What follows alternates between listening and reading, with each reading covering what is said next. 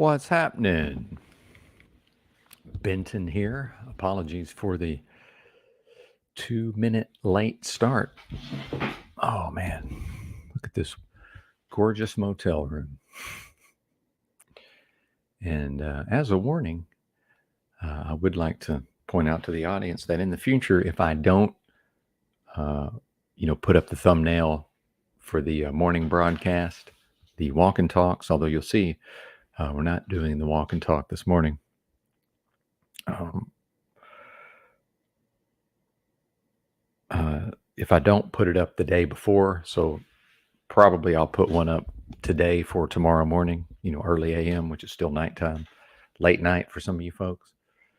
If that doesn't happen, then there's a possibility I might skip it because I very nearly skipped this morning. Hey, what's up, Yellow Cake Maker? What's up, Baxter? Good to see y'all. Yeah, and it is good. It's always good to go live. So I want to be specific because there was something came up yesterday when Mr. Unslaved was here about good to see you and things. Yes, when I go live and the number goes from 0 to 2 or 3, and then a couple of people greet me who are here regularly. Yes, it is good to see them. Now, I don't know,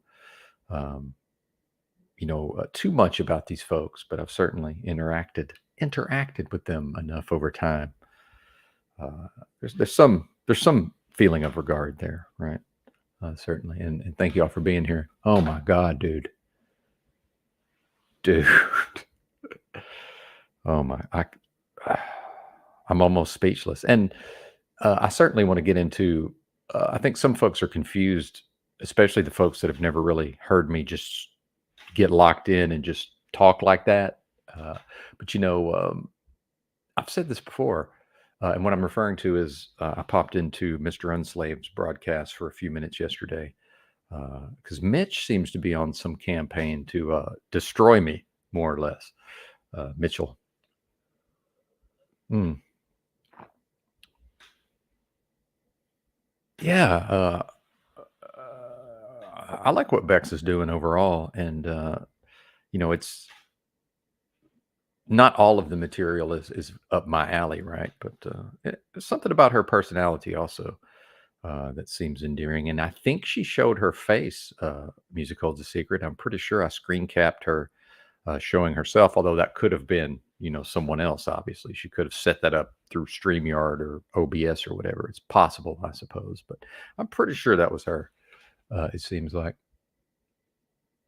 Oh, you mean on yeah, dude. I even couldn't deal with it after a certain point, and I have a pretty high tolerance because when I spent so much time living in the streets, I've been around a ton of people who are just batshit.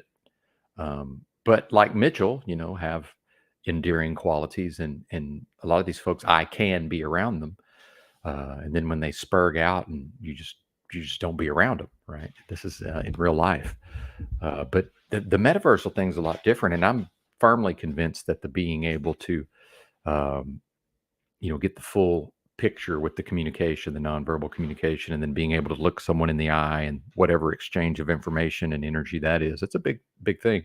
And that's what I pointed out because Mitchell, which is an excellent question. Mitchell asked Paul, if you had to pick between Mitchell, me and Paul, uh, Mitchell, Benton, and Yurt, like who to ride with, like I guess in a shit hits the fan type of situation. And Paul initially picked Mitchell, and then I called in, and it was a campaign against me. Again, this is Mitchell was having a campaign against me on Paul's channel yesterday. And shout out to everybody's here, by the way. Good to see you, Tribe. Thanks, Tribe. And this is I'm going to get to that in a minute, but I don't want to jump ahead too far. Thank you, Tribe. And that's and I don't want to make excuses for my behavior. Like when I talk like that and when I get locked in like that, Mitchell has a similar thing where he gets locked in. He doesn't necessarily just spurg nonstop like I do, right? And that is some version of spurging, which is fine. But I mean, if you look at what came after it, not that anything was necessarily resolved, but I feel cathartic. I feel like something, I was at least the catalyst for something interesting, arguably. Um, and who knows? Again, it's not going to amount to a hill of beans, but I think it's important to express those things to somebody. It's like we all know that Mitchell behaves a specific way in the live chats, and he's been doing it, and he's going to continue to do it, and he won't own it, right? So the fact is, I'll sit here, and this is not a tit for tat, but I know how I come across when I get like that. And if folks remember me early on in this channel, and early on when I was going to doing more paneling, and when I was doing more paneling here, I'm doing way less of that over time, right? And that is a thing, it's it, when I'm stressed out, when I'm fatigued, when my nerves are shot, it's more likely to happen sort of against my will. But that wasn't against my will. That was when I clicked the link, right? I knew what I was doing. I thought about it ahead of time. I knew exactly how I am in those moments. So, I could have chosen just to go do something else with my day. I felt like it was important at least to say, hey, man, you know, um, and it's not even, like I say, it's not a tit for tat. It's not oh, I need to go defend myself. And the reality is, it's funny because some folks just assume that, oh, well, Benton, he's offended or whatever that Paul picked Mitchell in that scenario. No, I'm not. People may not know I played a lot of competitive sports, although it was not formalized. It was, schoolyard pickup basketball, but it was serious, right? I took it very, very serious. And I've competed so much in my life. I have no problem. I'm not a bad loser. Uh, I have no problem taking an L if that's how it is. But what I pointed out was, in the scenario, uh, we would be in the physical, right? So, that's a little different. We can sort of size somebody up, and not just physically. There's a lot of information that we can get, and especially Paul's probably fairly intuitive. I'm assuming, like you could just kind of tell who's got it, who don't, in that moment, right? And it probably wouldn't be me because of my physical illness, and I would just be like, "Yeah, man, dude, I'm just going to hold y'all back." Um, and then realistically, why would you choose one person? I mean, the group wouldn't the strength be in the group? So it's already kind of a fucked up scenario, right? But thanks, Trav. I appreciate that. And I saw your compliment about my voice, and I've worked on my voice a lot. Uh, I'm not concerned with how people think that sounds. I've intentionally worked on my voice for a long time. Uh, not so much as like some sort of actual radio personality, obviously, because I always hate that when they get super fake and phony. I can't deal with that. What's up, Talcott? No, no, it's see, that's the thing with Mitchell is for me, it's more of a thing of no, it's not. None of it's going to amount to a hill of beans. And Gary, people don't have a memory, but it's still. Uh, I view it as like if something's worth doing, it's worth doing of its own merits. Like it just he needs to be told that, and then it's up to him to do with that whatever he will. Right? That's up to him to take the ball and run with it or not. Because, dude, I know exactly how I come across, and lest we forget, I think the last walk and talk, um, that's what I was talking about was, the well, shit, I forget. Man, see, not on the THCO anymore. See, it's not just. I'm telling you, it's not just the THCO. I've been having this short term memory problem for quite a while now, and I haven't quite developed a strategy. I will in the long run. I'll figure out how to deal with this, but it's just like I'm going, and then it's just gone. The idea's there, and then as I'm, doing my broadcaster thing to get to the point, and it's just gone. Hey, what's up? Thank you. I just finished my first since I'm now in full. I'm back to full caffeine addiction, and then this is what's left. That's pretty much the last of this. And shout out to and Super Chat Sunday, man. Good lord, I raked it in yesterday. I think it was like $150 or something. It's crazy. Thank y'all, everybody that donated. Appreciate y'all being here. That's part of the reason I went live. I almost skipped this, and I was like, shit. Not to get more money. I just mean, well, they donated so much yesterday. I might as well do another show because I do have things I could be doing right now. Certainly. Taking a look at the notes there, and this one, and shout out to 14 in the house. Awesome. I'm just going to kind of hang out and chill, and trying to keep my voice down. But part of having worked on my voice is that I'm always hitting, those lower those lower notes in my voice. So that the bass tends to carry. Yeah, catalyst. Yep, catalyst. And I've noticed that in my life, Tribe. As some of us become more introspective, and then, years of trying to figure out just what the fuck is going on with me. And again, nobody's in the streets for 10 years for no reason. That so when people see me go there with Mitchell, like that's part of my, and I want to avoid using specific words that may tie in with diagnoses or clinical terms, but again, I've got my own thing going on up there that I'm managing on a daily basis. It's real, and I've talked about mental health quite a bit, and the fact is, you know Mitchell, with the brain injury, I don't know that he may not be capable of doing his own self-care. I mean, realistically, fully, right? He certainly needs, I mean, there's no question about it. I can't diagnose him. I can't say, hey, he needs, it's an opinion. He seems like he needs some help, right? But not in a pejorative, like, oh, get some help, or he needs help, right? Um, and I don't know, what his mental health regimen is. I have no idea.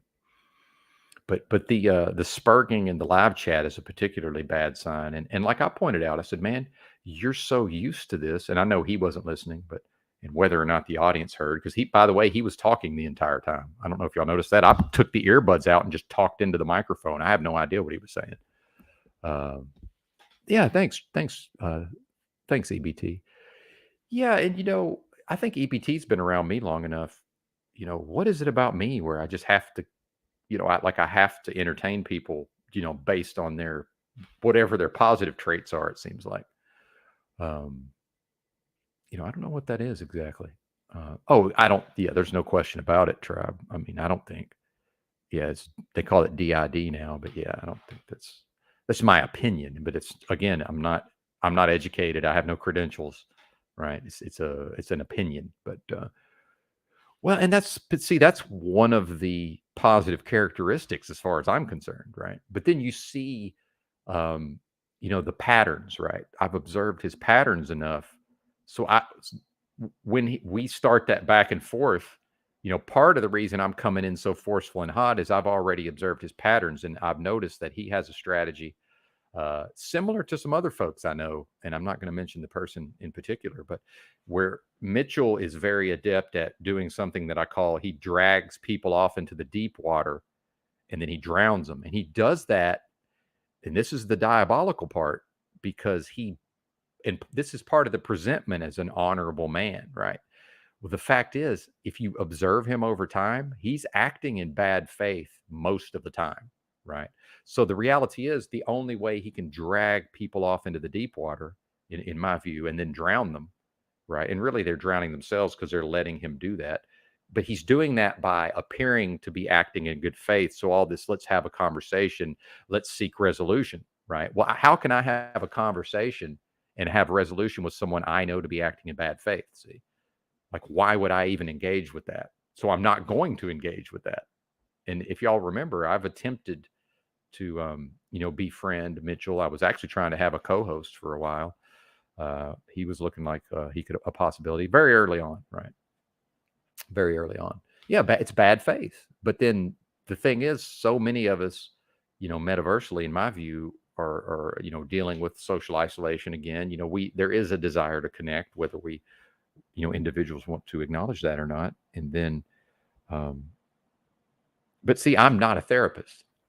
I have some of the skills of like analysis and the pop psychology background, right? Uh, but it's if I say something and it's apropos, it's for that person to take it and run with it. It's not. I'm not here for people in that way, right? And I certainly can't accept money, for working with folks in that regard necessarily. Yeah, he's not exactly. This is my point exactly, and I am, so I win now. EBT note has been around me in my less stable times, but overall, I am stable right now. My life has upheaval. Okay, I would say so. I'm not speaking for EBT, so he'll tell us his own opinion or not. But I've certainly experienced a lot of upheaval and just bizarre things that may seem bizarre to the person on the outside. But um, I'm able to maintain whatever it is I'm doing. Although he is to some extent, like he's got this, he's got access to, resources apparently. So I shouldn't just completely slander him in that way. Um, I don't know. That's a good question.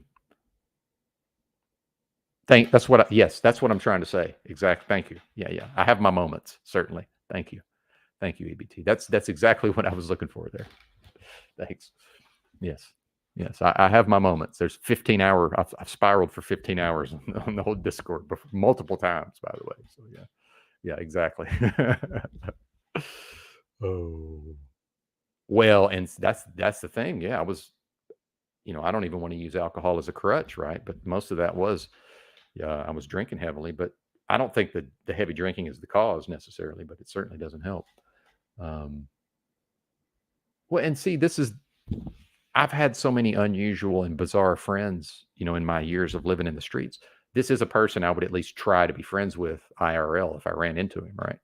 I would at least attempt it. And just by the way I lived for so long, if somebody was in an area living in their vehicle, there was a fairly decent chance I was going to come across them, if I was in that area long enough, right? And if they were there at the same time, like it's a small world in that way, especially if the folks are, accessing the local homeless resources or whatever.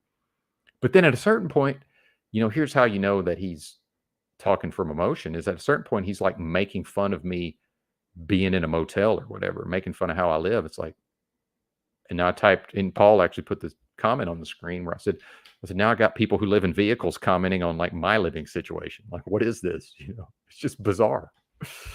Oh man. Well, and I've never been a drunk. I want to point this out. I was for a time, certainly, but never been that until, and it's not an excuse. It's more of a something I'm putting into, just to put things into perspective. I like to get effed up, and at times, for most of my adult life, there were times when I would choose to get hammered, right? But it was more of a binge, maybe. And then there were times though when I did notice that I was actually getting into withdrawals, where it was like, oh, now I'm doing hair of the dog or whatever. Some of the time. But generally, it was binge drinking. But then I waited tables for 3 years, and my ex-wife number two was also waiting tables. And in that industry, it's just more of a, oh, our we had a busy Saturday night shift, and then some portion of the servers and maybe some of the back of the house end up going to some sort of bar or night spot, and then even drinking in the place we work. Like maybe she would get off earlier than me, and now I get a 50% off server meal.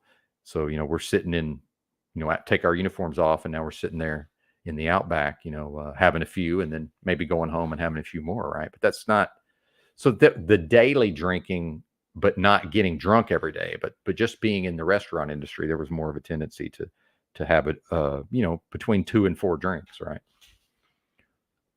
2 to 5. Yeah, I mean, and I don't know if y'all remember, I was attempting to support him through that EBT. I mean, that's the thing is, uh, now some folks just they go to his channel, right? But I'm pretty sure EBT, even the only reason he even knows about that is because I was simulcasting. Um, and in fact, the event that led to Mitchell doing the speech at City Hall, or the whatever that was in part I was trying to help him. Like I actually, I think I did like a screen capture of the when he got assaulted, and I actually uploaded it to my channel and then sent him the link to it. And in the course of all that, he ended up making me a moderator on at least one of his channels, which was hilarious because I popped into one of his lives the other night. And I was still a moderator. I was like, "What the fuck?" This guy, he has forgot. He didn't even remember that he modded me. I guess it was bizarre, but hating on me so much that I'm a moderator in one of his channels. I mean, just that fact alone, I mean, just that is a bad sign. But um, and it's not that I expect anything in return, right? I don't expect anything because I tried to help him out, or what. I just do. EBT might, again, I don't want to speak for him, but I will just try to get in where I fit in over time. Like this is not unprecedented for me to just attempt to jump in and help somebody, if I'm able to, right? This is just sort of a thing I do at times. Um, but yeah, I agree. And I didn't shit on him for that. I certainly could have brought that up yesterday, right? I'm not just here to just make people look bad. But the thing about Mitchell is he's immune to that. Like certain folks are just he can dish it out to me, but then also none of it penetrates. When I directed at him, he just doesn't. It doesn't penetrate. So it's kind of a yeah. Well, I mean, I don't know, man. That's the thing about you, EBT. You make it work much of the time, but as we all know, that alcohol thing, that's a fine edge to try to walk that line, right? I think I mean, there's something with the cognition and all of that. There's something there though. Like that there's definitely something there with the brain chemistry and whatever that TBI did to him, and we know that a lot of people with head injuries, science and medicine will tell you that they're a lot of them go through complete personality changes, and that was the thing about Sam Kinison. They said that he wasn't like the Sam Kinison that we all know. He wasn't like that, and then he had a head injury as a youth, I think in his teenage years maybe, and they said he just became way more aggressive. And I'm sure he was fairly aggressive to start with, but he became way more aggressive and over the top, and it changed his personality. So I have no idea what he was like before the head injury, right? And then so when we see the aggression, sometimes that's going to be probably tied into that brain injury, I would assume. Yeah. Yeah. Well, yeah. Thanks, Talcott Express, by the way. Shout out to 21 in the house. Um, yeah. Well, that's the thing is, yeah, EBT, yeah, he's smart enough to pull it off in a lot of ways. Certainly. My thing with alcohol is I don't care what people do. It's just I've seen how destructive it is.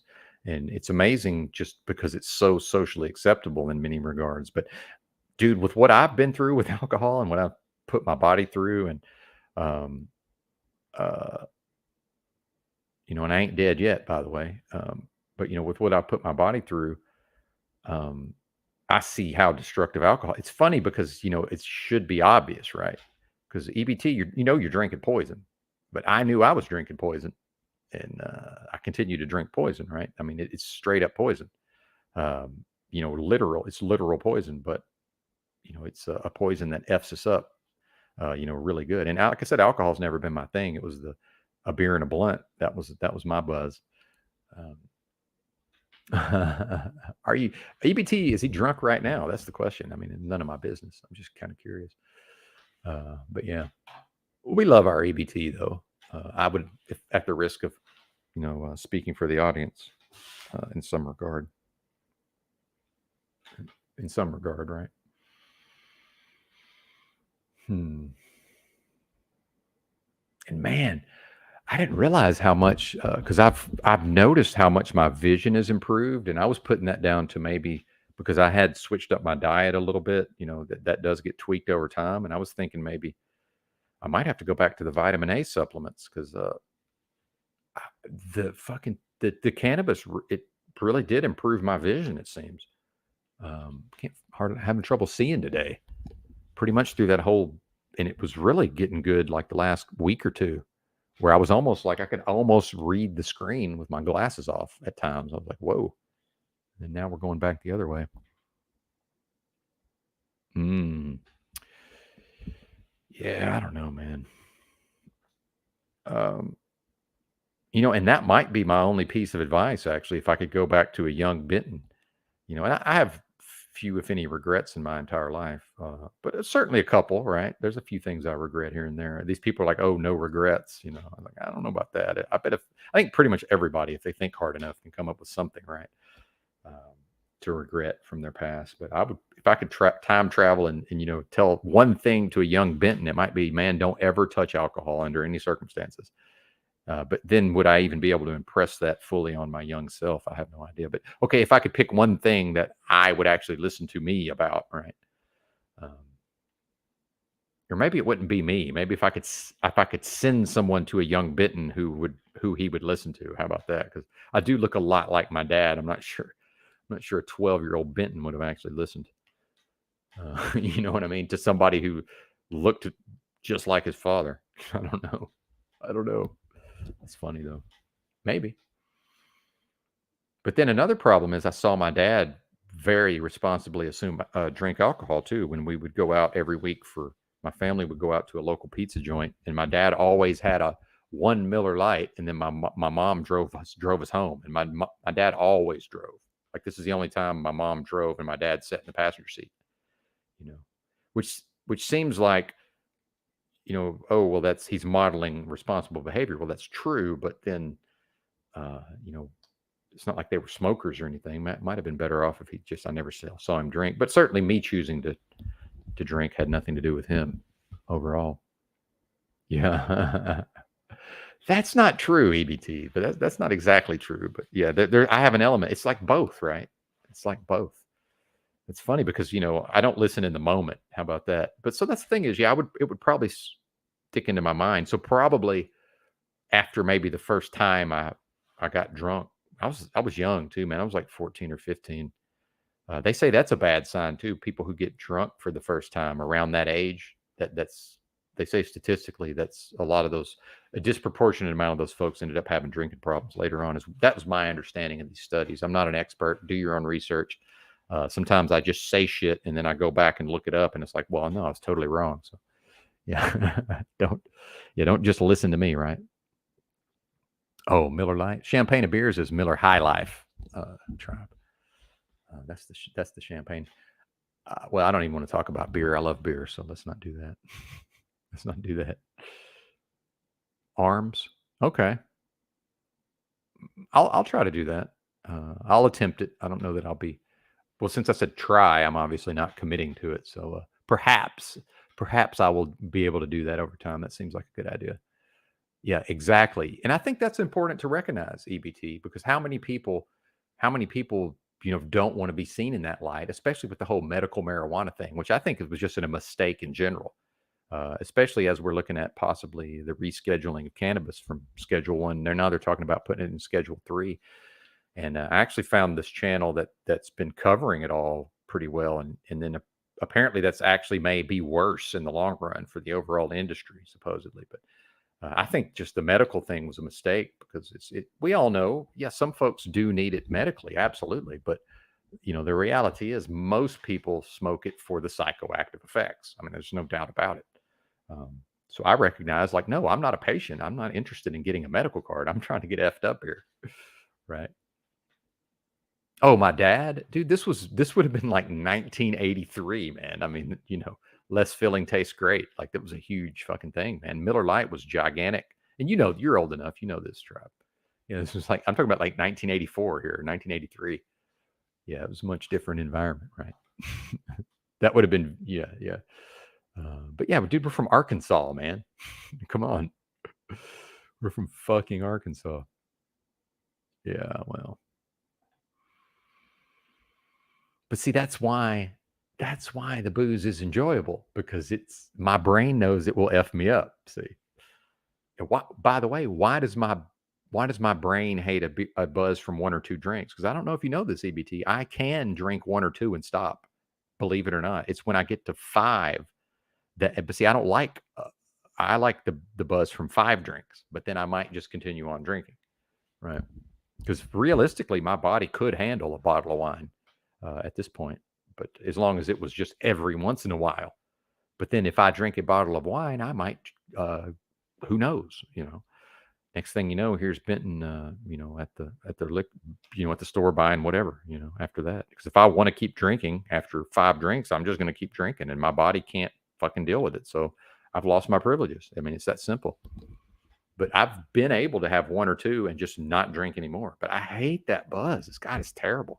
Ugh.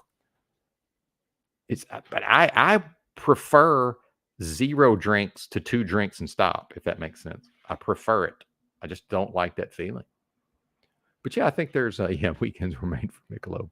By the way, just regular Michelob, very underrated as a beer. Not bad. It's a look for what it costs. Maybe not a good value, but just straight regular Michelob, pretty fucking good beer. MGD too, actually not bad at all.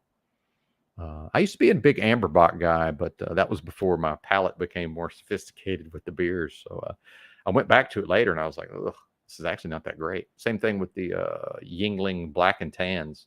I used to like those, and then later on, after I really got into the stouts and the porters, I was like, this ain't good, man. It's not good beer. And just Coors the Banquet. I said I didn't want to talk about beer, but here I am. Just Coors the Banquet, in the whatever color, that tan can. That's a good beer. Um, yeah, low and brow. I love it. Tribe showing his age. Yeah, Tribe showing his age. Yeah, the Banquet. Thank you, Gary. The Banquet. Yeah, that really is award winning. By the way, that wins a lot of awards, like for real.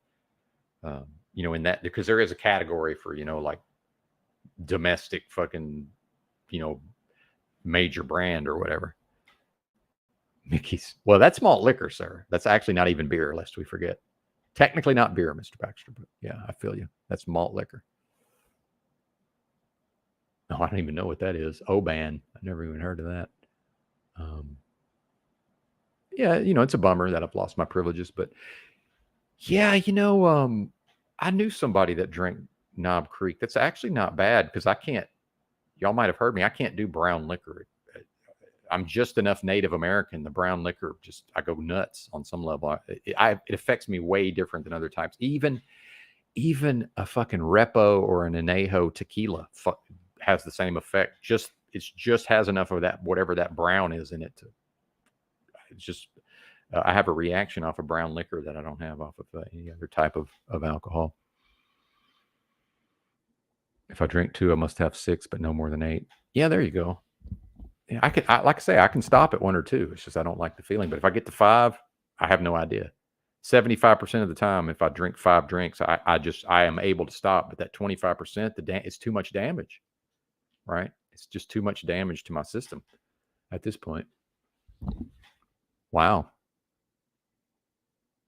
I'm not surprised at all. Germany has a big time beer culture, so I'm not surprised actually. With the free beer for the workers, the executives changed the policy. Well, of course they did. Because that's the at some points some doofus with an MBA is going to show up and have to justify his own existence, right? And he's going to have to put his own stink on whatever's going on. They have to. Oh, they reinstated it. Wow, that's interesting. Oh, there was a strike. See, this is where Americans don't quite understand Europeans. Like these Europeans will stand up for themselves to a greater extent than Americans, in my view. Now, in the long run, whether or not that amounts to a hill of beans is, that's debatable. And Germany also 32-hour work week, I believe. Um, I would happily live on nothing and just work a certain amount of time. I have no problem with that. I actually like working, believe it or not. But dude, in America, it's just so fucked up. The idea of I'm going to go out here and get a job and you know, it's either go back to truck driving, which is I'm pretty much not capable of doing in the long run. Yeah, I could probably do it for a month or two, sure, but not in the long run. And this is where Mitchell was also trying to sort of go in on me yesterday, right? About and then he picks up, and then here's another thing. Here's how we can tell he's you know a little too emotional because the emotion clouds the logic and the reason. You know, so when he said, well, Benton, quit his job because of he had a disagreement with some lady customer service person in another country. Well, he doesn't understand truck driving. No, I have a generally in truck driving, especially with these, the company of the size I was working for, I have a dispatcher who plans my loads, you know. So I have one person that I'm talking to most often at my company. So we both worked for the same company. Like I can see that he's doesn't know or doesn't care. Like, did he just not pick up the proper information? Right. And then talking about me mooching off my dad. My dad, I have more resources than my dad, like literally. My dad has nothing. The guy's got a vehicle that he's making payments on, and this guy serially mooches off of women to some extent. the dude has nothing to fucking hook me up with, right? So, yeah, I've slept on the floor of his apartment a few times. So what? What's that got to do with anything, right? Anti-work, pro-labor. Yeah, there you go. I like that. Uh, you can't work here if you create disagreements. I don't know what you mean, Tommy. Good to see Tommy, by the way. Um, yeah, atrocities in the name of efficiency. Yeah, most advanced human culture on earth. That's interesting. Have you been? I haven't been. I don't really know much about it, but I certainly have, juxtaposed some of the differences, between what I see going on in America versus, what the media, the news stories coming out of Europe, right?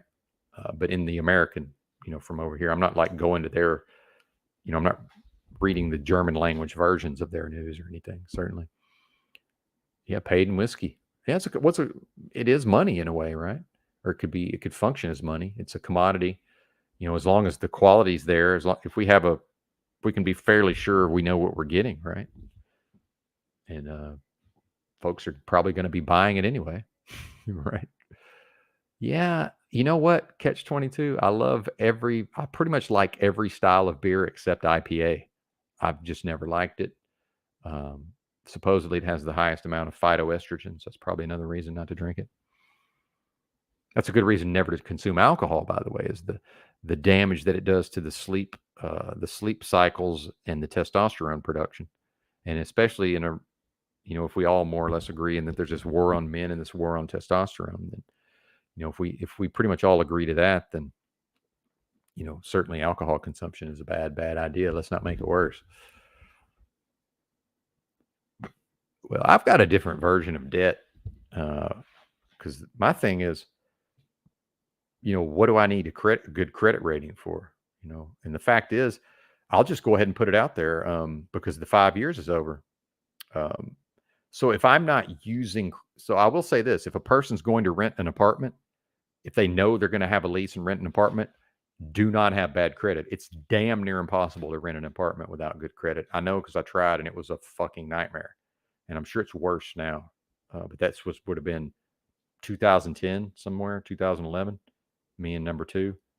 I mean, we had to use our personalities and charm to just finally just talked our way into an apartment. Like literally, no people just kept turning us down. It was crazy. Yeah, because our credit wasn't good. But then, of course, we could still qualify for a 28% car loan, right? A 28% APR or whatever it is, 28% interest car loan. APR is something else, I think. But yeah, on a 2009 Corolla, which was late model at the time. So that was Capital One does this, 28%, that shouldn't even be legal in my view. But the fact is, they never got paid fully. We made some payments, but then, quite a few payments. But then at a certain point, the car disappeared and never got repoed.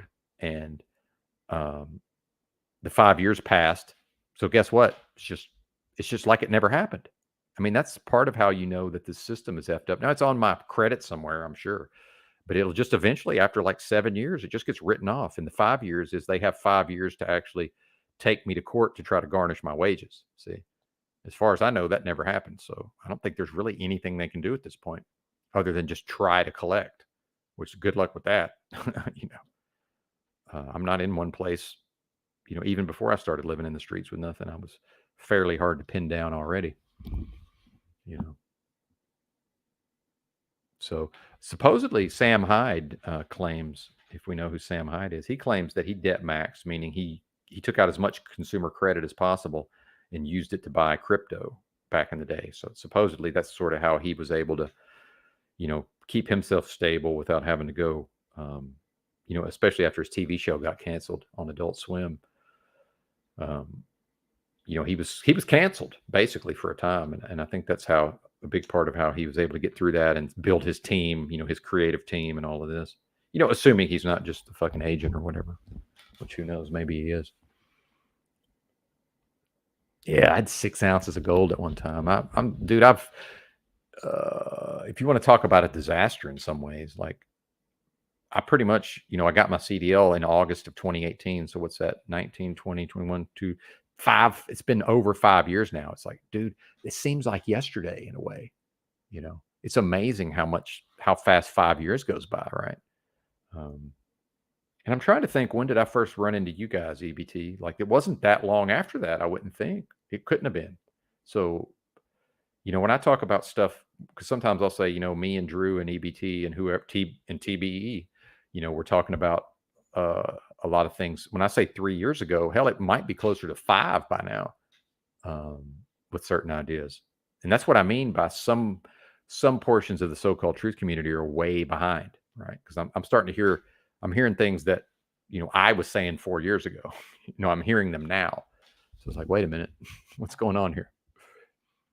And I mean, like, with respect to, it's going to be a Mad Max, and I went so insane, right? And I don't even want to say, because then, this could be taken as if I mean that literally, but, you know, I allowed myself to get so confused and, by the propaganda, the whole George Floyd riots, that I actually thought there was going to be a fucking shooting war at a certain point. So much so that I prepared for the shooting war.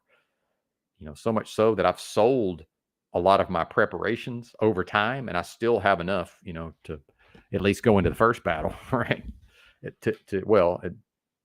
More than that, actually, you know, um, which who knows whether or not, some of that's probably, look, I can't physically carry this stuff. And that's what it came down to with, I used to talk to Hoove Man. If anybody remembers Hoove Man, I know at least a couple people remember Hoove Man. I haven't talked to him in a while. Hoove Man 81, I think it was, but that he, I guess, was in the military and maybe was in combat zones. And that's what he said was, it really comes down to logistics as far as those armaments, because you got to move them around. You got to, the ammunition has a certain size and weight. It's true, man. Like, at this point, it's not that I need to get rid of things for the money, although that's part of it, but I certainly could figure out a way to hang on to what I have. It's just, at this point, it's the logistics of where to put it, and how to transport it, the way I'm probably going to be living. And then it's like, well, I guess I can just keep paying $70 a month to fucking storehouse it, what I've got. But even that seems like kind of silly. This is fucking, what's that, $900 a year? Not damn near $1,000 a year. The things I own end up owning me. And then what do I have to do to make sure that I have the $70 always in my account so I can pay the bill every month, right? Truth community. Well, and that's, again, y'all know I love to brag on myself to some extent. I don't know that I was the first person to ever say so-called truth community, but I probably said it enough that it's sort of stuck in a way. I also started calling it the "you can't handle the truth community," because there's certain things that I notice a lot of folks. It's a lot of, I don't need to bash the truth community. I've done enough of that. I've done of that.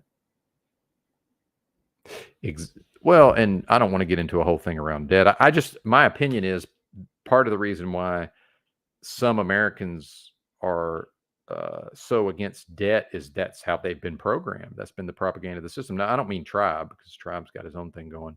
Certainly, none of this applies to Tribe. I just mean that it seems to me like that some people they think it's a favorable thing to be like, oh, no debt. It's like, that's not necessarily true. But for some folks, yeah, if that's the path they choose to go down, I just think it's a little overrated. But then again, I'm being a critical because I don't want anything to do with it. Period.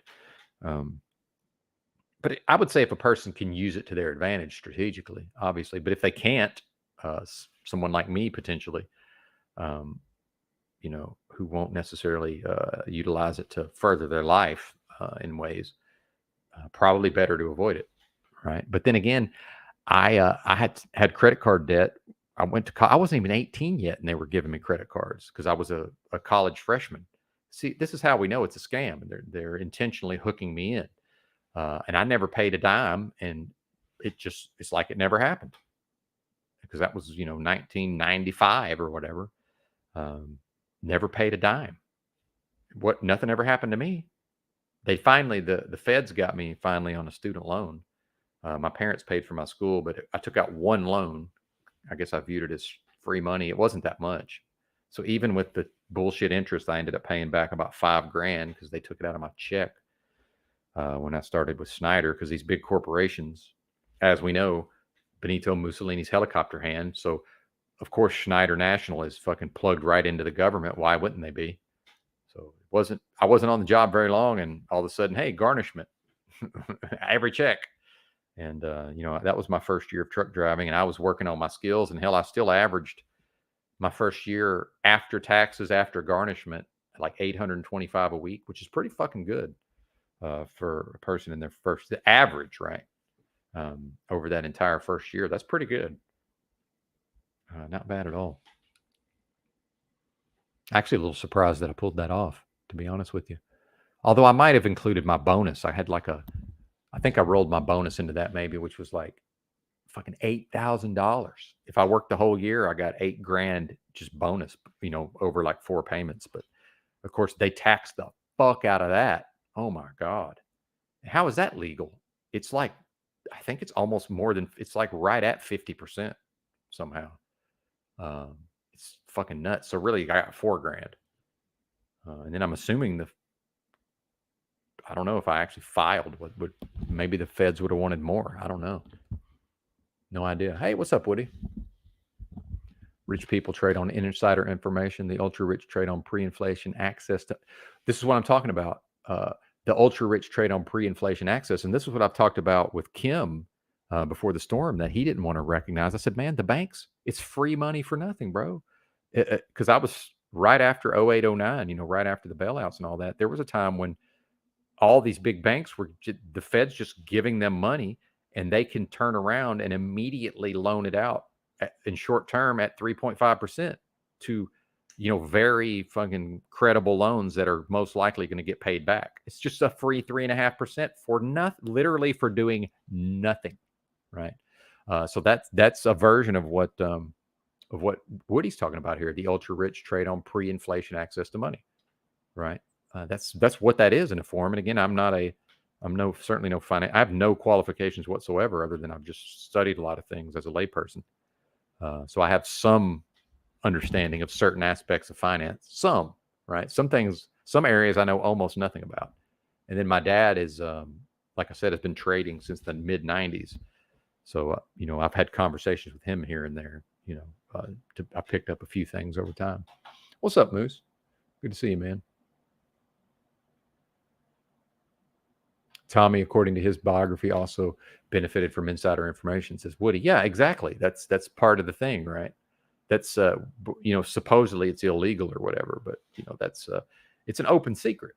It's just kind of that thing that it's considered illegal and wrong, but what rich person doesn't technically do insider trading? I don't know if y'all remember this thing that happened with Martha Stewart.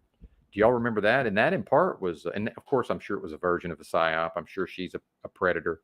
We got to point that out with these. I have to point that out with these famous people, or some portion of the audience starts revolting. About the Martha, people like Martha Stewart. God forbid I try to play a Bill Maher clip, but I've learned my lesson with that certainly. But the Martha Stewart thing, where she went to prison, and that was insider trading, supposedly. Well, they tried to do the same thing to Mark Cuban. I don't know if y'all remember that. Again, I'm sure he's a predator. Same thing. It's probably a psyop. They tried to do it to him, and he was just like, "Oh, fuck you. I'm not." And he fought it, and nothing ever happened. So I wonder if Martha Stewart had just been like, "Fuck you. I'm fighting this as hard as I can." Of course, he's a higher level, presumably. Being an actual billionaire. I'm not sure she ever quite got there, but. Again, it's not, is it even real? Is this even real? Obviously. Hey, shout out to 30. That's pretty awesome. That's a good feeling, right? That's about the right number, I think. Well, and yeah, there's dynamics like that also, right? Buying their own fucking securities and whatnot. I mean, yeah, there's something to that, Tommy. But I don't know enough about that. That's the kind of stuff my dad knows a lot about. He could. I would just ask him if I really needed to know. I would just ask my dad, and he would be able to tell me what was up with that. What you're talking about there. Oh, I don't. I'm just saying that it's. Now we're getting into the legalese, Tommy. Right. I'm more talking about this, and I don't know the details. I just trust what Woody's saying. Right. It's more of like the spirit of the thing. right. I don't. By the way, this thing's so corrupt and the graft is so entrenched. I don't think Tommy could do anything wrong, even if You see what I mean? Like in my view, as long as he's not ripping off fucking individual, you know, struggling Americans, I don't. He can't really do anything wrong as far as I'm concerned. But that would be up to him to stay out of jail if he was actually breaking the laws. But I don't think he could do anything. Hey, that's right. Shout out to Larry Benton. Yeah. Not sure he comes around here, but he's at least aware of the channel, right? But one thing is, I've talked about the Joe Rogan Experience message board back in the day, and I had that big thread that blew up and had close to 8 million views last time I had checked. I'm pretty sure I know for a fact at times some of my family was following that, and that was I ended up not looking so good as a result. It still has affected some of my relationships with some of my family, certainly. I did not make myself appear in my best light, certainly, during all of that. Oh, okay. And I see what Woody's doing. He's more talking about the spirit of the thing, right? I see. Is that your gal there, Woody? None of my business, but I noticed that you changed your picture there. But shout out to Mr. Woody. Well, I don't know. I don't know, Tribe. Elimitami's been a key figure in the history and the lore of this channel, so I don't know that it's insignificant, but yeah. Oh, insignificant. Okay, I see. I read that as irrelevant. So yeah, in a way, Tribe's right. Yeah, yeah, insignificant. Okay, cool, man. Right on, Woody. Good for you, brother. Mm.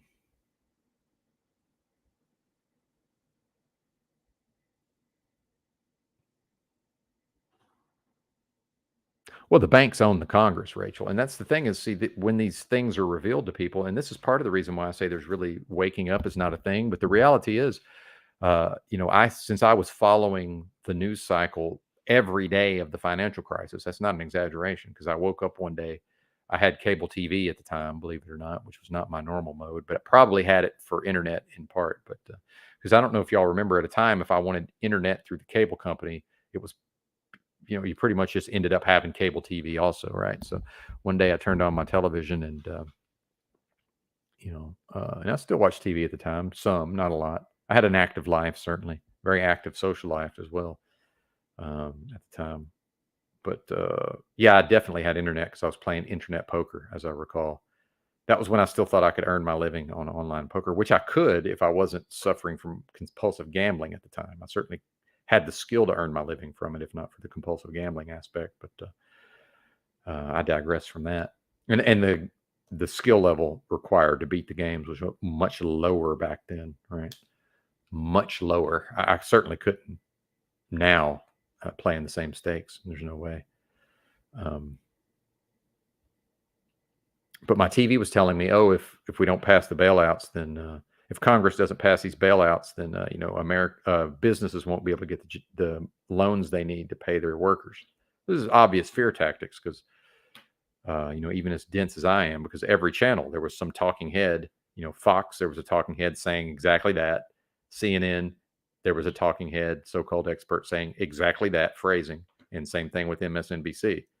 And I wasn't a big news watcher at the time. But I was fully on the Alex Jones, right? So between what Alex Jones was losing his mind about at the time, and then what was going on the television, I was like, okay, something's wrong here. I got to figure this thing out. So I began following every day of the financial crisis. And people forget that we had sitting Congress people saying things like the banks own the Congress. God just said that during the midst of all that, right? And it's just here's the American public in one ear, out the other. Nobody has a memory. They just don't. It's kind of sad in a way. I mean, it's very sad in a way. So that's all I need to know. Once I hear that, it's like, oh, okay, the banks own the Congress. It's like, especially if we believe they have to tell you. Well, they told us right there, and that was, where I was getting to with Kim is like, because something, and then this is what Machine Lines has been talking about with the stakeholder capitalism, and the people are viewing as it as an intentional shrinking of the economy. That's not really what it is. It's a boom, and I talked about this the other day. It's a boom bust cycle, and it's the management of the bust. It's the management of the contraction. That's what they're speaking on. They're not speaking on creating the contraction, because it's already been created through a series of boom and bust cycles, and which is not going to end until it ends. And just your average American has no idea that, oh yeah, the economy is a boom bust cycle over time, no matter what. It just is, at least in my lifetime. It's going to continue. Yeah. Well, it's when people, good to see you, Truman Matrix. That's when a lot of people had an opportunity to figure out what the fuck's going on, right?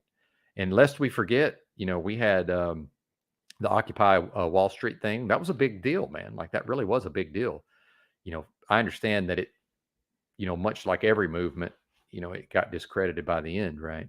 Uh, Certainly the federal agents would have had a lot to do with that, I'm certain. But, and then the fact that, like everything else, it turns into a party, right? And at a certain point, it's just a bunch of people camping out having a party, just like the Canadian convoy, right?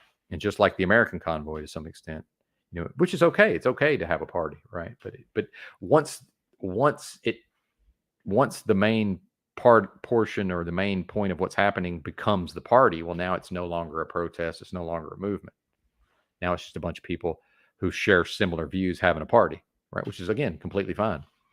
I think, life would be better in some way if there was more of that, right?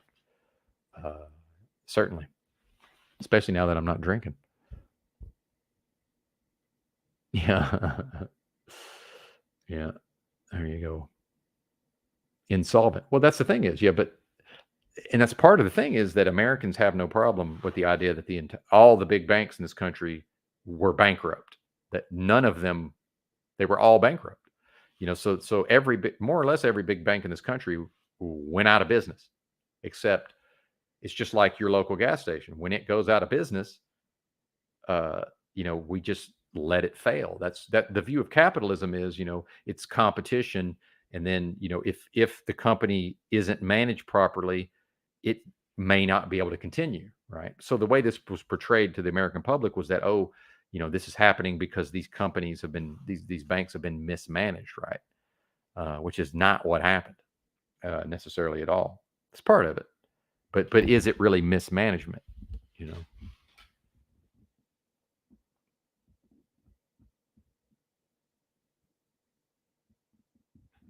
Yeah, and exactly, Steve. Unfortunately, Benton had not yet quite figured out that he probably has whatever the gene for compulsive gambling is, and I know my father does. There's no doubt about that. But I figured it out because at a certain point, I was just became aware of my own behavior. I was like, oh, this is compulsive gambling. Like, this is 100% what compulsive gambling is. Oh my God, I better probably better get this under control. You know, if my life is gonna, if I'm gonna have any kind of life, because that's, you know, dude, the lifelong gambling addict. Oh my God, I don't think there's few things more miserable than that, as far as I can tell. Right. And then, again, the shadow work, and realizing that, wow, compulsive gambling is it's not based on winning. It's based on that feeling of losing, and then realizing, wow, why would I be attracted to that? Oh my God, like what's wrong with me? And then I can play poker. I can just go play poker for fun, and it's no problem. I don't have a gambling problem, but I had to figure it out. So I did it one time, certainly, but it scared me. It was so jarring to realize that. I was like, oh my God, I got to get the fuck away from this. Um, yeah, but yeah, they could. Yeah, but why doesn't it stay here? That's the thing, is why does it? Even my dad. I was talking to my dad because we end up a lot of times in financial, and I know just enough to keep the conversation going some of the time, right? But at a certain point, I referred to 08, 09, and he was like, "Oh, that's right, I forgot." And this is his life to some extent. This is his main thing that he's into. I was like, "What the fuck is that? What do you mean you forgot? What are you talking about?"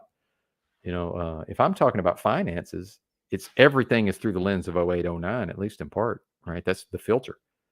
And I'm just like, this is what the fuck, man. This is crazy.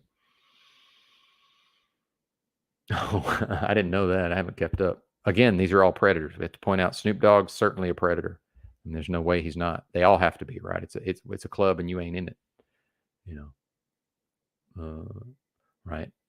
So we have to point that out, even because some of us might have a certain regard towards Snoop Dogg based on his presentment and his personality. We have to point out, most assuredly a predator.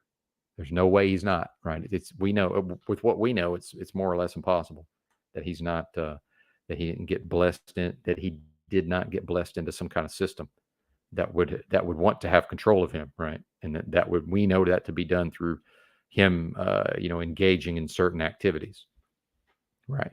In order partially to have him, be blackmailable or whatever. So yeah, certainly a predator. We must point that out, even though we might like his presentment, certainly much to a much greater extent than Bill Maher, obviously. It's important to make those distinctions, I think. And then, Mitchell with his threats of Mitchell with his threats of trying to get our channels in trouble. I don't know if y'all caught that, for those of you guys who saw the me and Mitchell thing yesterday on Paul and Slave's broadcast. But the idea that and I do have to go by I might overlap Z a little bit today possibly, but although I don't know for sure. Not it won't be much because I have to do my shopping. I actually forgot yesterday, and then by the time I remembered I was supposed to go shopping, it was too late, or at least it was late enough that I wasn't going to go subject myself to the, a crowded store especially on a weekend day. And there was a time in Arkansas where a lot of things were closed Sunday morning, but then certainly, there was enough church going that maybe I could, go do some things on Sunday morning possibly and not have to worry about a bunch of folks being in the way. But until about noon, and then now it's like fucking rush hour because everybody's leaving church, and that's not really a thing anymore. I don't know if y'all have noticed that. For folks who live in areas where, and I'm not saying a lot of people still go to church on Sunday, obviously, but it's less of a thing. And I'm from a region of the country that, the church going is fucking sky high. Historically, has been sky fucking high. Like even compared to the rest of the country. So you certainly see the wane of Christianity, especially Baptist or Protestant or whatever we're calling it, whatever it is, right? I didn't block you here, Moose. I thought I greeted you. Didn't I greet you earlier, Moose? You're definitely not. I'm not going to block you. If you get blocked, let me know because I don't always know what's going on with the mods here. But yeah, let's. By the way, I'll just put it out there. And if Moose gets blocked, I'm the only one who gets to block him. How about that? Now I don't know what Unslaved's done, Moose. So let me go check. I don't know. He just kind of does whatever he does, and that's part of giving him the keys. Same thing with Tommy. Tommy just not that he's had the keys, but he came pretty close, and part of that was Tommy might just nuke the fucking channel for all I know. But give me a second. I need to finish up on what I'm talking about. Well, and I think that is. Well, hang on. I'm going off in too many directions. Give me a second. Okay, good. Yeah. Okay, awesome. Well, just email me or something if it happens, because I don't know what Paul could do that, and I wouldn't be aware of it necessarily. But I'll probably just mention it to him. But I don't think he would do that anyway. I mean, he might, but I don't think so. I don't think he will on my channel. I doubt it. But hang on, I was trying to finish a point. What the hell was it? I don't know. We'll just wait a minute and see what comes back to me. God, am I going to have dementia? Am I going to live long enough to have dementia? This is not a good sign at my age, man. It's really not. This is not. I'm only 48, man. I'm an old man, but I'm a young old man. Okay, I'm young for an old man. How about that? I'm an early adopter of old manhood.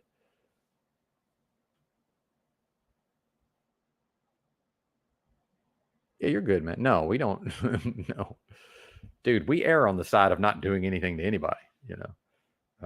We err on the side of that. But oh, I wanted to finish up on some of the financial stuff. I thought.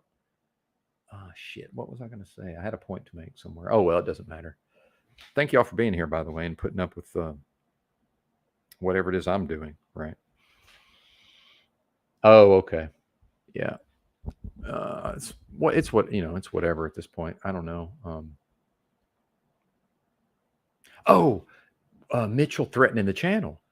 Uh, and for people who don't fully understand my personality, I'll just go do something else. Like I'm not gonna now if somebody like Word Wizard or Paul, if they had some inside information on how I could like, if there was like some particular legal wording I could, communicate to YouTube where they would back down or whatever. Like, but I'm not gonna put a lot of effort into starting a new channel if this one gets taken down necessarily. I might, you know, if I start getting strikes or whatever,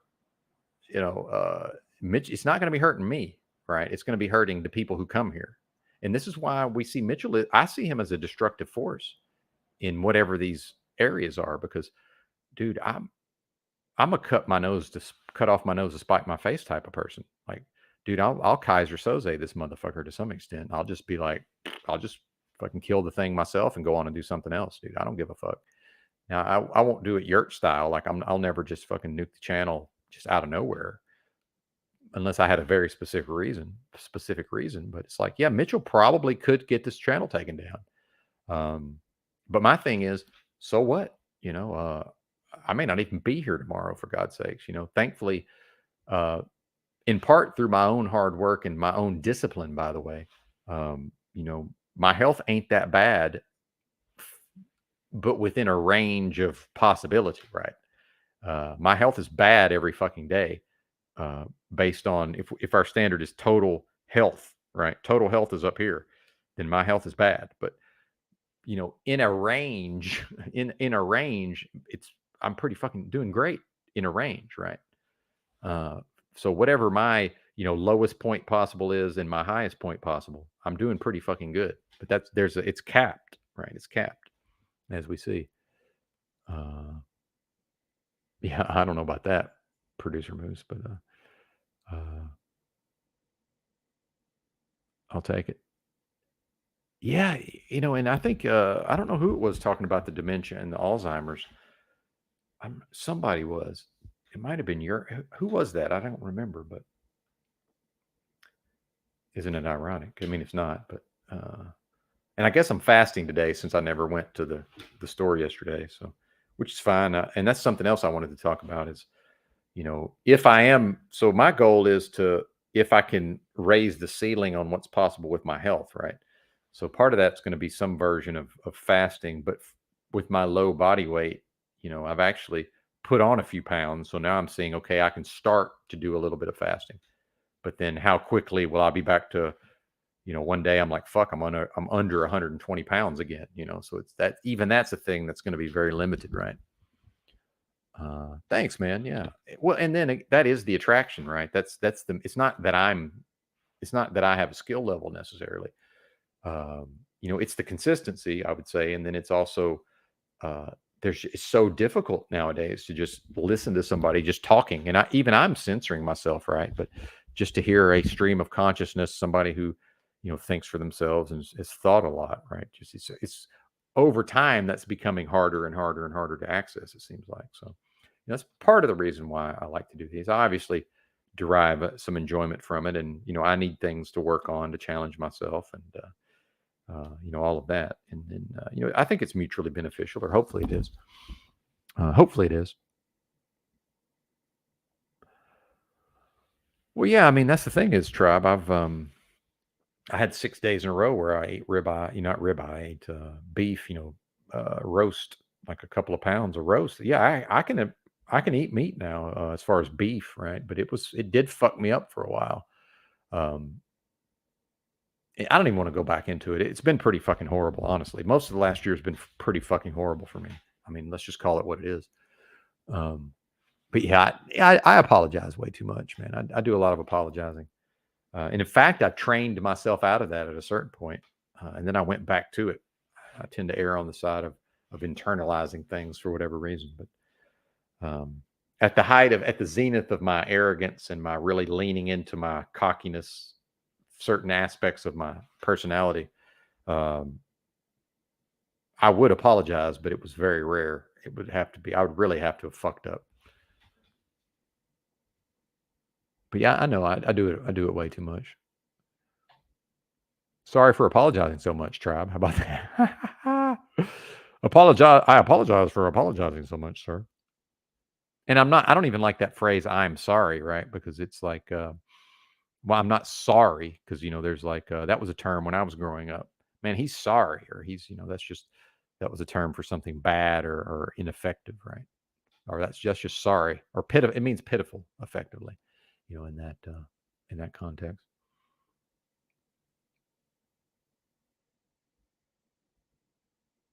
I don't know, Tommy. It's hard for me to know exactly what you're doing, but you generally seem like you have some sort of plan or plans and strategy or strategies. So I don't know. When I see somebody that seems to have some level of competence in what they're doing, the fact that I don't necessarily understand what they're doing, I don't even worry about it. I'm just like, well, he seems to know what he's doing. I don't know. Maybe I'll figure it out over time. I have no idea. Yeah, sorry state of affairs indeed, Mr. Roy. And I don't know if we lost EBT, but I'm glad he swung through. Always good to see E. We might make it to 33. I see that 32. Severely overused statement. Yeah. Yeah. I apologize too often. Yeah. It's funny because I am like, aggressive and, arguably dominant in certain aspects of my personality. Also, so was Mitchell, by the way. That's what's funny is, when we view someone as sort of almost helpless in a way or, you know, handicapped, right? But he certainly has those sort of domineering aspects of his personality. Uh, and I wonder how much of that is as a result of the TBI. My thing has always been apologize by not doing that shit anymore. So realistically, I probably shouldn't apologize for certain things because I'm going to continue to do them, right? That's the thing is because to me, is it really an apology if I know I'm going to keep doing the thing, right? It's like not really. It's like apologize by knocking that shit the fuck off there, Ben. That's an apology. It's like, hey, it's almost like a confession. It's like I'm confessing my error to my brother or whatever that I've transgressed upon them. But then it's like, but now it's a lack of repentance, at least in a religious sense. It's like, well, I'm a lot of these things I'm saying I'm sorry for. I'm not repentant. I'm unrepentant in many of those aspects. So I could shut my mouth, right? Well, yeah, tribe, and I have aspects of that. Thank God, I'm pretty sure I don't think I have any disorders. In fact, I know I don't. But you know, I have a smattering of a lot of different things, which is probably part of why people find me interesting on some level. But yeah, uh, something happened, right? Something happened, and I haven't looked into MPD or DID enough to know is that a can that be exacerbated by a traumatic brain injury? Probably. I don't know. No idea. Yeah, EBT. Yeah, that's a. I don't know if you know that he has a sleep disorder, but he might have passed out from the booze. Although he claims he doesn't really pass out from alcohol that much, but I don't know. I have no idea. Or that was my interpretation of what I believe he claimed anyway. Because like, look at Mitchell just claiming things about me. It's like, man, none of that was accurate. What he said about me, because if he accurately insults me, I'll just own it and be like, yeah, man, that all of that happened. That's fine. You know, obviously. And if he's wanting to hurt me, I even told him at a certain point, I don't know if he heard it. I just said, Mitchell, if you actually are trying to hurt me as a person, this is not the way to do it. Like I've said things that I know that he's heard me say that probably would hurt my feelings if he went in on me on that respect, right? He's choosing to insult me on the basis of things that aren't even true, which I find bizarre. Yeah, neuroplasticity. There you go, tribe. Yeah. Yeah, and it's probably a limit to his because of this head injury. Yeah, neuroplasticity, indeed. That's something I've talked about from time to time. Um, oh, I didn't watch. I never watched that show, but being from Arkansas, obviously, I'm tacitly aware of some of the dynamics of that show since I'm from this state. Well, see, and I have my own version of the antagonism, right? Some aspects of whatever it is that Mitchell's contending with, I also have contended with in my own way. Um, and people who've, especially people that have known me uh, just through the internet for the last 5 years or so, dude, I've got a fairly decent history of behaving somewhat similarly to Mitchell, right? Somewhat similarly, but not making a bunch of socks and not fucking, you know, I don't know. It's hard to say. I don't have a complete memory of what I may or may not have typed into Discords in a blackout state, so I really don't know. I've certainly interneted in a blackout a lot. Unfortunately, I can function in a blackout, which is also a bad sign of somebody who probably should never consume alcohol. And look at our society, by the way. Dude, we could absolutely test people. There, I'm certain there's a way for the system to have done some sort of testing on me and be like, this is a person who needs to never touch alcohol. Now, whether I would have listened or not, who knows? But you know, when I look into alcoholism, which I don't suffer from, but I've certainly practiced at times, I have some of the really bad when people are like, oh, that's a bad sign.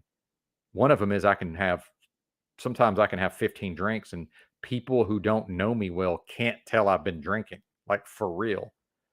Like that's a bad fucking sign. And I maintain my motor skills pretty much right up until I lose my consciousness, to some extent.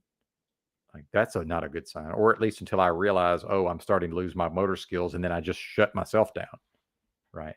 Again, not a good sign to be able to operate that effectively on such a high BAC, which certainly would have been like when I'm downtown in Little Rock, yelling about a mask and all this and talking about the kids getting preyed upon.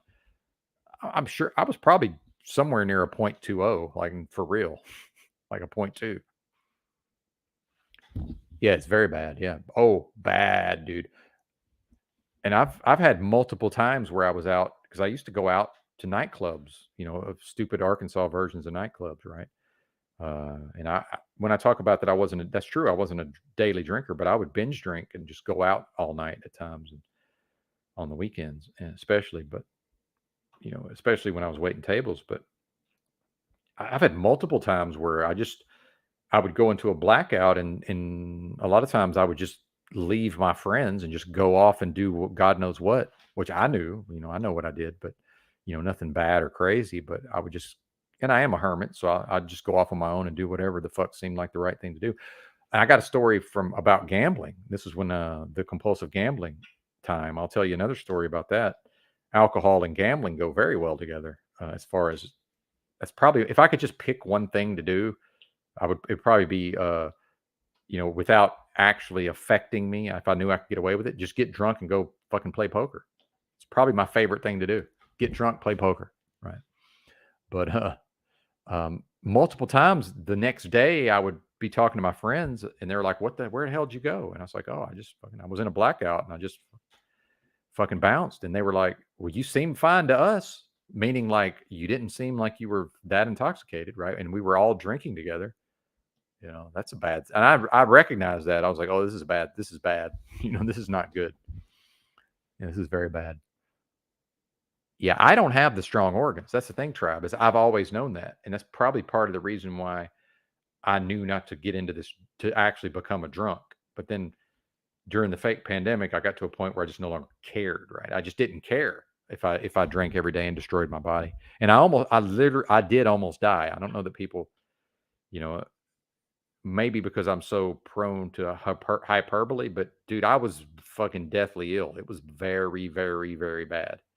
Uh, very bad. And in fact, just quitting the drinking obviously could have killed me. Just that alone. I think the cannabis certainly saved my life in that regard. That was 3 weeks of just insanity. I mean, actual insanity.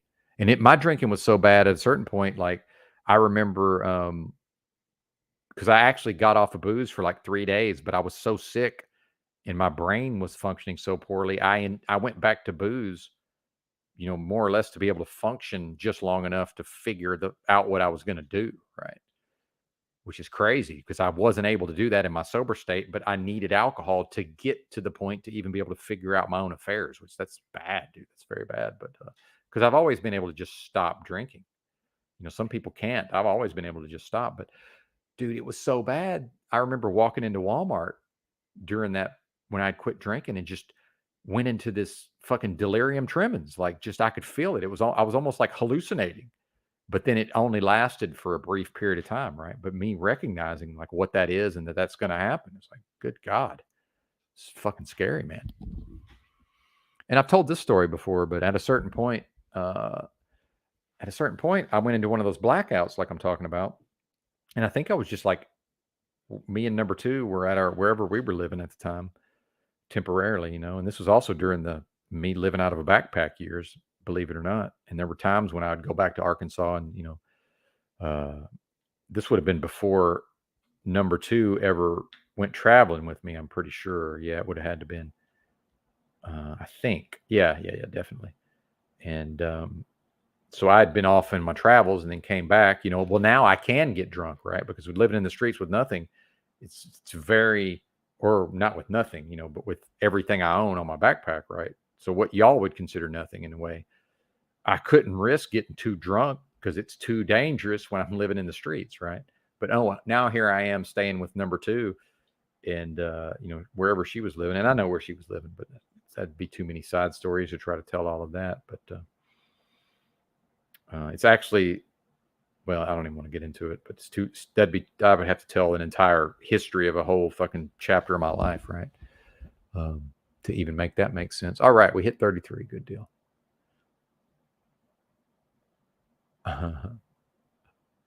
What is that? Wine? 1.75? Isn't that a Magnum? No, that's a liter and a half is a Magnum of wine. Never mind.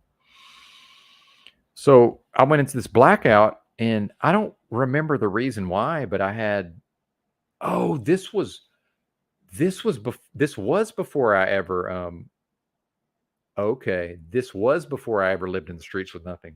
My apologies. And my memory is not that great with knowing. I remember a lot of things. I don't remember what happened in sequence, right? I fucked the sequence up. So I went into a blackout and got in my car, drove to no, wait a minute. I might be telling this wrong. I'm trying to remember the sequence of what happened. I don't think I'm telling the story. I'll have to shelf that until I can remember what the hell happened. But here's how shows you something about Benton is at a certain point, I had all of our money, right? Me and her money, including the rent money, the literal rent money, right? The rent and the bills. Because I am financially responsible, believe it or not, in spite of but again, wasn't fully aware of the compulsive gambling. Went to the casino at the time, this was in Hot Springs, Arkansas. They had poker at the racetrack, Oaklawn Park. And it was electronic tables, which I don't recommend, but you're still playing against other people. And I'm playing, and at a certain point, like I can tell the people are looking at me at the table, like waiting for me to do something because it's number two's just standing behind me, right? She's just standing there. And I looked at her and I could tell based on the look of her on her face that I was like, okay, this is fucking serious, right? Something's gone wrong here, just based on her facial expression. And no, I don't let people like if I wanted to keep playing poker, I would have just been like, hey, I don't know why you're here. This is weird, but fucking why don't you go back where you came from and I'll see you later, right?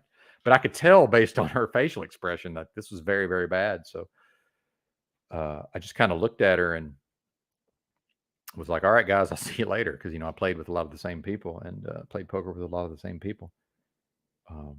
And I think I'm pretty sure we were both waiting tables at the time. So it's not like we would have just gotten evicted if I had lost the rent money, right? But because we're both getting paid in cash every day. But I had us on a budget. This is what's crazy. I had us on a written budget. But then now here's Benton at the fucking poker table with his rent money and with me and her rent money and basically our money in my pocket.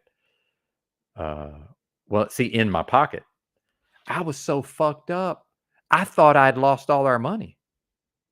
Like, so when I looked at her, I thought that, in my whatever my state was, I thought somehow she knew that I had lost the rent money and she knew this, and that's why she was looking that way.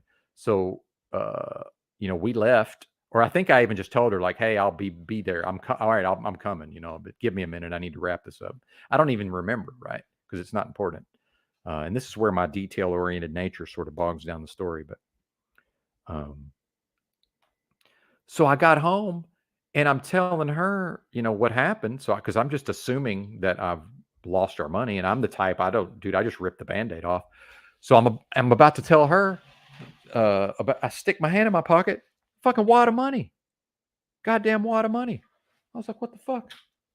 I had all the money. Apparently, I, unbeknownst to me, I managed to, uh, somehow, I guess I left the game for like an hour because you can actually win, right?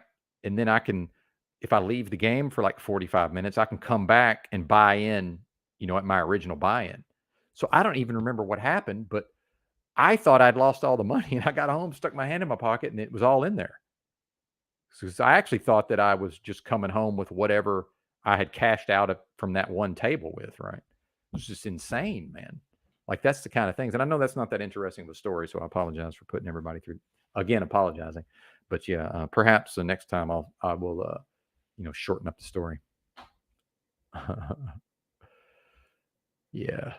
But here's the problem with the flour, Rachel, is that and I'm just assuming you mean versus booze, but the problem for me in the flour is I can't get messed up enough on the flour, so I need the concentrates or the edibles or the fucking THCO. Yeah, dude, thanks, man. Yeah, it's just, but just realizing that in the moment, like, how have I gotten to the point where, like, I actually thought that I lost all our money, and then I get home and it's not. I actually probably just broke even on the session. I'm assuming. Maybe I even won a little bit. I have no idea. It's just bizarre. Yeah, on button, off button, no in between. Uh, well, and it's poison. I mean, that's the thing is, yeah, it's you're craving poison, Moose. Yeah. I sometimes crave poison too. Like, what's wrong with us that we crave poison at times? Yeah. Yeah, I don't do that either. I actually yeah. Yeah, yeah. But I will go off the res. That's my thing. But yeah, no, I don't get violent. I don't fucking yeah, no. I don't have those issues. Although I might fucking spiral for 15 hours in the Discord, right? Back when I was on the Discord. So it's not like I don't ever do bad things drunk, but yeah. Certainly nothing, that would cause me to get in trouble with the law other than, you know, potentially operating a motor vehicle, right? And I can remember, dude. Yeah. Anyway, it doesn't even matter. I don't want to get into drunk poker stories, but yeah, it was a lot of fun. That's my favorite thing to do is get drunk and play poker. And I'm way fucking better when I really am way better at poker when I'm drunk. And that was the thing about if you've ever heard of some of these famous poker pros, this Lane Flack, who's may peace be upon him, by the way. He's passed, but this Lane Flack, they said he was a better player drunk. That he more or less he was a pro, and he wasn't one of the best, but he was good and he was talented. And they said that was he pretty much played drunk the whole time. I think that Gavin Smith was similar. He's passed also, by the way. The two guys that I brought up who drank and played poker, the two I can think of most known, have both passed. May peace be upon Gavin Smith, and they were both, if they were still alive, probably close to my age, maybe a little older. Think about that. Yeah, I got to know. Hang on, let me look this up real quick.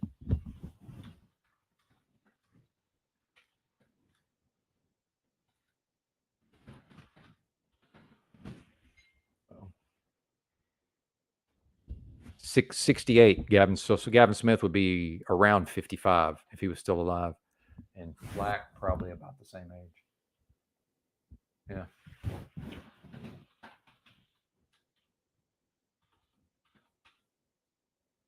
Uh, Date of birth.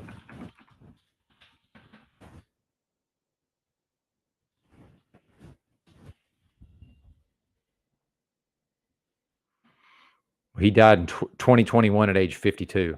Lane Flack did. So I don't think that's a coincidence that the two people that although Gavin wasn't as obvious, he wasn't as obviously and openly a drunk, but he kind of was, I'm sure.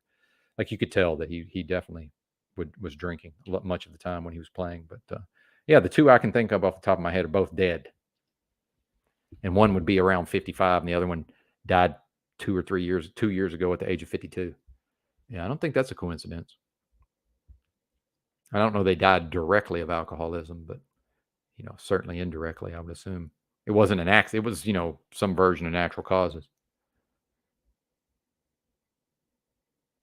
So early death. Oh, growing. Yeah. Yeah, exactly. And I'm talking about any amount because this system promotes, oh, well, have a drink or two. It's good for your health. No, it's not. No, it is not. That's a bullshit fucking lie. Because I actually used to try to drink tequila, like one shot of tequila, like literally, oh, it's prebiotic and probiotic. They used to say it's fucking poison. I don't know. There's no health benefits. It's poison. I mean, I actually believe that shit. Oh, small amounts of alcohol is good for me. No, it's not. Although bizarrely, a lot of these, if you read about these folks who live to like 115, a lot of them are daily drinkers, believe it or not. Not a lot, but a pretty sizable proportion of them are daily drinkers, which is kind of interesting. But then the one thing they all share in common, they eat way more calories on average per day than the average, and I mean for their whole life, not just as super old people. That's the study of people who live the longest. They eat way less calories. Oh, I love red wine, Tribe.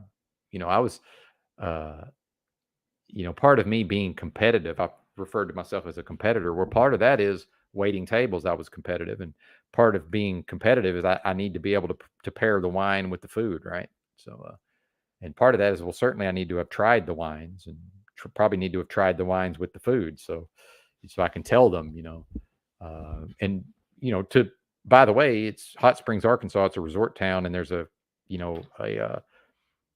racetrack there, a horse track. So at times I'm waiting on people who actually could take advantage and would want my recommendation if I know what I'm talking about, right? Like it's a thing. And I've forgotten most of that, so don't even ask me, right? Because I can't really prove it, but at the time I seem to understand it. At least enough for a person working at Outback, right? This is not fucking fine dining, so let's not misconstrue what I'm saying here. It's just like, oh yeah.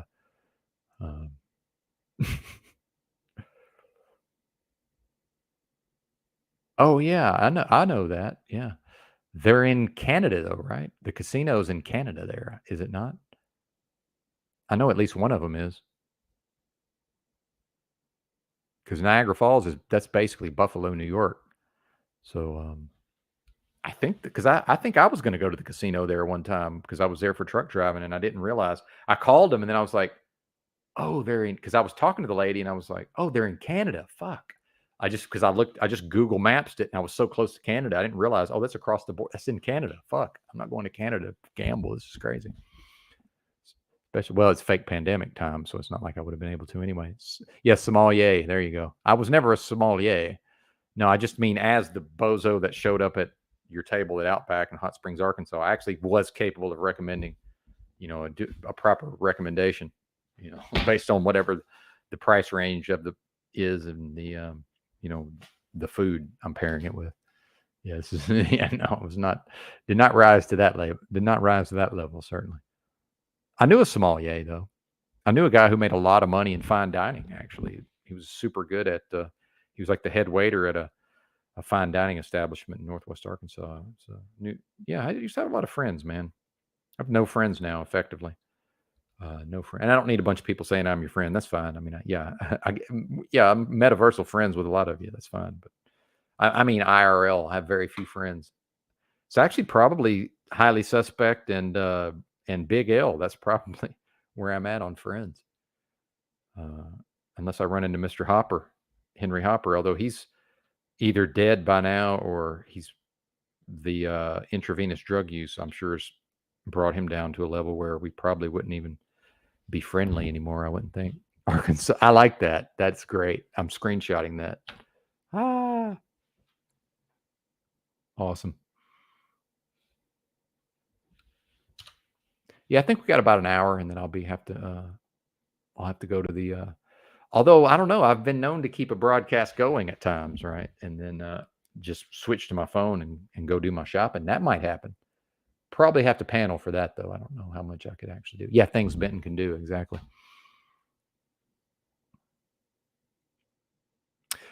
Well, yeah. Well, what that's and see again, that's me being hyperbolic. So, uh, you know, uh, but that's true to a point. But it's also based on everybody I'm friends with is getting one eventually. So we may actually be friends and you just haven't gotten yours yet, right? I thought maybe Moose has. I don't know. Maybe Moose has already gotten one of these from me. I'm not sure, but yeah, pretty much as far as I know, everybody I've ever been friends with has gotten one of these, even if just even just as a a joke, like a kind of a tongue in cheek thing. But yeah, everybody's getting one of these at a certain point. Oh, are we talking now? We're talking blackjack. That was my game before I learned enough poker to start playing poker. Yeah, blackjack. Lost all interest in blackjack once I.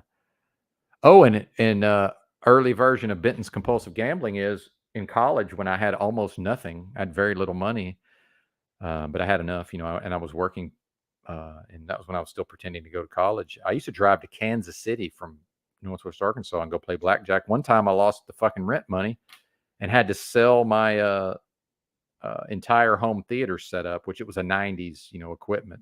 But that was I had some nice shit because that's what I bought with my consumer credit that they gave me. That's what I used my consumer credit on. Was I had like a laser disc player, I had a Sony like a 21-inch, might have been a 25-inch. I don't even remember. Yeah, 25-inch Sony Trinitron, which was a big fucking deal at the time. I don't know if y'all remember that. Um, what else did I have? I had a nice VCR. I had a nice, integrated receiver. I had nice speakers. Uh, yeah, had like a fucking EQ, so you could play with the fucking all those sliders. Not that that really did anything. I like it more of a flat equalization typically, as flat as possible. Believe it or oh, it's surprise, surprise. Yeah, that's right. It's Benton season. Well, no, actually, only my friends. Yeah, that's what I'm saying. Some people is I just don't. They don't even rise to the worthiness of one of these. Right? Some folks, it's not even. It's almost like a term of endearment in a way. Yep, Sony Trinitron. Uh, then we went JVC after that. JVC was the shit for a while for stuff that was actually affordable but good. Affordable but good. Yeah, I was a big JVC guy. And then Zenith. Zenith was actually making some good stuff back then that was affordable. Like their CRTs, like if you just looked at it and you're like, the plastic is so fucking shitty, and you're like, thing looks trash. But and this is when I still played like console gaming, right? Like Super Nintendo, like literally SNES, and then I got Xbox, like the first Xbox, and um, I'm buying TVs based on the input. Like, oh, does it have an S video input? Like, basically, what's the fucking shittiest TV with an S video input? Oh, look, Zenith makes one. Actually, this is a decent TV. Oh my god, you know, which is kind of astonishing. Yeah, and I don't want to go back to that. This is why people, some people romanticize that period, but dude, this is the golden age of affordable electronics. Like, there was all kind of things that were just out of my grasp back then, right? You know, unless I was going to figure out how to make a pile of money, and economically, it wasn't as doable back then. Again, now we're back to that boom bust cycle, right? Much of my early life was spent in not good economic conditions. As far as Adam Carolla talks about, he entered the workforce right about the worst time ever. It was like 1980 or something. I'm trying to think when. So my early days would have been when, like, yeah, early 90s. I think my first job would have been right about the time I got my driver's license. So when would that have been? 90 or 91, somewhere in there. Yeah, I had a Serwin Vega. I had a dual voice coil 12 in a sealed box in the old Volvo 240. I wish EBT was here. He loves this kind of talk, Rachel, especially when we get into if we got into Serwin Vega and all this, and especially with cars. He would love this shit, but I don't think he likes Volvos necessarily. But yeah, I had a Volvo 240 that my dad wasn't mine, but I drove it for about 6 years. My dad let me drive it. I guess I was mooching off my parents back then. Moose, sorry, Mitchell, my bad. My bad, Moose. Didn't I don't believe in Freudian slips, so I'm not sure what that was. I don't know what just happened. Oh yeah, I had never had a pullout. I had a an Alpine. Dude, the Volvo had a fucking kick-ass stereo because my dad was into stereo. So my dad outfitted the thing with everything but the sub. And then I ended up driving the car, right? So I had Alpine, head unit. I had fucking Boston acoustic separates in the front, which I never would have been able to afford. And if I had the money, I damn sure wasn't spending it on Boston acoustic separates up front. Although we never had them properly positioned. Back then that was when they were building the kick panels into the cars. If y'all remember, they were putting the fucking mid down there, and then the tweeters were up high. A lot of that was that era of car stereo. I'm sure it's much different now. But yeah, Alpine, Blaupunk made good stuff. I think Blaupunk was coming in. Didn't BMW? A lot of BMWs. There was some kind of brand. There was some kind of European car maker back then. I don't remember which one, but Volvo was using Alpine head units back then in some of their cars, but not the 240. I remember my dad had a well, actually that's not true. It might not have came with it. I was so young. Maybe my dad put it in. Yeah, pretty much every car ended up getting an Alpine head unit for the most part back then. My dad was kind of cool in a way when it came to that stuff. Yeah, Alpine. He was into Alpine amps. So it had two Alpine amp. No, it had either one or two Alpine amps when I got the car, and then I got a mono, I think a mono Kenwood amp and a sealed box and a Serwin Vega dual voice coil 12. Yeah, sounded pretty fucking good, man. It rattled the fuck out of that car though. That was the problem. Yeah, I like Pioneer. My dad had some of that in those nice, those 70s with the silver front, the home theater Pioneer integrated amplifiers. That's what I had in my room growing up because it was a hand me down from my dad. Because my dad dropped about 15 to 20 G's on a home stereo for himself in the late 80s because he made a good income, right? So, and he didn't spend a lot of money on himself, so he bought a really nice. He spent a minimum of 15 G's on this thing. Macintosh integrated amp, fucking clips, fucking corner horns. All high end shit. Marantz, that was good stuff too. Yeah, back then certainly. Yeah, I loved all that shit, man. All that shit, but yeah, just even saving up because I'm not EBT does all his own work. I'm assuming, or much of it. So I'm sure he installed his own car stereos back then, but I didn't. And so whoever built the box and installed the amp and all that, I got the amp and the sub. I would have gotten from Best Buy on credit, of course. Certainly, but yeah, fun times, man, fun times. But I don't miss it as far as I was just broke and couldn't buy anything. I had a few cool things, but it's not like now, man, where I'm just, dude, half this room is just fucking dirt cheap electronics. Was it? See, my parents had the money, Moose, but it did not filter down to me for the most part, which I was fine with. I certainly wasn't spoiled in any sense of the word. Here's my parents, Moose. This is one of the formative stories. This is a Benton life lesson that I learned at a very early age. So when I first started playing basketball, part of how I made myself good at basketball was that there were all these black kids who would drive pretty much 7 days a week. They would drive to the elementary school that was in my neighborhood to play basketball because it just had a good outdoor, full court. We didn't want to play half court. We wanted to play full court. And so I could always get there first, right? Because I lived in the area. They were driving from the bigger town, that my town was attached to, right? So I could always get there first So I had the court for the first game. That means I get to pick. I get first pick, and I get the. But then, I need if we lose the game, now I'm just back in line, and then nobody's picking me, right? Because I wasn't that good to start with, and that's how I made myself good at basketball. In part, was by doing that. And now I forgot why I'm telling this story. Damn. Oh, so my parents eventually, and my parents were Jehovah's Witnesses, so it's not like I got birthday gifts or anything, or Christmas gifts, but but some version of the Jehovah's Witness version of some special occasion. My parents bought me a nice basketball, right? And this is something about the nature of blacks also, lest we forget. And I grew up with blacks, but so I'm literally the only white guy out there. But at a certain point, we were playing, and I had this nice leather basketball, and I think y'all see where this is going. So my mom and my sisters showed up out there, which was rare.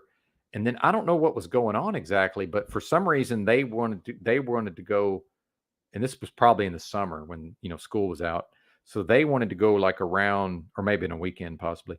For some reason I remember this, I don't remember why, but my mom and my sisters were like doing something around the back side of the school, so I went out there to just see what they were doing, but I left my basketball behind because probably my basketball was the game ball. I'm assuming, since it would have been the nicest basketball, because a 25 fucking dollar leather basketball was a big fucking deal when and where I grew up. I mean, it just was. We were mostly playing with the cheapest fucking rubber ball possible. And so I go around and I spend. It was not long, man. I'm talking max 15 minutes, probably 10 minutes. I come back around, everybody's gone, which was, bro. There's there's no version of everybody just leaving at that time, right? It's is impossible. These motherfuckers all left so they could steal my basketball. Yeah, you believe that shit?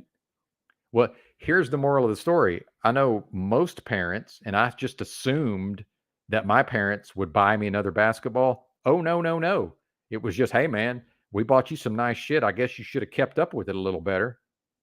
That was a hard fucking lesson, for a young, I don't know, 14-year-old Benton, 13-year-old Benton, however old I was. 12, I don't know. Wasn't very old. 13, 14. Couldn't have been older than 14. Couldn't have been. 13 probably, because I was fairly decent even by age 15. So this is still when I wasn't that good, as I remember. Oh, I see what you're saying. I got you now. Well, you grew up in Cali too, right? It's a very different thing, I'm sure. Florida farm.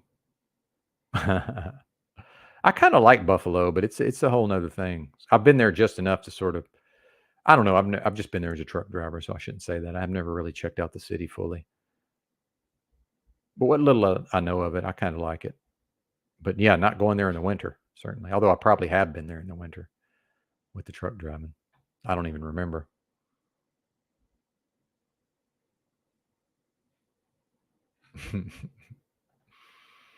But yeah, Pioneer was quite good. I'm looking back through the notes here, or through the chat.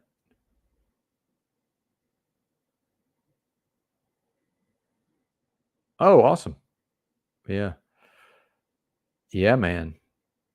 Nintendo. And here's another thing. We got Nintendo Entertainment System early, not because my parents bought it, because they certainly wouldn't have bought a Nintendo Entertainment System necessarily, or not off the bat, but right when it first came out, uh, Coca-Cola, the local Coca-Cola distributor, gave one to my dad for like buying a certain amount of Coke or whatever. Although that was in the Mountain Dew days. At my dad's convenience store, Mountain Dew outsold everything like 4 to, it was insane. It was like 4 to 1. Mountain Dew outsold everything. It was nuts. It was just in the cooler, it was just fucking racks of Mountain Dew. That was crazy. They could barely even fucking keep they could barely keep it stocked. I mean, as far as the deliveries and everything, it's fucking nuts, dude. People were in love with that Mountain Dew. Me too, man. I was on a 3 liter a day of Mountain Dew when I was in college, like a sophomore in college. I remember that. 3 liter a day. Me, I was drinking the whole thing. I mean, if my roommates got into it, that's fine. But I was mostly drinking. Well, okay. I mean, I like some shitty places, by the way, Rachel. I don't know if you know this about me, but I've been to so many parts of the country. Some of my favorite places are just shitty places, objectively shitty places that for some reason, I like. I don't know why. Yeah, it was, man. It was, and it hurt. I definitely had some animosity towards my parents over that, and I'm sure I tried to whine and cry about it, but they were just like, my parents were very strict in those ways. They was just like, "No, man, you done fucked up, partner. I don't know what to tell you. Maybe go mow some lawns or whatever." And I probably, I'm trying to think. Yeah, I was working for my dad. My dad pretty much forced me to go work at his gas station. Here and there, cleaning up or doing God knows what. Used to have to sweep the parking lot, which just, for a kid with no work ethic seemed like the most fucking arduous thing. Actually, the worst was he would have me cleaning the shelves in there, which sucked. But looking back on it, it's a nothing burger, right? Oh, go fucking sweep the parking lot. And then, I vividly remember just, not having the work ethic or the mental strength yet to, I was feeling like I was being victimized by being made to sweep a parking lot, right? It's good for me. It's good for a young Benton. Yeah, there you go. Yeah. Well, and again, yeah, I could just drink out of a 2 liter like I could, like it's a 1 liter with my mitts, right? Just walk around fucking with a 2 liter. I could, right? I could with a 3 liter, but that would be more, I might actually drop that.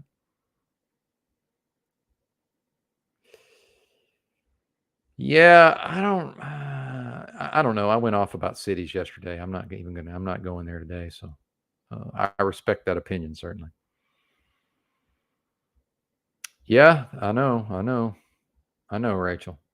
I can't go down that road right now either. What's up, Pale Horse Rider? Good to see you, sir. Apologies. See, yeah, here I go apologizing again. I hope you will not take it personally that I failed to greet you upon your arrival. Better late than never, potentially. Oh, I'm sure that's true. Yeah, yeah, that's not really a thing anymore. Yeah, yeah. The what's built into the car is good enough. I'm sure. And for the most part, and I don't even use the one in the Versa. So I just drive around with headphones on. Who cares? And there was a time when a person could potentially get pulled over for that, believe it or not. And nobody gives a fuck now. Oh, yeah, the chicken wings. There you go. Damn. Yeah, I believe that, Moose. Now the question is, well, I don't even want to get into it, but yeah. Uh, yeah, man. Well, what do you want to get into, Benton? Oh my God! I tried to do this before we went live. There's this a trans channel that I watch sometimes. This Nikki Starkiller, and I wish I'd screen capped. Man, I was not screen capping, and she doesn't. She doesn't leave up her lives. She does these one-on-one conversations. So she's a trans who has these one-on-one conversations on YouTube, live streams with other trans people. But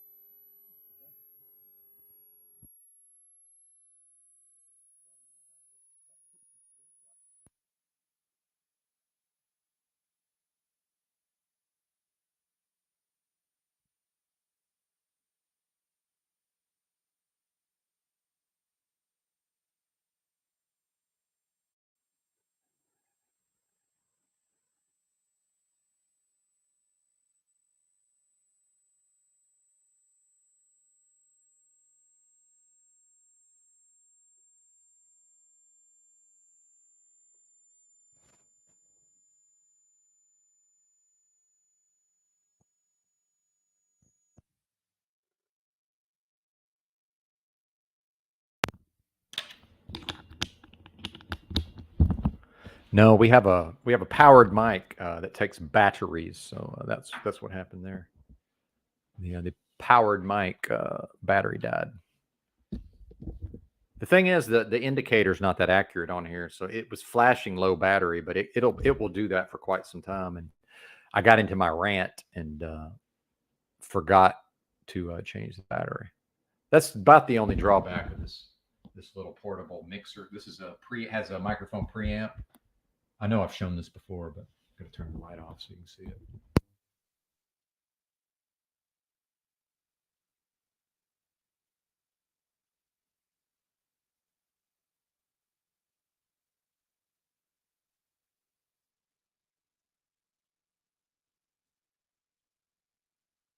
having to buy actual batteries, and then I just turned it off and kept talking like a bozo. But yeah, what a doofus. Yeah, I'm kind of a bozo, so apologies for that. It's like I guess I thought I was just turning off the light, but no, it's like you're not turning the light off, sir. You're turning off the entire fucking unit. But what a bozo. That's hilarious. Just so you know who you're actually listening to here. All right, man. Good to see you, Roy. Have a good day. I think it's time for well, and I'm just remembering now that I'm going to two different stores. I actually leave later to go shopping, so I might leave around 6 or 6:15. Yeah, what a bozo! What a fucking bozo! Yeah, and Z's going live, so I already see the numbers dropping, and I'm certainly um, in no way am I, trying to have your loyalties in that regard, right? But I don't know, man. The Z thing's interesting because I've sort of lost track of where he's been going with his content. But the thing is, when I tune into his show, like it is entertaining and funny, and um, I tend to tune in later on, especially if I tune in early on and he's going flat Earth, I tend to tune out, right? But yeah, I'll pop back in later, and it's always entertaining, engaging, and funny. But I just, for whatever reason, I haven't been uh, connecting with it late. But that may be a cyclical thing also. So let's go over to just not that he needs it, but mostly as a reminder. One moment.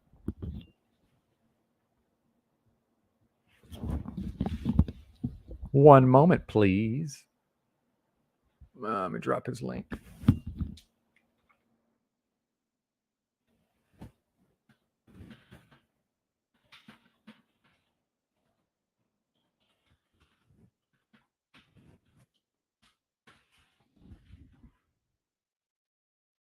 Yeah, man. Yeah, peace out, brother. Thanks for being here. Much appreciated.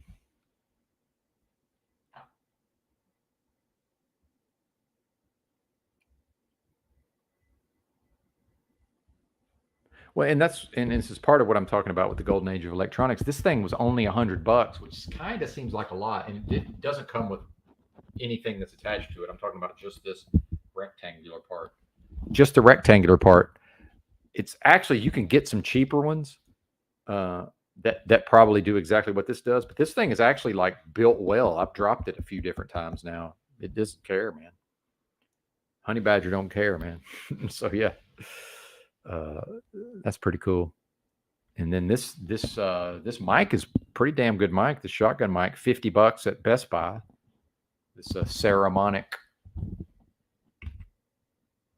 uh, V mic Mini, I believe it's called. Yeah, works great. And then this is what I when I'm doing my walk and talks. This whole thing is on top of where my phone is on that in that cage thing. So it's flexible. Also, very very impressed with this thing. I have to say, Vid Pro. It's a high compared to some of the competition at $99, but it's damn near indestructible as far as I can tell.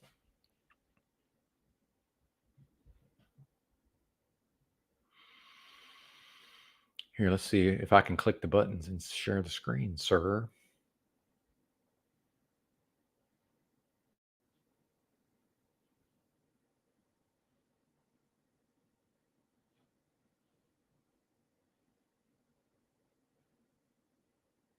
There we go.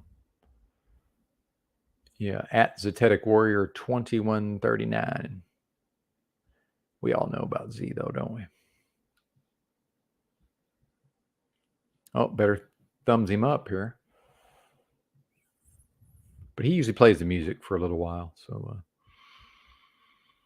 we'll hang out for a minute. And in fact, I think I'm going to take a little break, and then I'll come back and see who's here, and we'll see where we want to go. I also see that my connection is getting crappy as soon as I do the screen share, and I'm still trying to figure out why. And here's another thing I keep saying about when I thought I was talking about I thought my audio when God dang it, I can't even freaking click the buttons at this point. When I said that I think the wireless adapter in my mini PC is going out, I forgot that I've taken it to the library and it works completely fine at the library. So it's actually something it just doesn't want to work properly on this network. But how come I was able to do all that screen sharing yesterday from my laptop in this same location? It's bizarre. I don't really understand it. It's the same type of. Oh yes, thank you. Let's finish that up and then I'll take a quick break. Actually, no. Let me take a quick break. We'll come back to that. Unless you're going to be at Z's, I guess I better just do it now. Catch 22. Yeah, they're MAGA, or at least they're just trolling. But I don't think they're trolling. Yeah, it is a long intro. This too. That's true. Nice. Cash is king, Rachel.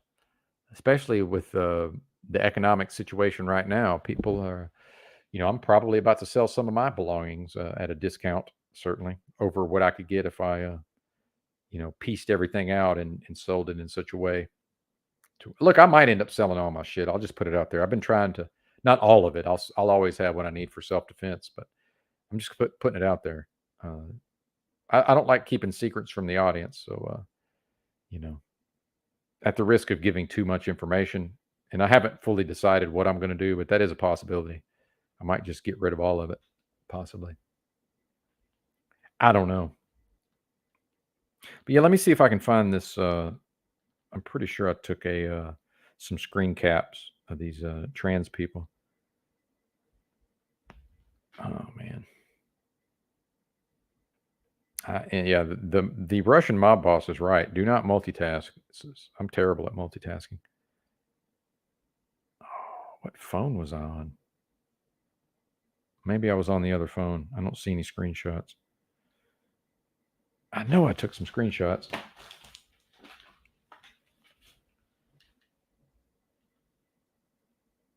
Oh,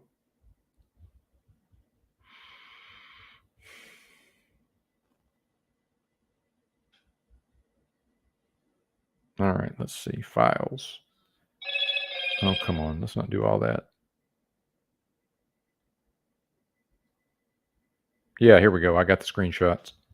So at a certain point, they both showed their phones, and they have Trump backgrounds on their phones apparently, or the lock screen or whatever, which I found interesting. And I've actually listened to this Nikki Starkiller a fair amount. I mean, not a lot, but here and there, I'll catch her live. And I'm usually the only person. It's usually no viewers, which is. And then I'm like, is she streaming this to other platforms and just nobody watches over here? I'm a little confused. But this is my phone showing Nikki Starkiller showing her phone. And again, this is obviously a man. I mean, But I'll, dude. If I choose to, I'll call it a she. And that's my choice, right? And if I don't want to, I won't. But uh, that's now again, it could we be maybe she's trolling? I don't know. And then this one claims to have a Trump hat, and then that one on the right showed its phone. And I don't even honestly, I don't know what it's even trying to be. I'm not trying to be a dick, but it wasn't made clear to me since I popped in late. I'm not exactly sure what the one on the right is. Is it trying to be a man or trying to? I can't tell. Like, what's it trying to be? What did it start as? Even I don't know. And if well, Nikki won't see this because I'm not. Um, and if you ever see this by some bizarre reason, Nikki, I enjoy your channel. So none of this is intended as a slight against you. And then one thing I like about that particular content creator is that she just talks about a lot of these trans issues, but in a way that's not trying to be politically correct, if that makes sense, or not trying to be up to the minute with all the, the way that community's trying to behave or whatever. I'm try not to say communism, lest Carl come in here and settle my hash again. Yeah. Mm. Anyway, I'll be back. I'm going to make another. I'm still on the caffeine addiction, so um, I guess I'm all in on the caffeine. I'm going to make some coffee.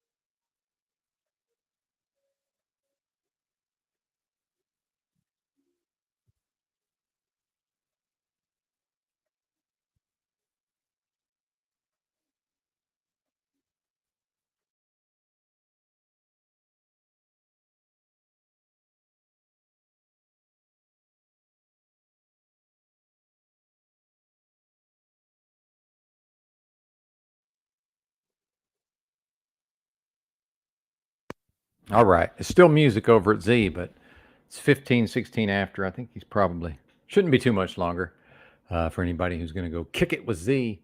I might be live later from the library, although I can't promise anything. Probably won't, honestly, but it's possible. It's possible. I doubt it. Yeah, is it usually 20 minutes?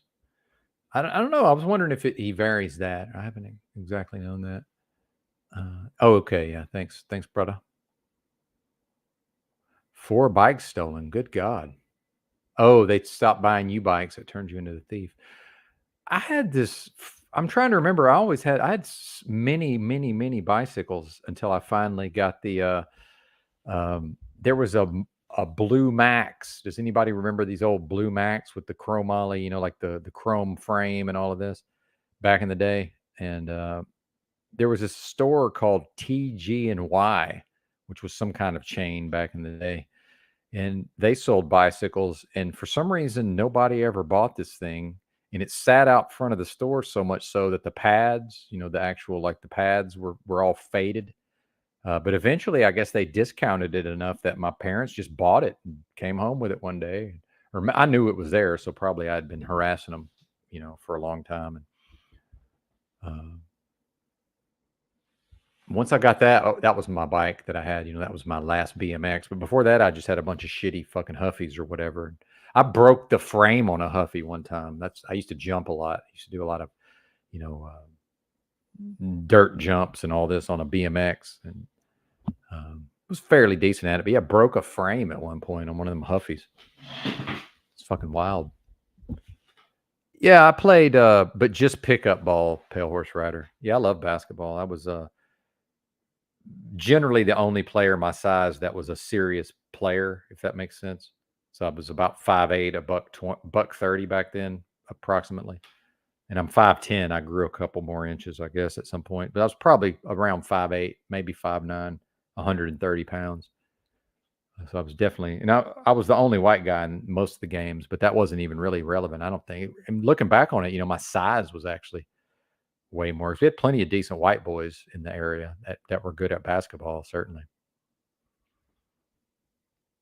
Because like we had blacks at our high school, and like our starting point guard was a white guy, a big guy though. Like he was like a big, like 6'2", fucking 180 pounder or something. It was massive for a point guard back then, a high school fucking point guard. Like big muscle, like had muscles and shit too. It was kind of wild. Ty Herring, as I recall, didn't really know him. He was a little older than me. I think he was like 1 year ahead. Yeah, the Blue Max was a mongoose, exactly. Yeah, you probably knew that. I guess I'm assuming since you mentioned mongoose. Yeah, or maybe I said it and don't remember. Yeah, Blue Max, great fucking bike, man.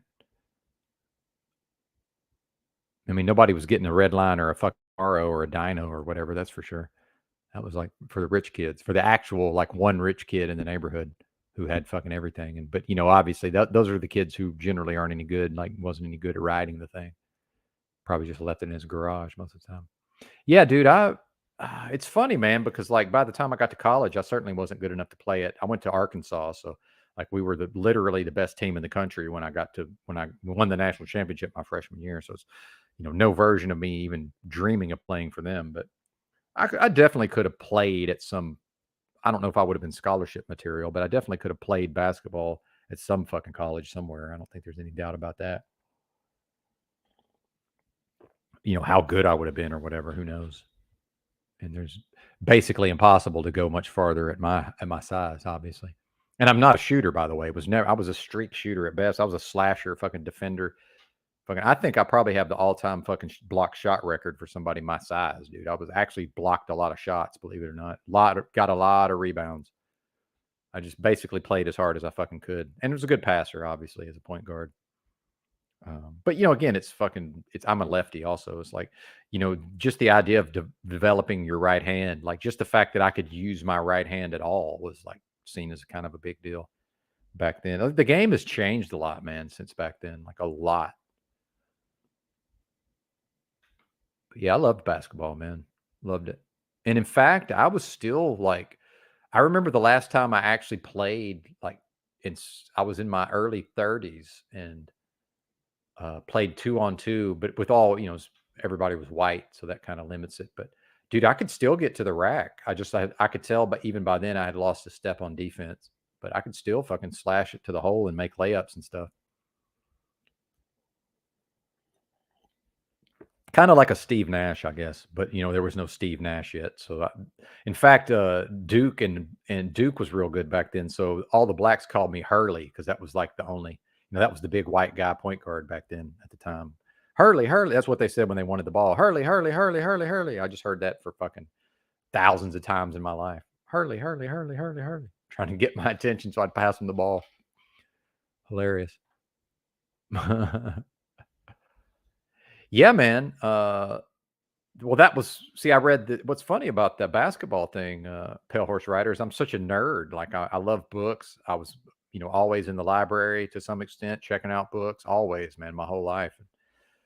So when I decided I wanted to get good at basketball, of course, I went and what books are at my local library, and there was a Larry Bird, basketball drills book, and that was a big part of what he said was, especially for like the beginning play. What I remember of the book, I mean, it's been a long time, but it was these ideas of doing all the dirty work exactly, and that I recognized, especially initially when I had almost no skills, right?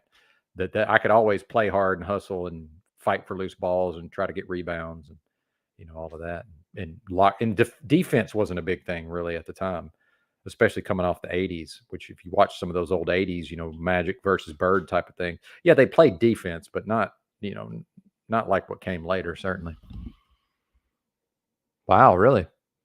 Yeah, I could not shoot. I could shoot. I mean, I practiced a lot, right? So I worked on my game so I could shoot. But the point is, I was never known for my shooting. I had to be just good enough to keep them honest from the outside so I could go around somebody and, slash and dish or take it all the way to the hole. Nice. 2 steps over half court. You ever heard of Al Dillard, who played at Arkansas? He used to make crazy long shots like that in games, though, kind of before that was a thing, right? It kind of became a thing later, but like Al Dillard was at Arkansas in the fucking mid 90s, early to mid 90s, well, mid 90s. Uh, didn't he, by the way, our fourth best guard, he had like a game where he hit 12 threes. I was at that game, actually, Al Dillard. He was one of the first I can remember shooting from just crazy long distance in a game.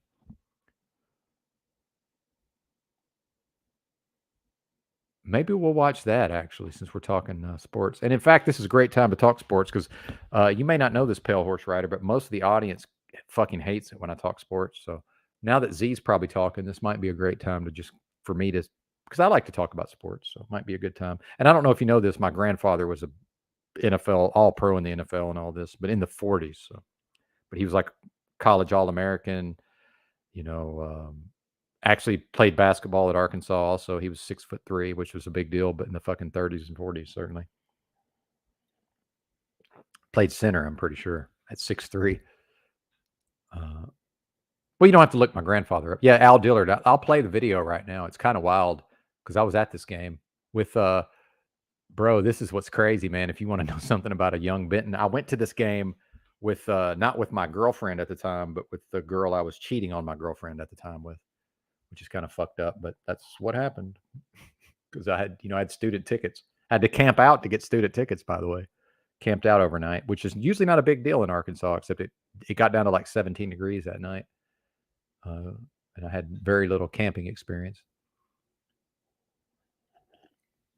Fortunately, somebody let me sleep in their tent with some kind of heater because I don't know that I would have made it just trying to sleep on the fucking concrete.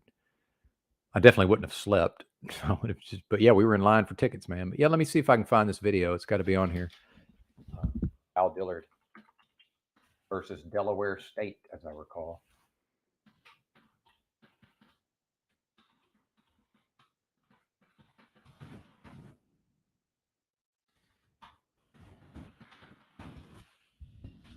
Arkansas was freaking stacked back then, by the way, because this was literally our fourth best guard at the time. And in fact, he would have been the fifth, except this other guy who I was friends with, actually, Craig Tyson, 6'5", fucking JUCO All American, blew his knee out twice. Never got to really play. So I actually would have been our fifth best if Craig Tyson had been healthy. Hang on, let's do a screen share. Is it going to let me share the screen is the question. I've been having trouble with screen shares on this computer for some reason. But yeah, this is his record. This was tied the conference record. No, this was the SEC record. May still be, but I doubt it. Tied the. I've heard that name. I've heard that name. Dupay sounds familiar. But yeah, I can go deep. Well, I can't go. I can go fairly deep on the basketball. Yeah, I loved it. I was ate up with it back then. We'll see if it lets us play this. Anyway. Up toward the Dillard. Dillard squares up. That's about as close as it gets the whole time. I don't know whether Bullock would want him to take it. There's a 25-footer. He won't go. Fremont tips it back to Dillard. Dillard. But it's early in the season for Arkansas, and they play with a lot of cohesiveness, so it just depends. Dillard to Crawford to Dillard. Dillard can pull it up and let it fly. Basket, I believe, was by Musgrove again. He has 10. That's 6. You're a Razorback fan. Thurman to Dillard, and there's 7. Dillard 3 on the way. Put back. Musgrove has been all over. Oh, there it is. There it is. Body with a block. Well, and I want to point out some of these shots are actually closer than he's known for because athletically, Delaware State didn't have anybody that could actually get out there and check him.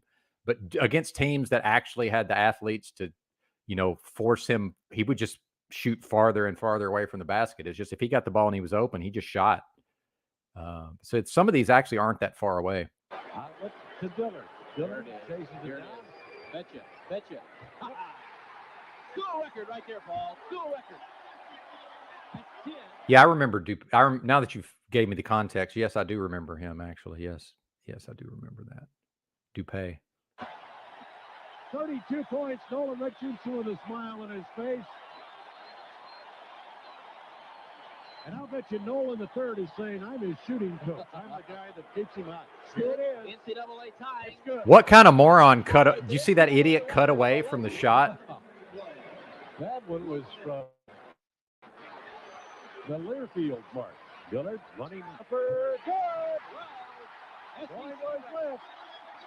And he is going. Bro, you want to talk? The SEC. You want to talk about ahead of his time in warm-ups before the games?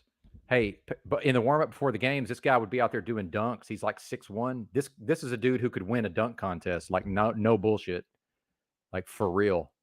Because I used to watch him, before the games, and he'd just be out there doing all kind of crazy dunks. Oh yeah, fucking wild, man. Yeah, 12 threes. Yeah, I was at that game with my the girl I was cheating on my girlfriend with, which I'm not proud of, but it is what it is. Basketball Jones. I think I've heard of that, but I never knew that's what that was. I never realized that was a what's up, by the way. I don't think I ever realized that was a Cheech and Chong song. I've heard that, though. I've heard of that Basketball Jones. I guess I just never knew what that was. Oh, for sure. Dude, yeah, you're not even – but what I'm saying is, like, when we played a good team that would actually defend him, he would shoot from way farther away than that. That was just kind of what I thought of off the top of my head. Like, dude, what you're talking about with the 2 steps past the half court, he did that in games at times. Like, it's definitely a thing, but I don't know that I would be able. Let's try this one. Let's see. Maybe let's just see what's in here. I don't even know what this is, so let's try it. This is his highlights, his Arkansas highlights, apparently.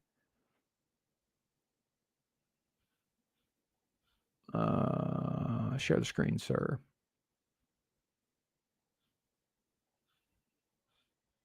The Razorbacks. Brilliant play. Dillard pull up three. Oh, he loves it. It's like a layup for him, Jim.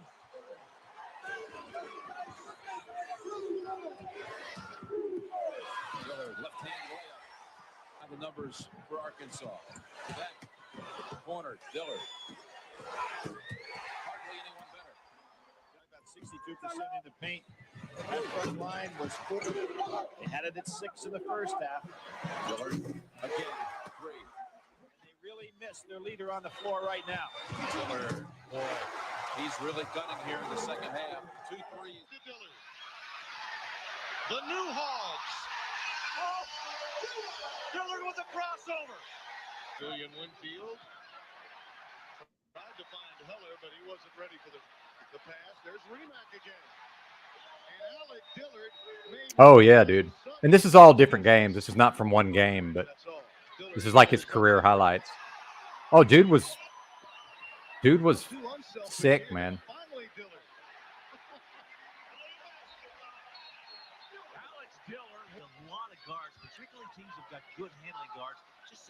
There you go. That was against Missouri. They were good back then. Yeah. So you see the distance because, like I said, the teams with the guards to guard him, he would just shoot farther away. Delaware State really couldn't check him. At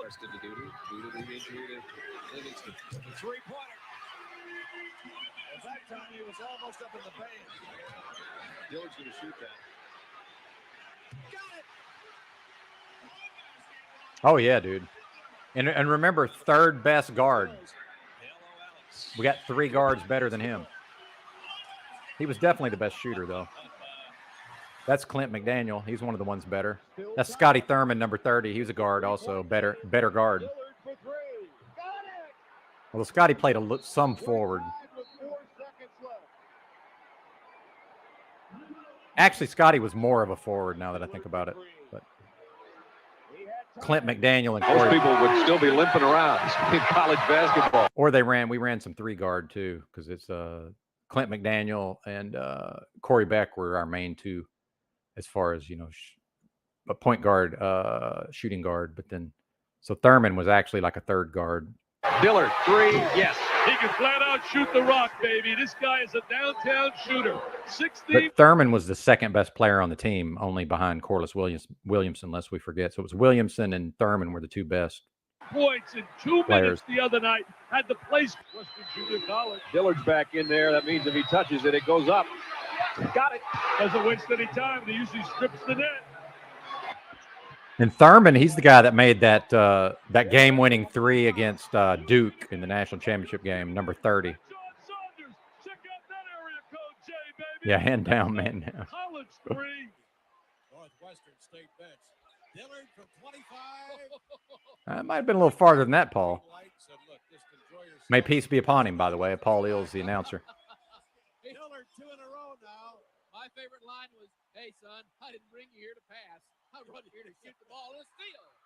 Oh, my! Dillard has him on their ear here. Jumper. Off to Dillard. And Dillard lets it go. Wow. Good. I think that was Delaware State. I think this is all Delaware State here. I'm pretty sure. Yep. Oh, I would say he has the green light, wouldn't you? 62. Dillard dribbles him. That's clean. Great pass by Dillard right here. Good timing to Williamson right in front of the rim. A good catch. Oh, that's a big body. I hope they've got extra baskets underneath this place. Yeah, dude, Arkansas was sick, man. I don't know if you know this, but UConn is one of the few teams that beat us during that whole run. I don't know if you know that. With UConn, with no, it was UMass. My bad. No, we never played UConn back then. It was UMass beat us with Lou Rowe and Marcus Camby. That was like pretty much one of the very few teams that we lost to. We beat everybody back then. We beat you can pretty much name a good team back then. We basically beat all of them. It was crazy, man. Oh, you're a UConn fan. Awesome. Yeah, you guys were really good after us. Yeah.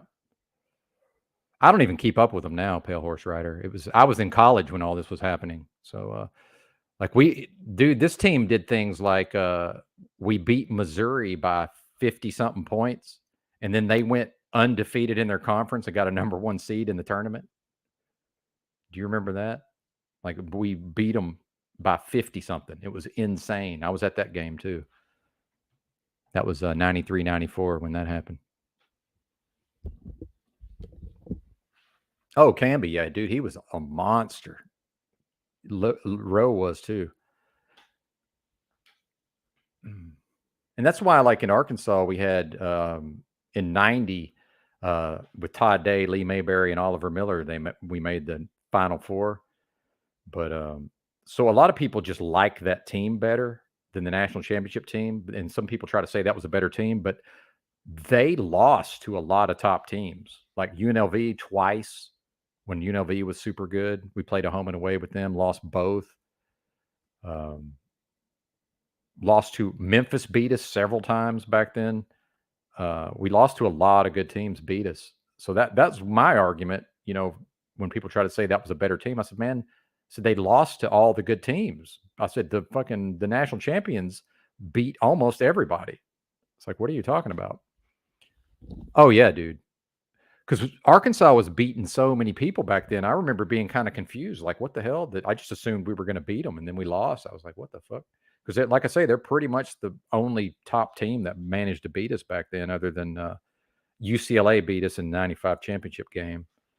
Dude, that was a tough one to take. They were just better team. You know, I remember, you know how sports fans kind of think, oh, you know, if we played them 10 times or whatever. Looking back on it, man, they were just better. That was the Ed O'Bannon, Charles O'Bannon, Zedek, fucking Toby Bailey team. They were just a better team. And I hate to admit that looking back on it, but they were. Yeah. Oh yeah, dude, I was ate up with basketball back then.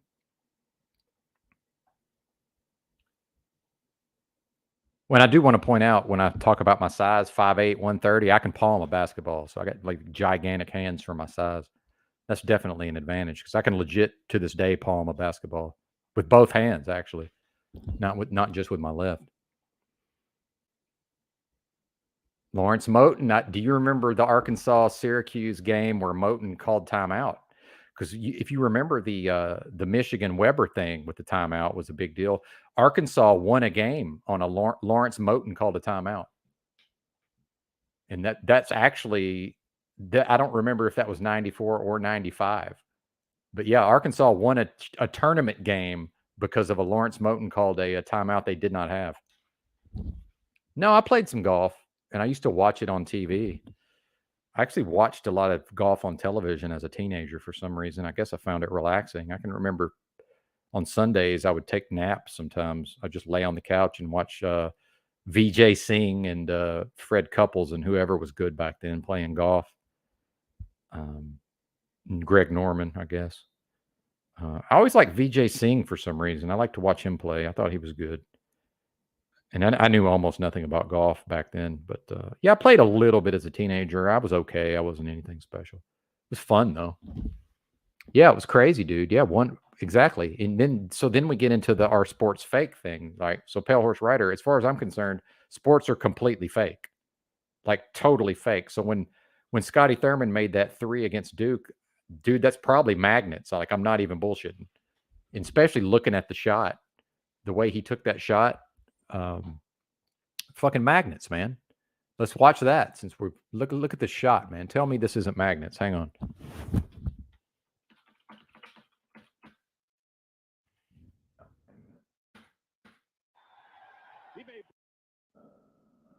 Scotty Thurman, the shot. Was that bringing up? Yeah, the shot. There we go. This is the shot if you're an Arkansas fan. And I don't know why this video looks so crazy, but I'm not even going to spend the time to try to find a better one. But something's wrong with the color on this or the contrast or something. All right. Looking inside, nothing there. Spits it out to McDaniel. Exactly 1 minute to play. Shot clock to 10. Back to the baseline. Spits it out to Stewart. Right side, Thurman. He's open. Fucking magnets, man. I'm telling you. Scotty Thurman with his third. And if you see how he arched it, it's almost like he knew he just had to get it up, right? Not a great shot, by the way, as far as to try to win a national championship. Nothing there. Spits it out to McDaniel. And you see Stewart, when Stewart gets the ball, he's actually a really good three-point shooter. Arkansas was a little ahead of its time with big men who could shoot threes. This Dwight Stewart's like 6'9" center, actually. Played center at 6'9". Exactly 1 minute. Soft hands. And he bobbled it. 10. See, he's got the shot, but then it's almost like it's just bizarre. The whole thing's bizarre in retrospect. Because it's almost portrayed as if Thurman, like, they have to get it to Thurman. You know, it's just weird. Even Stewart bobbling it, because he's known for his soft hands. How the hell is he bobbling it? Now I know it's a high pressure moment, but he was fairly fucking. He pretty much had the ice water in his veins, and he definitely would have shot that thing. Yeah, fuck. I'm convinced, man. Maybe not this shot, but I definitely think the magnets are a thing. And back to the baseline. Like that whole Damian Lillard thing in the playoffs, dude, that has to be magnets. There's no fucking way that's not magnets. Stewart, right side, Thurman. He's open for three. I mean, it looks like it's going back of the rim. I know I don't necessarily, some of this is the angle, but it looks to me like it's going back of the rim. Side, Thurman. He's open for three. Good. I mean, it doesn't even look real in a way. But I don't know. Maybe I'm just nuts. What do you think? Oh, do you? Well, you know how I played? I'll tell you how I played, Pale Horse Rider, because remember, I'm from Arkansas and people are not that smart. So here's was my number one advantage as far as me driving to I was really good at taking people off the dribble. Now, part of this is people really weren't focused on defense that much, so that's part of it. But I had a really good first step. But part of this is I used my right hand to dribble a lot, and I would LARP as if I was right-handed. Like I would just, when I was moving around with the ball, especially bringing the ball up court, I would use my right hand to dribble like a lot.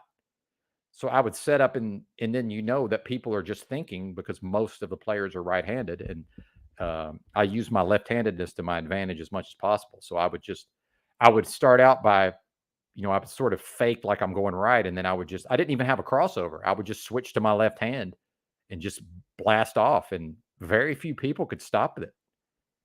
And I've even had games against, like in college, we would play 2-on-2 with like people who weren't that good, So I even had this guy guarding me, and I took him off the dribble every single time with that technique, and he never figured it out. But every time I went around him, he would end up like trying to bat at the ball, and he was like slapping me in my fucking kidney area. So finally I got sick of him doing that. And I just told him, I said, hey man, I'm going left every single time. I said, I'm going to act like I'm going to the right. I said, I'm going left I will never go to the right ever. Because I never drove to the basket from the right. Never.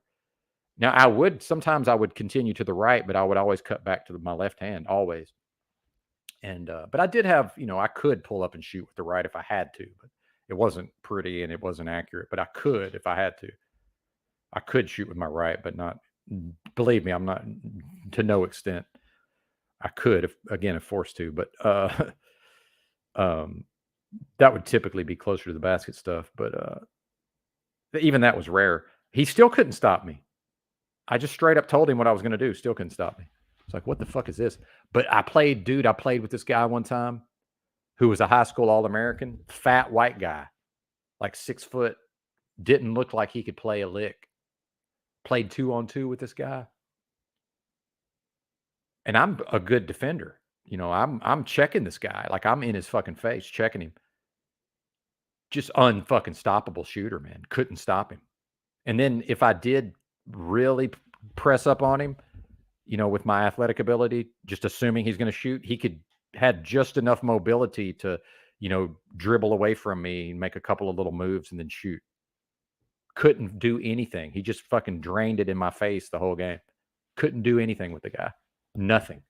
And then later on, somebody's like, yeah, he was a high school All-American, but we're at Arkansas, so it's like he had no chance of playing.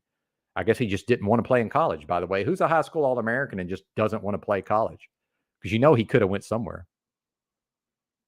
Oh, bro. I mean, I'm not trying to brag, but I did damage around the basket. And if I wanted to, man, like in a 2-on-2, half court, dude, I could just go down low and ask for the ball. Like I had post moves. It's crazy being my size. Like I had actual post moves. Like I could just fucking, like I could fucking post up, right, against guys that were near my size. Like if I'm playing against somebody who's like 6 foot, fucking 170, but they really don't know how to play basketball, dude, I could just take them down low and fucking post them up. Yeah, it was crazy, man. It's like now I'm doing my Barkley moves on people, right? But again, it's a very limited thing. I wasn't like fucking great, like I wouldn't have started at my high school. I want to make that clear. We had a point guard that was way better than me, believe it or not. Now some of that was he was big and strong and just as athletic as me, by the way. Yeah, my hometown, man, had a crazy amount of sports talent. Because this Basil Shabazz came out of my hometown. He was the Gatorade National High School Athlete of the Year. So he's a couple of years older than me. He would have graduated in like 91 or 92, I guess. Probably 91. I graduated in 93. So he was at least a year or two older than me. So he was the top high school athlete in the whole country. And then he ended up playing arguably his, and by the way, legit Olympic sprinter speed, like no bullshit. This dude had. He ended up playing in the Cardinals organization. Shabazz did, because he was couldn't get into college because he was not very book smart. And then my cousin was a starting quarterback that was Pine Bluff High School. He started at quarterback. My cousin Bradley, and then white guy, of course, at almost all black high school. And they were, a really good team, state champions in pretty much every sport when my cousin was there. And Torrey Hunter was on their baseball team. The center. He was a all-star center fielder for the Twins. He was there, and I think he mostly only played baseball, even though he was a good athlete also for a high school athlete. I don't know. I didn't know the guy. Like, I never knew the guy. Like, I just played with him that one time. He was fat, though. He was a fat guy, like no bullshit. Maybe he just didn't want to be in shape. Maybe he played high school as a fat guy, right? And he was probably a few years older than us. So I was probably 18, 19, and he was probably like 22, I'm guessing, because I didn't really know the guy. So I don't know. Maybe he played at a college somewhere and then, let himself go. I didn't know the guy. I don't know his name, but I've never seen nothing like it, man. Like, just shooting it just right in my fucking grill. And I don't remember the guy missing. Like, I don't remember him missing a shot. It was crazy, especially for back then. Couldn't do anything with him. And then, like, when I really because again, I could play defense. When I really got up on him, he would just do just enough of a move to get away from me, because he really wasn't athletic. The guy really had. Now, maybe he was just so good he didn't need to show his athleticism. I don't know. But again, like, I'm fucking beer belly, like a fucking chubby dude. It was bizarre. Yeah. Who knows? Maybe he's just naturally good at it. I don't know, man. It's very strange. Maybe some folks just don't want to run up and down the court. I don't know, because we were playing, half court.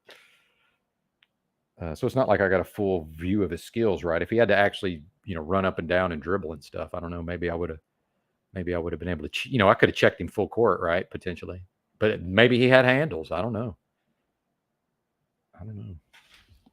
It's fun, though, man. It's fun to think about all this stuff. But yeah, Torrey Hunter. Yeah, I never knew Torrey. But I never knew Torrey. But yeah, he's from my hometown. Oh, I didn't know that. That's cool. Yeah.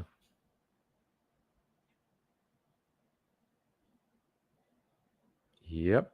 Well, and I don't know if you've ever heard, there was a famous incident because Shabazz ended up, there was an incident where Shabazz got arrested for carrying a firearm on a college campus. It was UCA. And it turned out that Shabazz's dad was like this notorious crackhead, apparently.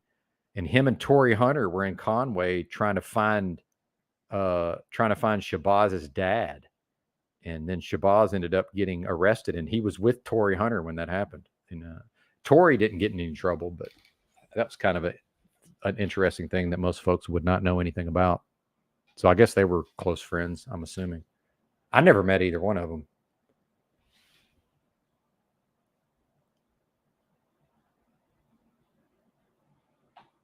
Yeah, there you go. Yeah, no kidding. Yeah, definitely magnets. Yeah, exactly. There's no way that's not that's the shot that I finally was like, okay, it's magnets, because it makes no sense for him to run the fucking clock out and then shoot from however far. It just doesn't make any, like, that's not a thing people do. It's just not.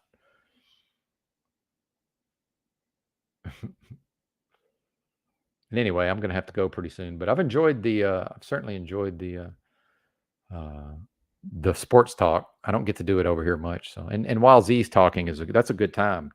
So maybe that's what I'll start doing. I'll stay live when Z's live, but I'll talk about things that most of the audience isn't interested in. Yeah. And I actually had these cousins, because I talked about cousins, my uncles. I'll wrap up on this and then I do have to go, but I don't know. I might switch to the phone and just keep talking. I do like talking about this stuff, but dude, my dad's twin brothers, who were like way older than him. So one of them's dead now, and one of them, may peace be upon him. And, the other one is in a nursing home now in his 70s. But dude, listen to this shit. In the 60s, my dad had twin brothers, right, who were fucking monsters, 6'5" and 6'4". One of them's left-handed, one of them's right-handed. Monsters. The biggest, strongest, most athletic people in the town. Not kidding, dude. Bigger, faster, stronger than everybody. These guys were monsters. The broadest shoulders I've ever seen to this day. Just insane. But they were nuts, dude. These people were nuts. Just crazy people. And they were going to Ole Miss on basketball scholarships, but they never got to play because they were more or less like antisocial behavior, man. Like they were just roaming the fucking countryside, raping and pillaging to some extent. And I don't remember exactly what happened, but they got into some kind of trouble and weren't even able to go to Ole Miss. And then after that, they just quit. But they definitely would have played in the NBA. Like there's no question about it. Like just nuts, just crazy athletes for back then. And then I've got another uncle who's a judge who's right now the size of an NFL offensive lineman. And that's not an exaggeration. Like he's the size of today's NFL lineman. He's not 6'7", though. He's like 6'4", 6'5", but every bit looks like an NFL offensive. Not from back then, from today. It's my dad's 6'2", about 260 normally. He's trimmed up in his old age now. He's probably closer to 230, but my dad's 6'2", 260 most of his adult life, smallest of four boys. And then I'm just normal sized. Like I'm barely normal sized, actually. Yeah. And I have a sister taller than me. Dude, my baby sister is taller than me. So why am I normal sized? I don't know. Probably the lack of nutrition, as a young person. Yeah. And like I say, my cousin was all state in at least baseball, and would have been like all conference in football possibly. Played quarterback and all of that. And he played college baseball, I want to say, like small time college baseball. My cousin did. And I never got to play basketball against him. He was like 6'2". In fact, two of my cousins were the first two brothers in Arkansas high school football history who both quarterback teams to state titles. Now, it's actually been done since then, believe it or not. But yeah, so just, dude, super athletics, a lot of athletics on my dad's side. So I got, a little bit of that. I got like, I'm a slightly above average athletically, and then, you know, um, did the rest with willpower and determination, obviously. Yeah, I don't know about jealous, but I don't. It's not like I had a relationship with most of these people, right? Even my grandfather, even and it was national news when my grandfather passed away. Even my famous who was famous back then, nobody knows who the hell he was now, but he's famous back then for sports, and I didn't really know him. I knew him, but not that we weren't close, right? Nice. Well, and you remember when I talked about that people were too dumb to figure out that I was just going to fake to my right, go to my left every time, dude. When I played like little league for one season, because I only played one season because for some reason my parents talked me out of it because I guess they didn't want to. I think they didn't like dealing with the parents or something. There was some weird thing going on because I was actually halfway decent at baseball, but dude, these bozos had me playing shortstop, and I didn't know anything. I didn't know. Oh, well, I'm only 5'10", so yeah. But and I was like I say, like 5'8" in high school, but I was the smallest kid in school till ninth grade. Like that's for real. I was the smallest boy in the whole school until ninth grade, and that's not an exaggeration. And then I outgrew some of my peers, but at that point. But shit, I forgot what I was saying. What was I saying, real quick? And then I got to at least get in the car and start driving. Oh, baseball. Yeah, these fuckers had me playing shortstop. And I didn't know anything about baseball, so I didn't know there's no such thing as a left-handed fucking shortstop. So this shows you how dumb these people were. But hang on, let me switch to the phone. I'm gonna get in the car and I have to go. I have to do this. I was supposed to do all this yesterday.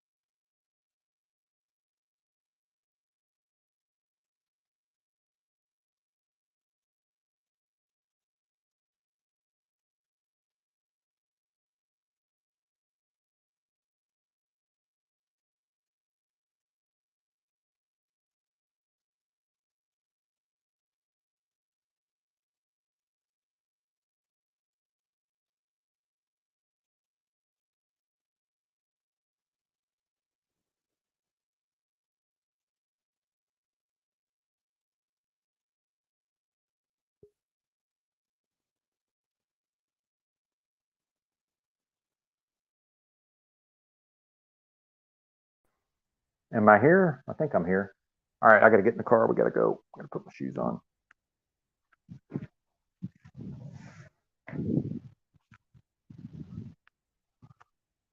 Well, and here's where the Jehovah's Witness thing comes in, Pale Horse Rider, is that I wasn't allowed to do extracurricular activities. That's part of the religion is, that religion and that cult is like, we're not part of the world, right?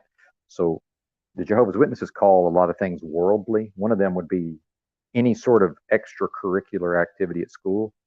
So like I was in band, but I had to just beg my parents to even be in the high school band, like for real.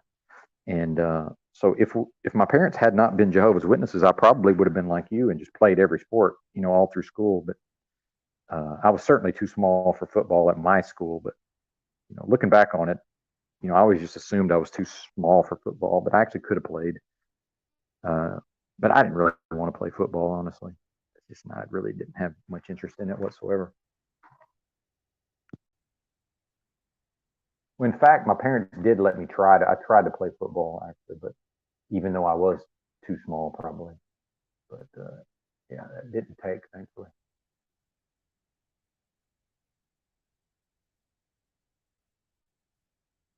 That would have been junior high too. All right, let's get out of here. I got to go. Yeah, I'm back, man. We're talking sports and things that most of the audience isn't interested in because Pale Horse Rider likes sports, so I'm just talking to him mostly, I guess. Whoever wants to listen. Anyway, I'm out the door. Oh, wait a minute. I never know if y'all can hear me when the screen goes off or not. I'm gonna try to keep the screen on.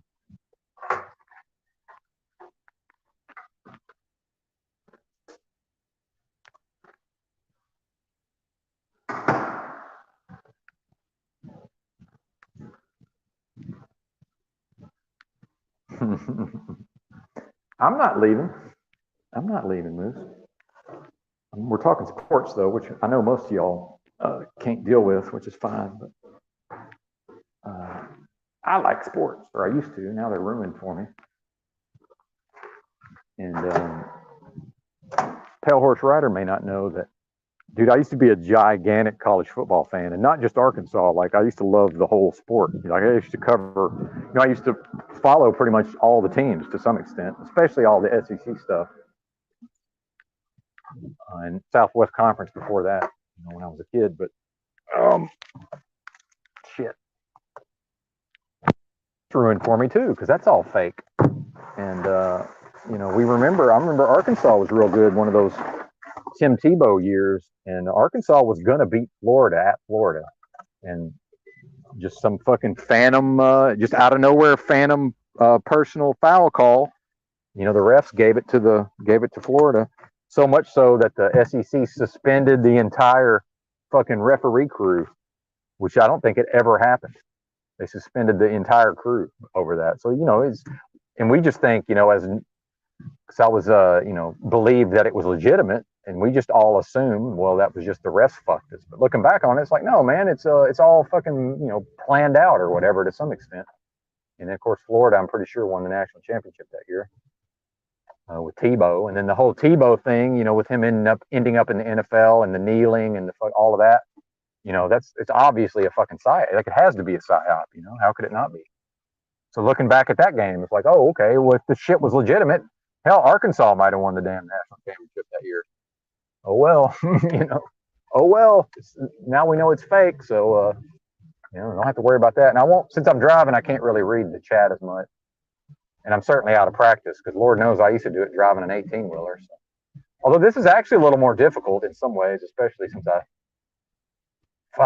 bought a manual car, man. I love manuals. I prefer manuals, but in this day and age, when almost no cars are manual, especially economy cars, the little fucking Versa, man, which I love my Versa, and you can't get the CVTs, but they do make these with a 4-speed automatic that's just a regular automatic that apparently is at least reliable, from what I understand. But yeah, probably my last manual car, unless I just somehow get rich or something and don't have to worry about it. But at this point, fuck, I might be able to figure out some kind of way to trade this car and add a little money and maybe just let somebody else deal with. Because if I could replace the clutch myself, obviously it wouldn't be a big deal. And I'm sure I'm capable of it. But and EBT was, because he's a mechanic, he was saying maybe, rent some shop space or whatever. The local fucking, Votech or whatever, or the community college. I bet I could go there and work on it myself. But man, I'm not a mechanic. I'm sure I'm capable of it, but just the amount of time and trying to figure it out, I'm not that handy. So that's almost 99% sure that ain't gonna happen. So that's a bit of a bummer. And I tore the clutch up, by the way. The clutch was fine when I bought the car, right at 10,000, about 8,500 miles ago, and then I drove it real hard one time, a couple of times, and wore the fucking clutch out. But it's got to be the original clutch. So it's time anyway. Oh, awesome, Bex. Yeah, that's great. I love driving. I love manuals. They're fun to drive, but once we get around to clutch replacement time, that's when it's not so much fun. Now I'm looking at maybe I could drive a truck just long enough to at least pay for this clutch.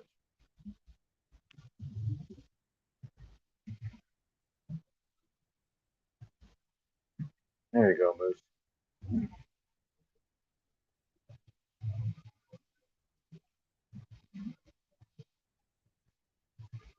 Yeah, thanks for the sports talk, Pale Horse Rider. I appreciate it, man.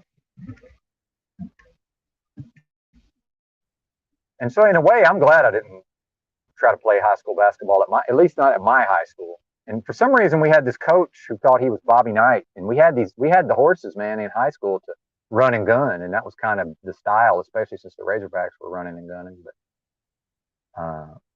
he wanted to play fucking half court slow down, and between that and having a really good point guard at my school, who I'm pretty sure played D1, I don't even know, but I'm pretty sure he did. I'm glad I didn't play, actually, in retrospect. But then we moved, man. We moved to a different part of the state the second semester of my senior year, which is kind of crazy. But they had the best player in the state. The Mr. Basketball was there. And other than him, I was pretty much better than everybody on their team. I probably would have started if I'd played for them. It's just bizarre how that works, right? He was way fucking. I couldn't do nothing with him, man. He was awesome. Nick Russell, I believe is his name. White guy too. It was all white. It was all white area of the state. That's probably why I was better than all the. That's probably why I was probably better than everybody but him. There weren't no blacks. Just me playing against blacks. So many blacks was an advantage, and it was, man. It was a huge advantage. Because even if they weren't great at basketball, most of them were pretty fucking good athletes. A lot of them were better athletes than me, that's for sure.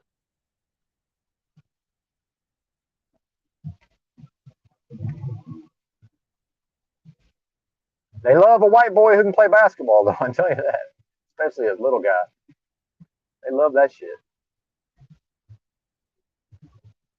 Or they did back then. Those did. They did. I shouldn't speak for an entire, creed of people or whatever we're calling it. And I hate how people drive now. It's just, they lock in on me. I got a car just driving behind me, just locked in. They're letting me drive for them so they can look at their phone. I hate this shit. Go. Now I'm just foot off the accelerator. I'm down to 28 miles an hour, and they're just right there going barely faster than me. When I was going 40, I look in the mirror, there's just a car right there behind me. Now they're more or less going my speed. Just bizarre, man. What's wrong with these people? I can't deal with it, man. Fuck these people. Beam me up, Scotty. Let me get out of here. Let me go somewhere else. I'm tired of this.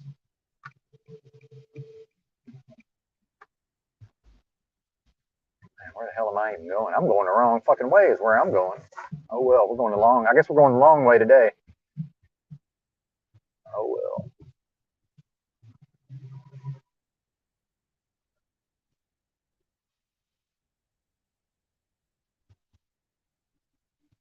But yeah, if anybody is joining late, I'm on my way to the store. I got to get shopping did.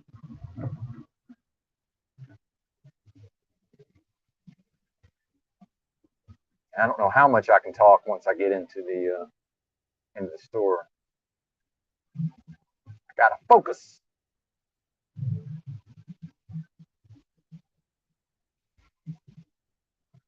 Oh, are we going to jail? I don't go to jail typically. Oh yeah, exactly, Pale Horse Rider, exactly. When in fact I've talked about this, that in some ways, like the greatest compliment, one of the greatest moments of my life was, I've talked about this, but you probably weren't here for it, but that we played 4-on-4 because we played a short court, right? So we played 4-on-4 pickup, and I had these three guys that I mostly played with, and we could hold the court. And I remember there was at least one Saturday I can remember, and there'd be on a Saturday, it'd be 40 to 50 people waiting to play, like no bullshit. And this is one of the most popular places, and basketball was huge back then, pickup ball nationwide. It was definitely a peak of people wanting to play, pickup basketball back then. And there were days where I would get there first, so we were always, first game. And then there was days, and those I always played with the same three people as much as possible. And there was days where we won all fucking day long and just held the court. And we all had good endurance. We were all in shape, and so there was one time where I didn't have the first pick somehow. And it was the first game of the day, so not everybody was there yet, but it was me and a bunch of black dudes, and so the other guard on my team picked me first. And just the brothers who had never played with me and didn't know anything about me, just the look on their faces, like, oh, he took the white boy, like that, like they're not even saying it, but it's like you can tell that's what they're thinking. Oh, he took the white boy, and I actually ended a live stream on this one time. I was telling this story, and I said, and you know why? And you know why? Out of respect. And that's all it was. I could tell there was nobody else was going to pick me. It's not like I was going to go to the other team with the next pick, right? So it's like he just did it out of respect. It was awesome, man. Just seeing the reactions, like, oh, he took the white boy. Like, what? And then, not that I was the best player available, but, somehow, somewhat able to live up to that, right? Even though obviously I would have been available with the next, the third pick, I guess, technically, or even the, but I would get picked, right? Like, again, it's like you. It took 2 or 3 times to get picked. Yeah, I'm getting picked. If it goes deep enough, I'm getting picked, right? Although most of the time it was me with the first pick anyway, because I typically was the first one there. Or maybe we all got there around the same time that day. I don't know. I'm not sure what happened exactly. Or maybe I just quit caring because it didn't matter that much. Because remember, when I wasn't any good, like I had to have the first pick. Because if I didn't get in the first game, I don't know, I might not get in the game at all. Or I'd have to be, and then it's the whole thing of having to assert myself and be like, no, man, I got the next pick. People are going to try to jump ahead and all this at certain situations, and having to stand up for myself, which is fine. I was good at that. But it's an interesting dynamic, the playground stuff. And then, dude, I had a head injury playing basketball, believe it or not. And in looking back on it, this might have been somewhat intentional, but I chalked it up to the guy was just, I gave the guy the benefit of the doubt, but we had some big motherfuckers that played down there sometimes. I'm talking like this guy would have been 6'5", a solid 220, like, and no fat on it.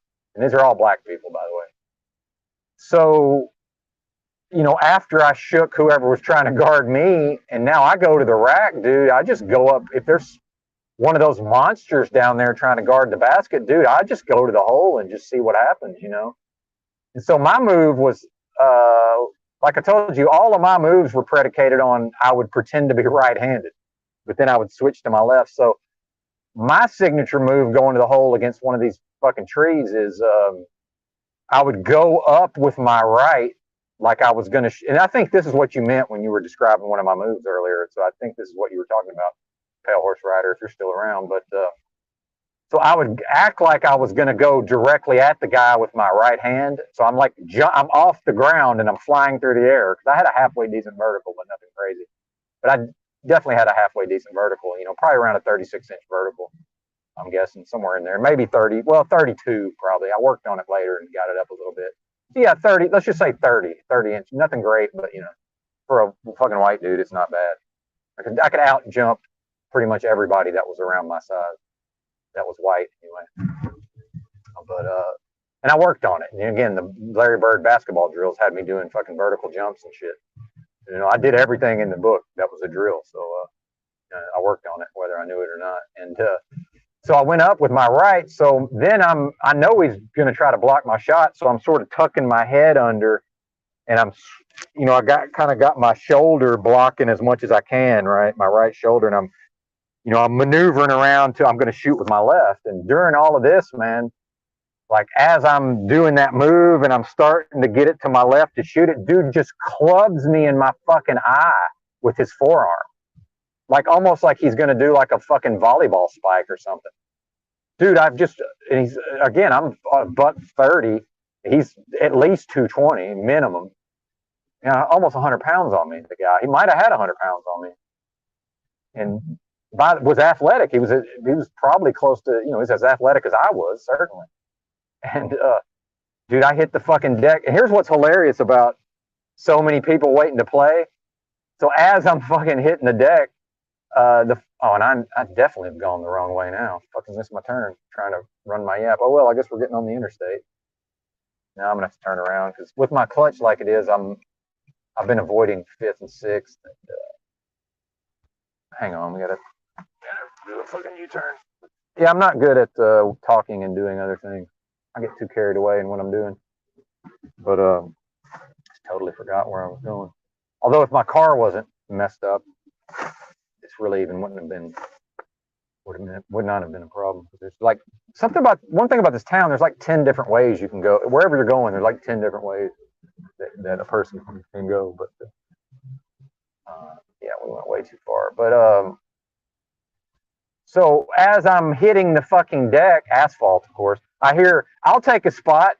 I'm like, what? So, it is a fucking, Lord of the Flies on some level, right? But then, so I stand up and just blood just starts fucking streaming out of my nose, right? I'm like, all right, this is bad. I'm bleeding everywhere. And I'm bleeding on the court. So now people and it's not a lot of concern for my physical condition, right? It's like, but then there's a couple of people like, "Man, you all right?" or whatever. And then it's like, "Hey, could you please not bleed on the court if you don't mind?" And, somebody's handing me a towel or whatever. And black dudes, especially back then, are always carrying around towels. Sweat towels is a thing. And if anybody remembers that phenomenon. But so then, I lived in the neighborhood, so it's not like I drove there or anything because I'm pretty sure I had a car and a license by then. But I would have just walked or rode my bike or whatever. Although I don't know, maybe I didn't have a car. I'm not exactly sure. I probably would have driven, actually, now that I think about it. But for whatever reason, I did not have a car, at least there. You know what? I did have a car there, maybe. Oh, dude, I was so fucked up, I knew not to drive my car. Wow, I started walking home and was so fucked up, I had to come back and was like, "Man, one of y'all is going to have to drive me." I was fucked, and somebody drove me home. And I was fucked up for about a week, man. I had blurry vision, like in my right eye, for like a week, and probably had a concussion, man. Probably got concussed. Yeah, dude, no fucking joke, man. No fucking joke. And I am tough as nails. I will take credit for that. I am tough as motherfucking nails. Yeah, couldn't drive. Yeah, that's what it was. I remember now. I had a car there. Couldn't drive. Yeah, crazy.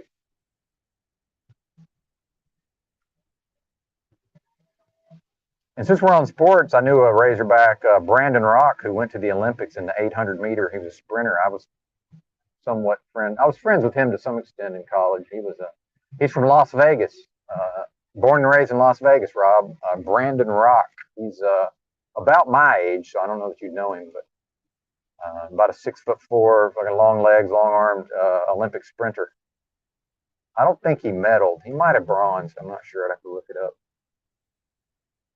I used to play pickup. I played pickup games with him in college,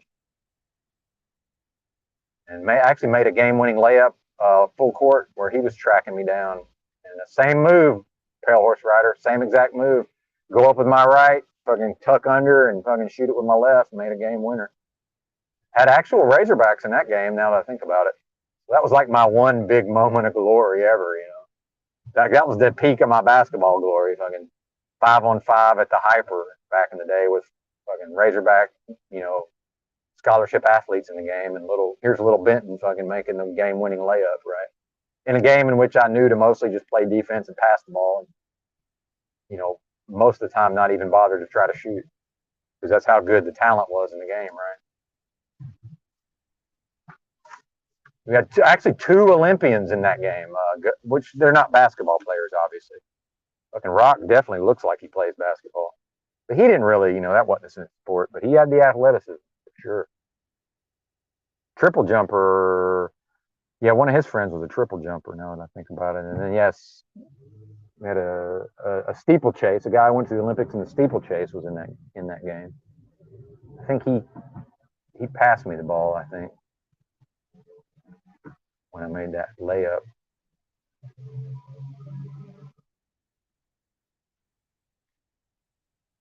Some people are just on another planet with their athleticism, like, because dude, Rock tracked me down, dude, like, because I fucking saw, like, once I heard, because this was a game-winning shot, so once the other team shot the ball, it's like while the ball's in the air, I already know, like, it's going to hit the back of the rim, it's going to bounce out, Sai Muse is going to get the rebound. I'm just going to, so I'm releasing as I'm seeing all this. I'm just running as fast as I can towards the other basket. He's going to fucking throw it as hard as he can. And I got to get under this thing and fucking, you know, catch my dribble just enough to fucking, and now here comes Rock, and it felt like it took him 2 steps to catch me, dude. It's crazy how fast he caught up to me. And then, you know, now I got to get it up before he blocks my shot. Love that kind of stuff, man. Loved it. Loved it. Like life was about that.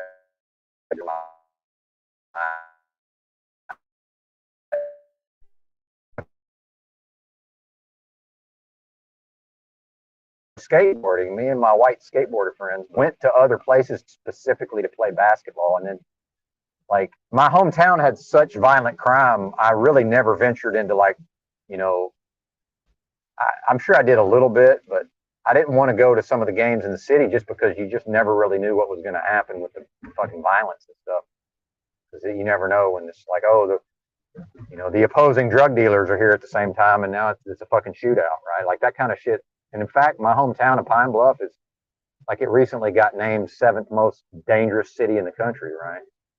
It's shit was no joke. We were #1 for murder rate like 2 years in a row. Murder rate per capita, $3.49 a gallon. What the fuck? I haven't even been to the store in so long. I didn't even know the prices were up. This is another reason, man. I don't even really like having a car anymore, honestly. It's fucking crazy. I don't like paying for expensive. I don't like being responsible for purchasing expensive gasoline. Shout out to Cosmo Kramer. Well, if anybody wants to come up and say anything, this might be a good time while I'm in the store, but I'm certainly not dependent on it. There might be some dead air while I focus on trying to remember what I need to purchase from the Walmart versus what do I need to get at the other store. Thank y'all for humoring my sports tales. It is appreciated. And then back then, I wish I had ever got to play with my cousin, because he was good at basketball too. And in fact, he played on, and they won the state title, and he played on their team, but I don't think he got in the game much, but because they were stacked also in basketball. Even the Shabazz was good at basketball. He was good at everything, though. National High School Athlete of the Year. Gatorade National High School Athlete of the Year. I think he still has a state record in the decathlon, I'm pretty sure. I know he had the state long jump record for a long time. I think somebody finally broke that. Although maybe not. I have to look that up. Crazy, crazy athlete.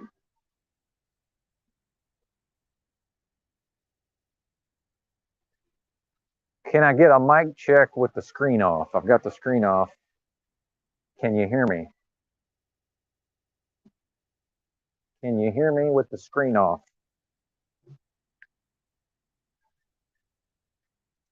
Well, thanks, Beck. Appreciate that.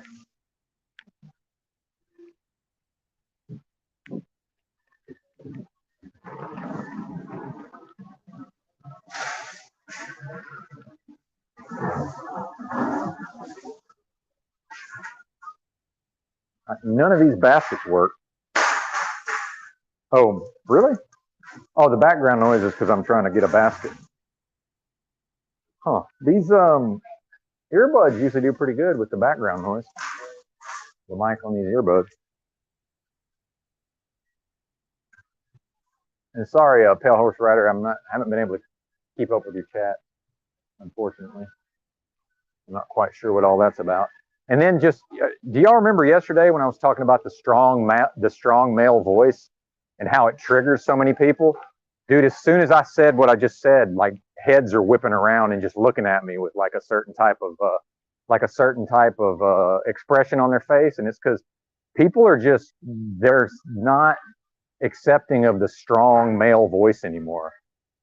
Especially somebody like me with some bass in his voice. It's just not a thing anymore, even here in Arkansas. So, but I don't have an inside voice. I've never have. You know, I've been loud since day one.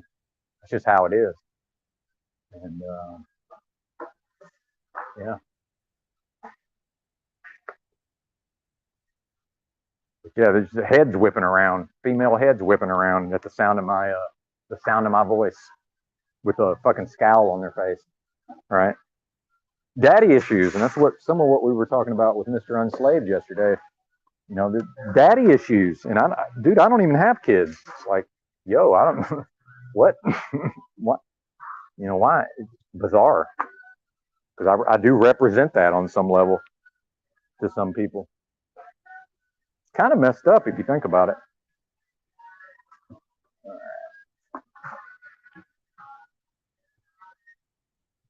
Oh yeah, I gotta remember to get the eggs. Don't forget the eggs. Well, and I'm talking about the literal sound of my voice, like, because again, my voice projects, man. I have a crazy loud voice that just it's always projected, even before I ever worked on it, right? Even before I really worked on the tone of my voice, the actual making it sound pleasing, right, on purpose for broadcasting. But even before that, I've just always been loud. And, it's just not a thing, man. It's just not a thing anymore. Men have just gotten away from that for whatever reason. Well, I can't do anything about it.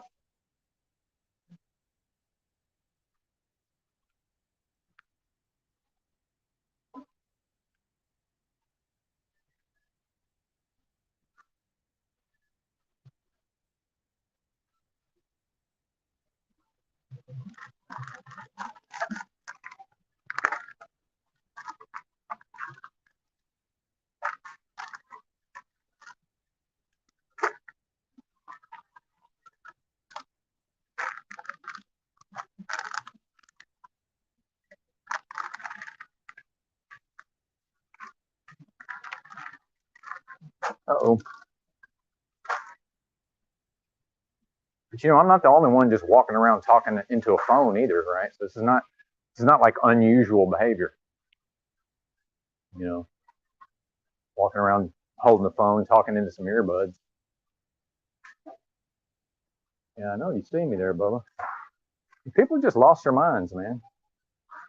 Yeah, I was gonna run me over. Oh, pardon me, sir.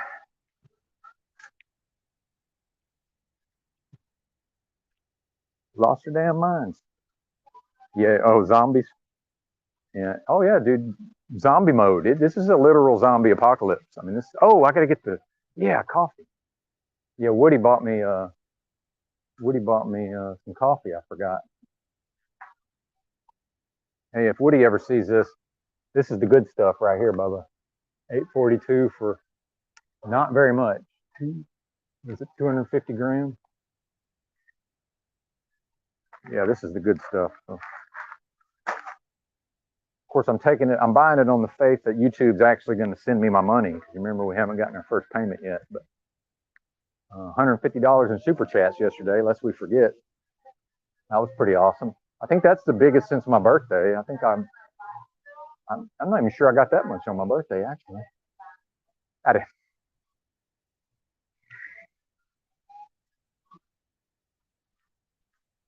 Yep.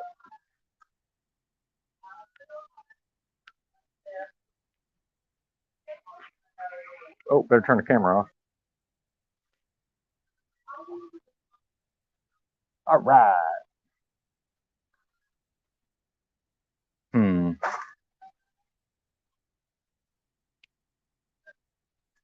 Now here's a question. They actually have the tuna in stock. I guess I pretty much have to stock up on tuna, right? I guess I don't have a choice.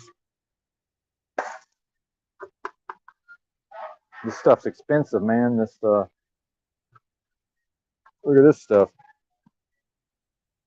$8.18 for 4 of these. But if you have to buy them individually, they're like, well, they don't even have them anymore. Oh, that's fucking weird. Huh. Oh well. Anyway. That's kind of strange.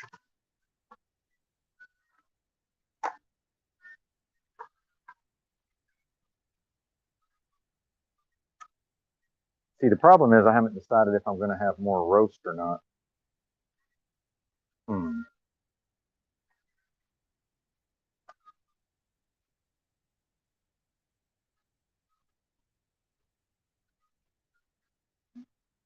Shit. All right, I'm going to wait because I'm not sure what I'm doing. The problem is they run out of these a lot. And in fact, I just buy all of them. But it seems like they've been stocking them a little more often. So I'm going to take a chance. Take a chance. Yeah. Uh-oh, watermelons. I've not had good luck with the Walmart watermelons lately, but these look like they might be decent. I never found out if this plays my audio with the screen off. So no, see, it's not. It's just I've gotten too many inedible watermelons here. I just can't buy a watermelon here. It's a shame to make special trips to another place just to get a watermelon. It's nuts. But I've straight up wasted like probably $20 on inedible Walmart watermelons. Just inedible.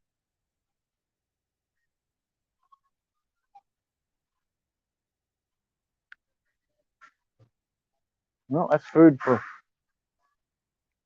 what's going to be food for 4 days anyway. Oh, I need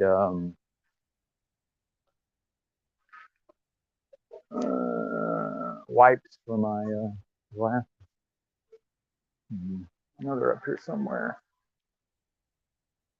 Yeah, make me go too far.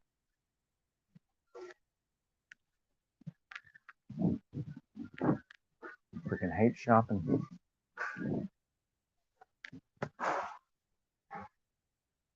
Okay, well, I never turned the problem is I turned the screen off, and I don't know if y'all can hear me when I turn my screen off. That's the problem. So I have no idea. Because I turn the screen off and I say, can y'all hear me with the screen off? And then nobody ever answers. So I don't know. I really don't know. I guess I should just turn it off and talk, and then talk for 10 minutes and then turn it back on. And if it's like, hey, we can't hear you, then I'll know, right? Damn. Yep.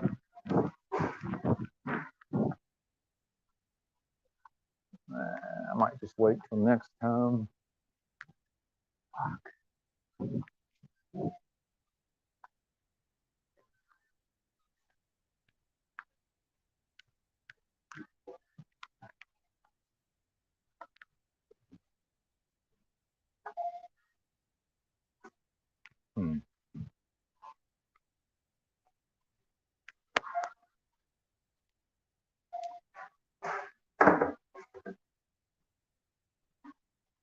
I mean, it's not like, yeah, I don't know about that, Bex. The thing is, I think you're talking about the outside, right? The yellow on the outside.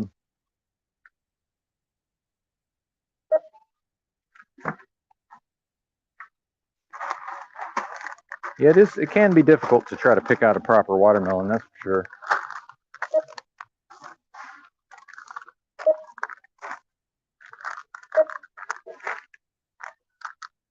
I definitely want to talk about these self-checkouts, and I'm going to wait till I get outside, I think.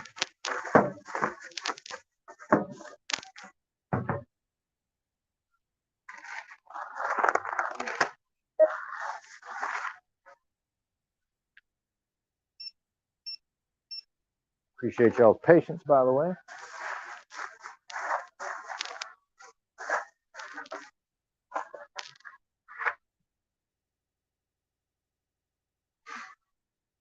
$42. I've purchased almost nothing. Seriously, $42. This is the amount of food I'm taking out here.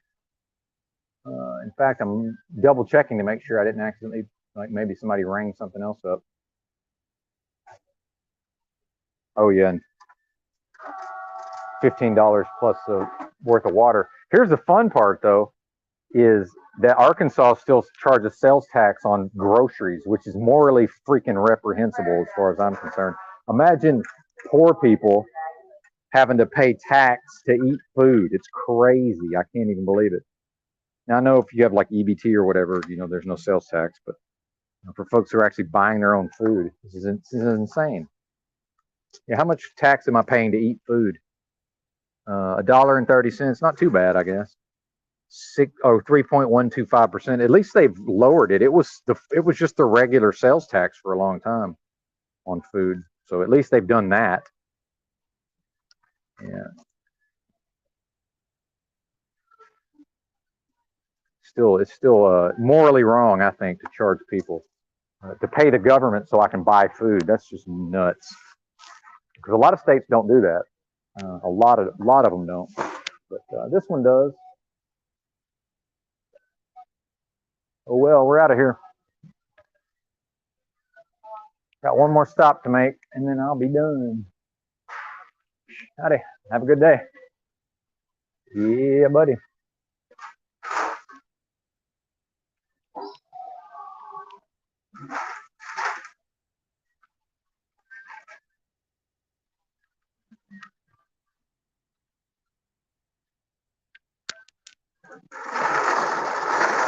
Oh, chitlins. Chitterlings. Did you know that that's what chitlins are? They're chitterlings, which I'm still not exactly. It's intestines, right? Isn't that what chitlin is? Chitlins. Is that intestines, or I don't even know what that is. Yeah, it's a thing where I'm from, Woody. Chitlins is a thing where I'm from. Certainly, I was a very picky eater. I've never had any. Or is that like chicken gizzards or something? I'm not sure what it is exactly. Chitlins. Grits, though, I've certainly seen a lot of grits. Grits, definitely never ate them either. Yeah, pig intestines. Okay, that's what I thought. Yeah. Yeah. Pig intestines. Oh, good. Well, I don't know if I ever. The point I'm making is I had the screen on, but I would like to have, since I'm on my phone, I'd like to be able to just turn the screen off and stick it in the kangaroo pouch of my jacket, right? That's okay. I'm not even worried about it. I'll figure it out on my own time. This is our time, right? And I'll figure that out on my time. Producer Moose may be here, but the reality is, nobody has agreed or been tasked with producing the show other than myself.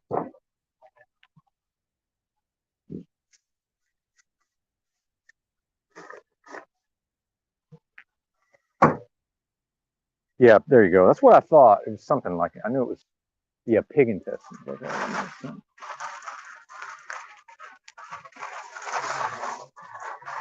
But dude, these self-checkout people, man, because I come in here, when it's not busy.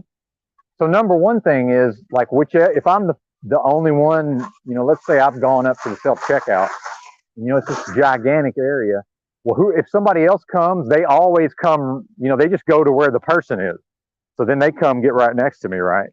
So now I'm already kind of crowded. But then the self checkout person, they're just on their phone or whatever because there's nothing to do. But it's self checkout. I'm the one doing the checking out, right?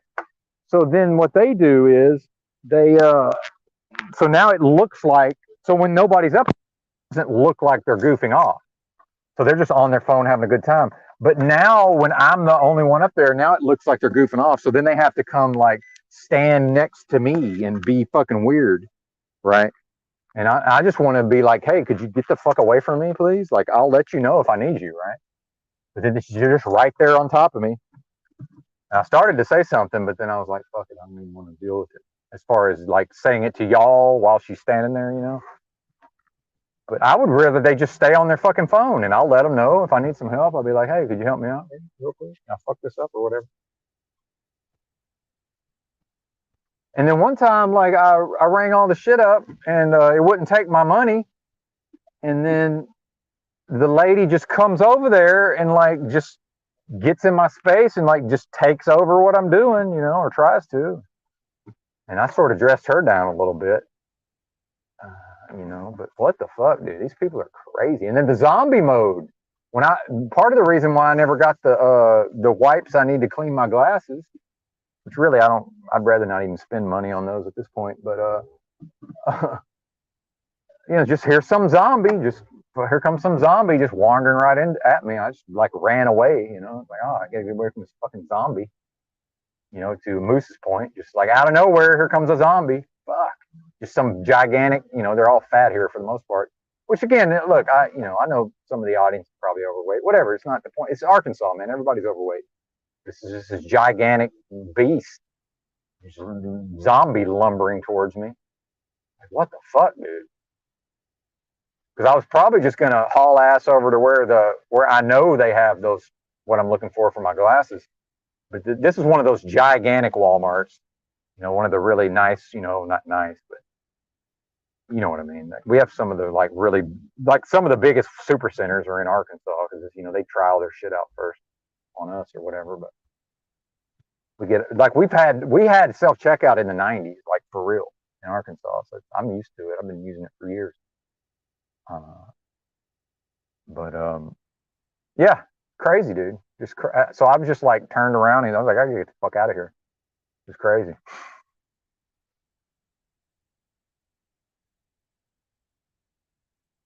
All right, here we go. Yeah, my clutch is slipping, that's for sure. But it's like if I manage to shift like everything correctly, it really is not a problem if I do it. But then sometimes, you know how clutches are. Anybody that's driven a manual. I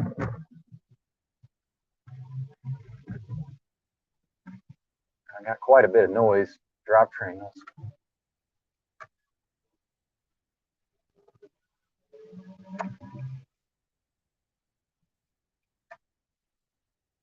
I want to give you all a tip for those who need to make a left turn, but they got to jump into the turning lane. Please stop. That's the best thing to do. Because it's when people keep rolling, but they can't. You can see where you're going to get in, that's fine. But dude, when people just jump into that turning lane and then just want to ride right beside you, it's like, what the fuck is this, man? Why don't y'all just stop?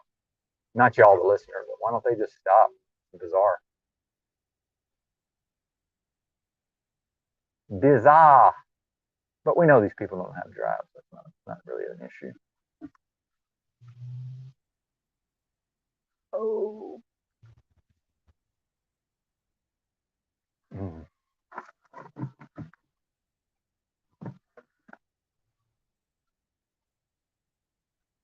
An actual blind man crossing the street, it looks like.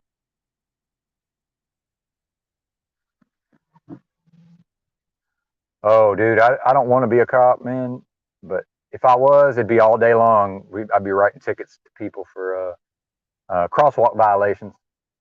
It'd just be all day long tickets for following too close, crosswalk violation.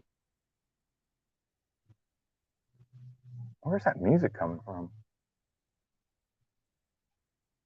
They're behind. It's the car behind me, but it sounds like it's coming from in front of me. I wonder how the hell that's going on. That's weird.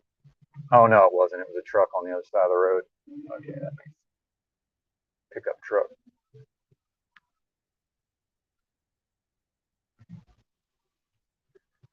Hey, what's up, Yurt? Thanks for your compliments, sir. Yurt said he liked yesterday's stream. I liked it too, sir. I liked it too. Hanging out with the kids. Love to hear that. Getting the public what? Oh, I just can't even see, man. Dude, I think the THCO was improving my vision, believe it or not, because unless it's just a coincidence. I'm not seeing near as well as I have been.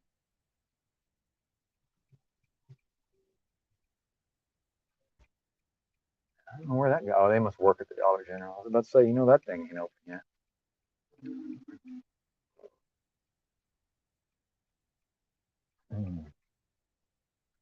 Oh, and we didn't get to the intersection quick enough, so we did not get the advanced green. And this is the time on this particular road. There's no traffic in this town, I can assure you. But it's the time of the day when this road, there's traffic on this at this time of day.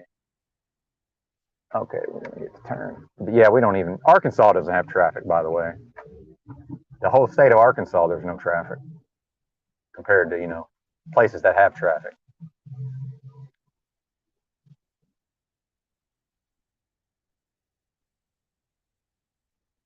Public school flu. And I'm glad I went to public school just as far as the socializing and being around my peers. But beyond that, man, it was almost a complete waste of time for me to go to. I've said this before, man. Once they taught me to read and write an ad, the literal reading, writing, and arithmetic, 3 R's, so called. Once that was accomplished, it's complete and total fucking waste. They taught me literally nothing. Make literal again. But yeah, they taught me not literally, but effectively they taught me nothing that I would not have already learned on my own anyway. Waste of time. And then I remember when Mitchell was trying to defend himself yesterday on Paul's, and he keeps trying to stir up some kind of thing against me or whatever. But it's just, dude, so many people, it's like, are just determined to not have me broadcast with Paul for some reason. Have y'all noticed that? And, the whole me and Drew thing wasn't entirely caused by that, but that was a part of it, certainly. It's just bizarre, man. Because if I really am what Mitchell says I am, won't Paul figure that out eventually? And, won't it just not? You see what I mean? Like, what's the point of him even trying to insert himself into that? I just don't get it. Lord knows if I saw Mitchell trying to actually do something, and I'm not saying he doesn't, I'm just saying if I saw him doing something with other people, I would, I'm not going to be like, oh, trying to encourage them to, not to fuck with him, right? What do you think, Yurt? If you're still around, or do you have any thoughts on the matter? As I drive past the apartments where my dad used to live, which is right next door to where my storage is, right? And or I guess I shouldn't even say that, but I'm probably not going to have it too much longer. But my dad lived there like 6 months and then moved to a different town. I was like, what the fuck is this, man? What are you doing to me? Of course, he can do whatever he wants. Kind of bizarre. 389. This is insane.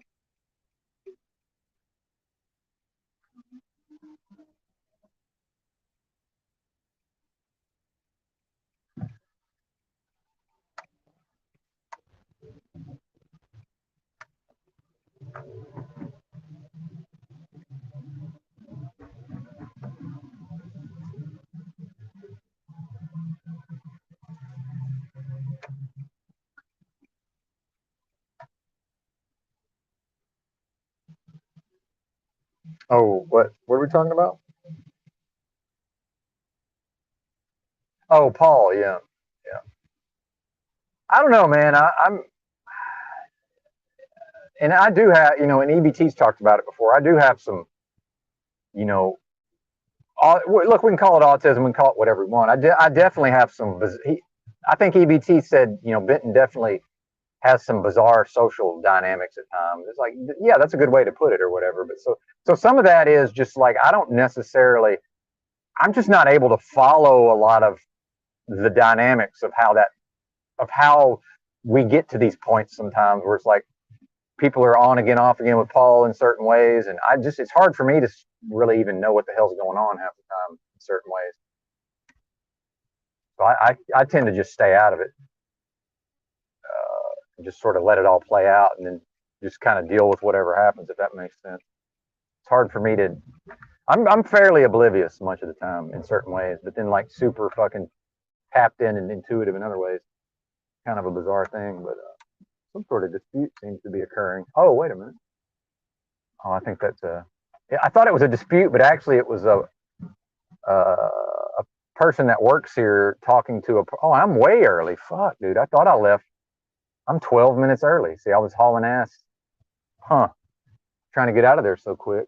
I thought I had this timed out properly. I'm 12 minutes early. This thing ain't even open. This is what I'm talking about, man. How can this be modern fucking society? It's 6:48 a.m. and I'm waiting for places to open, dude. This is crazy.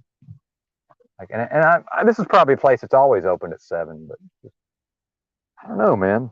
It's bizarre to me that just like I have to wait so many hours to even start my day some of the time. That's part of the reason I go live so early. Part of it. Like, dude, if I could just go do my fucking business, you know, maybe I would do that and then broadcast later. I'm having to wait for the fucking stores to open. Oh, dude, yeah. And I'm out of the loop because I haven't been able to read the chat, but Yurt said he salutes Paul's chest. Yeah, dude, he's definitely got a lot of strategery. And I say strategery, you know, I guess because of George W. Bush, I guess. But then we had a football coach at Arkansas who kind of talked like that too. He said stuff like that. But yeah, you know, and I'm pretty good with the strategy myself in certain ways. It's like game, respect game, you know, game, recognize game, you know. And that's what it was Mitchell like yesterday. Like, you know, that was some version of a strategy, whatever I was doing. And then you see the way it played out. Not that again, none of it's going to amount to a hill of beans, but, you know, I am sort of able to win the interaction in a way, right? By playing off of various dynamics more or less instinctually, if that makes sense. So it's like, yeah, I'm talking on one side, I am socially fucking bizarre in certain ways, but then in other ways, I'm very fucking tapped in and know what to do strategically. And that whole thing with TBE, you know, it's like I maneuvered things in that direction over a long period of time, you know, strategically when he showed up, and we actually that was the thing, man, is we sort of got to a point, you know, of something of a reconciliation, which was kind of unfortunate that that's what happened first, right? I don't know. I don't want to go over too much more of that. Yurt said, I saw the route forward last year in this YouTube ghetto. Could have continued on it and been quite successful, I imagine. Yeah, I think so. Let it go deliberately and consciously. Yeah, and I can see, you know, when we get to know people, man, you can kind of see when somebody's over a thing, and it's like I could tell that. It's like, oh, he's pretty much over. At least the panel part of it. It's like, yeah, he's pretty much over this. And then we know how people are, and I'm this way too. That, you know, there is some version of you kind of have to do it. At least in this particular ghetto, we kind of have to grind it out almost every day to some extent, just so that people know, get in the habit of coming back, right? That is a thing versus the more hit or miss.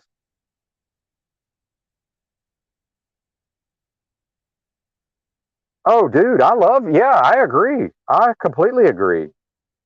That's what's crazy is, yeah, it's the thing is, it probably is just straight up insane. Dude, probably is just straight up insane. Because, yeah, when he's not insane, absolutely.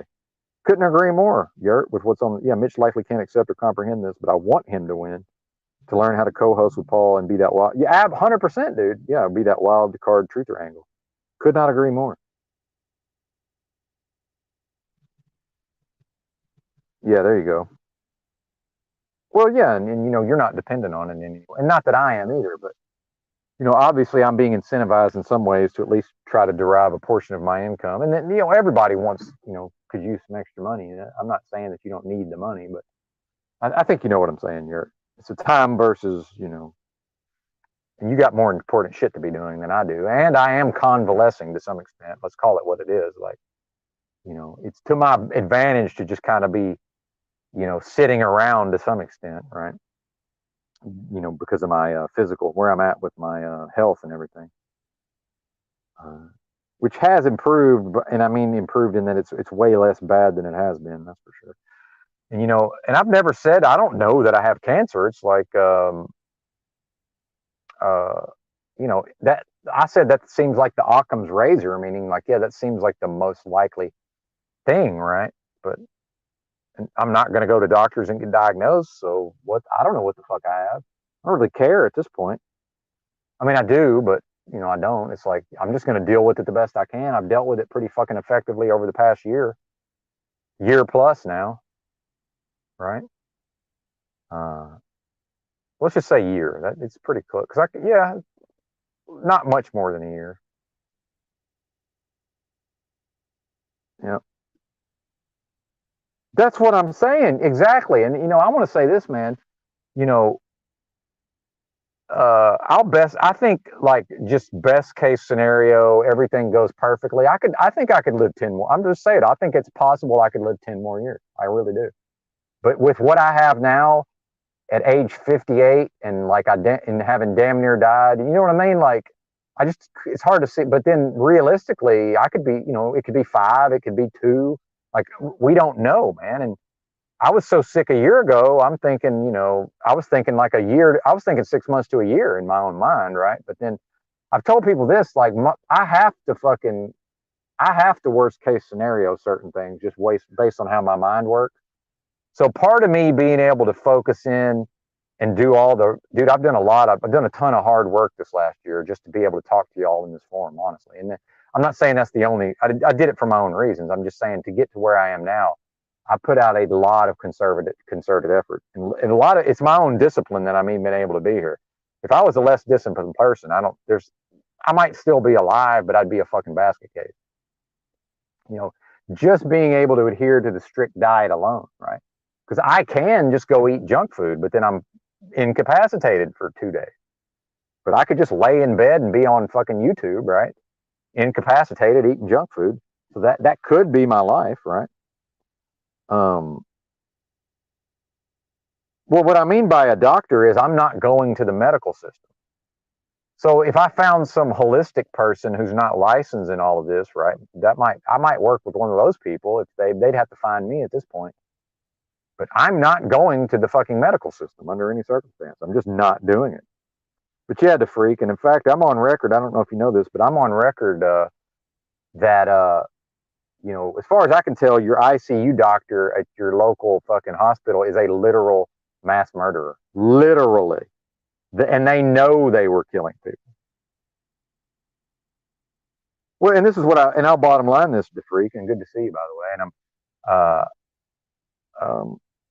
I like your comments. I think you're the one I've seen in other channels that I like your comment a lot.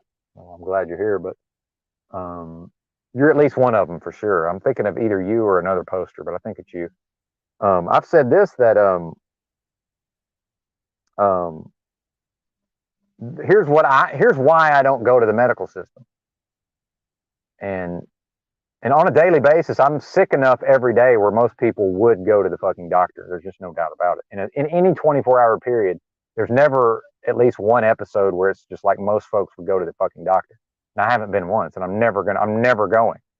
Unless I just lose consciousness and wake up in a fucking hospital. I sure hope that doesn't ever happen. But at what point do I become ill enough where I just more or less tattoo DNR on my forehead? And I'm not even kidding, right? Because just let me go, man. If it's my time, just let me fucking go. But here's what will happen. And we both know, the way you're talking to freak, we both know this. They will absolutely ruin my quality of health, not extend my life, not cure my issues, and also make a profit. But I have a quality of life, right? I do in every 24-hour period, I have a quality of life. They'll ruin my quality of life in the short term. They will not extend my life. They will not fix my issues. And, I'll just more or less be made more comfortable, right? Yeah, it's sick, man. It's sick. Thanks, Woody. I don't know if you were here. I got the coffee bean. I got the good shit. So thanks, brother. I didn't get a gigantic bag because these they sell in small bags, and it's not. There's really no point in these are like it's like a local roaster, even though they sell it at Walmart. So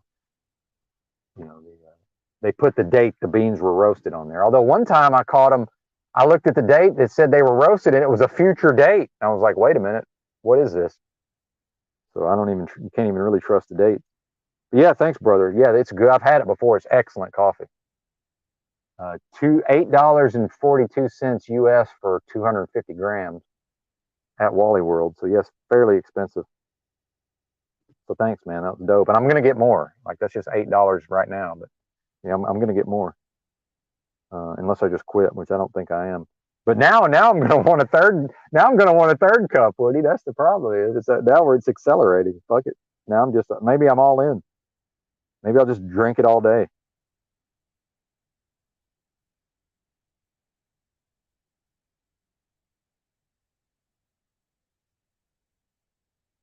I've heard of that author. That's one of those people I hear a lot about that I've never bothered to read.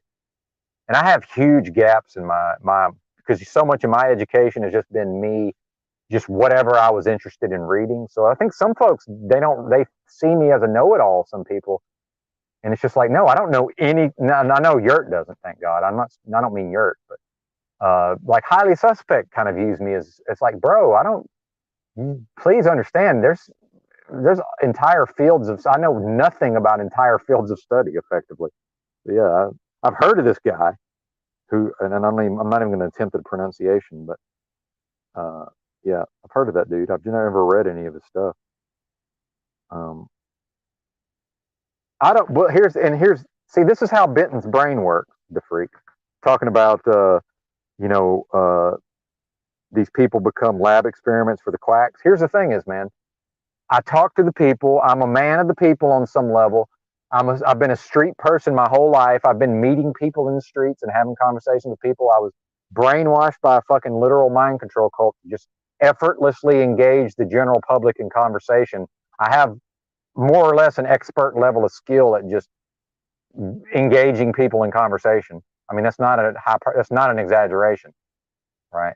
I can just cold approach pretty much anybody with no fear and I could just go talk to a woman to try to, even thinking I'm going to try to get her phone number. I won't be nervous, like all of these things I can do, right? Hashtag things Benton can do. So I have never in my life talked to a person who went through some kind of health challenge. And we know that 99.999% of everybody, when they have a health challenge, they go to the medical system. I have never in my life talked to anybody who went through any kind of chronic health issue that had anything positive to say about the medical system. Not one fucking person. Now, I've had people who recognize that maybe the doctor saved their life, especially like they had a car. They're super good at, a person had a car wreck and they're near death. They're super good at that, right? It's just an actual chronic illness. They're worse than worthless. They're actually beyond worthless because they make it worse most of the time. Best case scenario, they don't just fuck you up worse. That's the best possible outcome with chronic illness, as far as I can tell. Meanwhile, it's also going to be a waste of time, money, effort. The whole thing, it's a waste.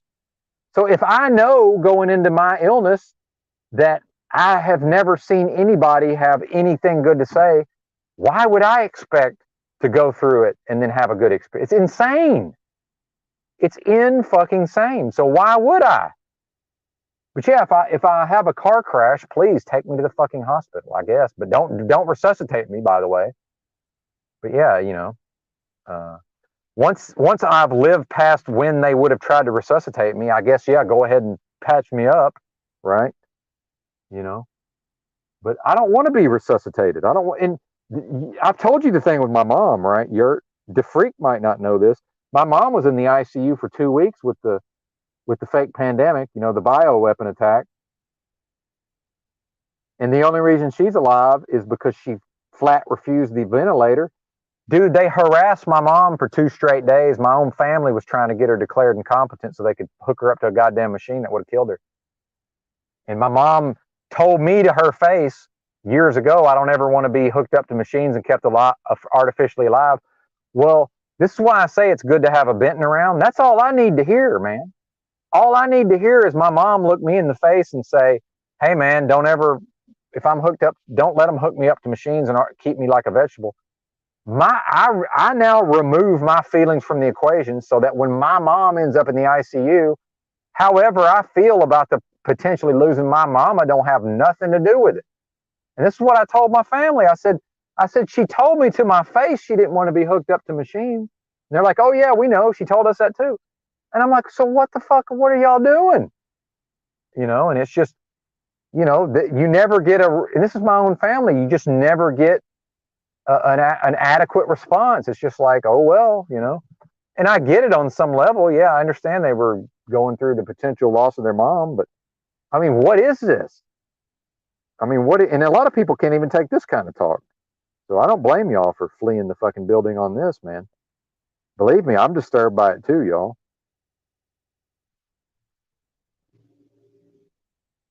Dude, what? That's fucked up, man. Exactly, dude.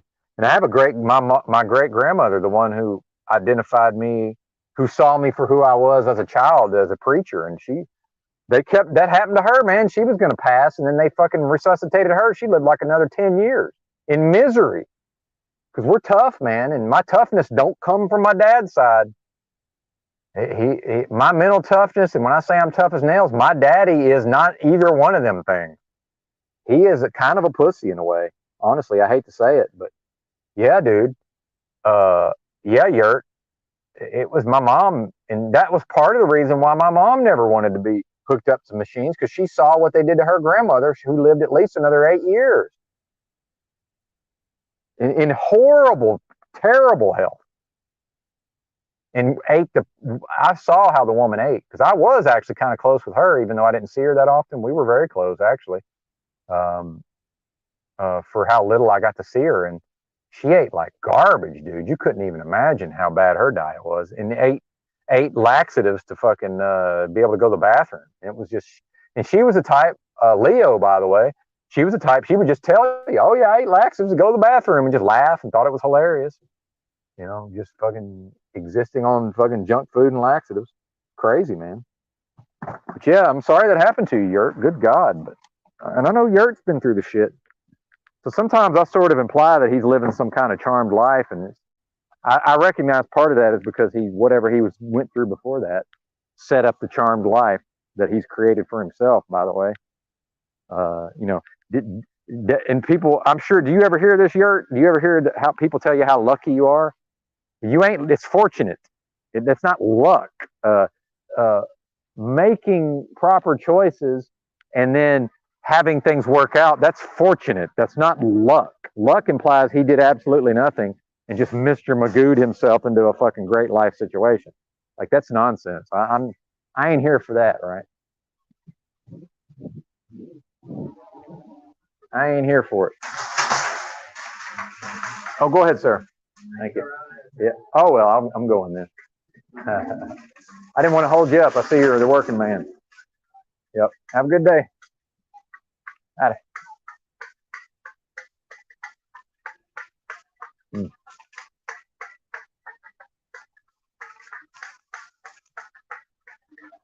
Yeah, Lord knows I ain't got anywhere to be.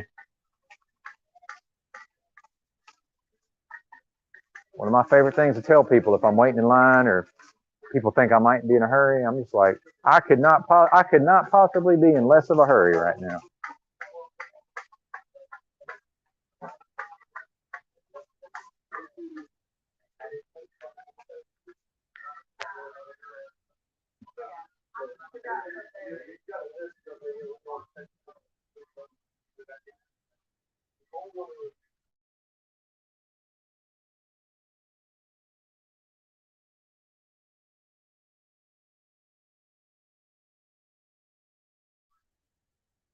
Wow, they have these Japanese sweet potatoes here, these purple sweet potatoes.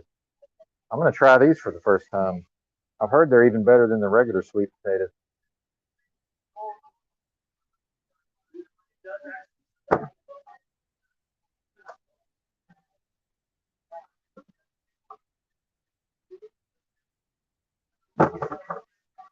at that thing. That's gigantic.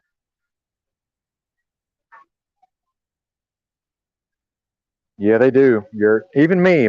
I even make a lot of assumptions, and I've certainly worked to minimize that, but it happens.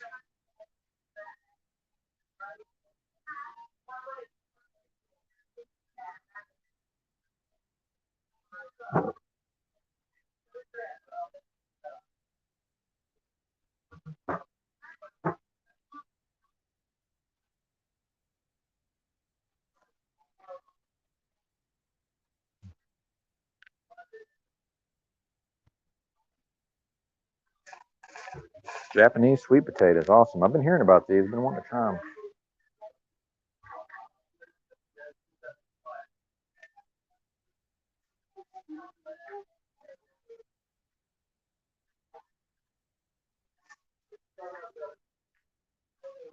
Oh.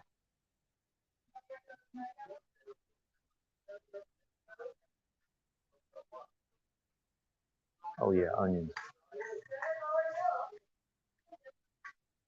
Oh, sorry about that. How y'all doing today?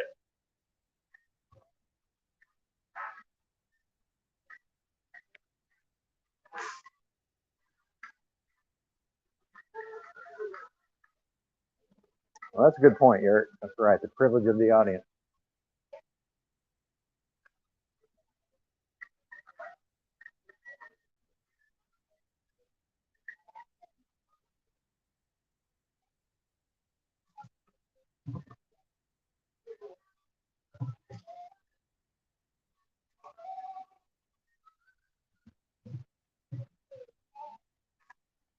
All right, what else do we need here?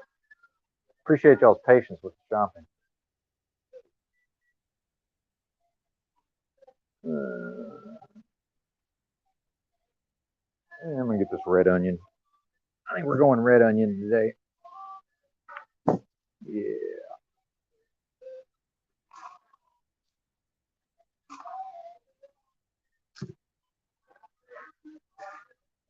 Why not? Oh yeah, radish. Gotta get some radish.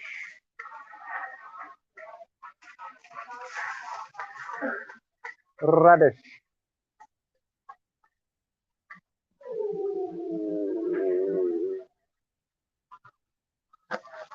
Not that one.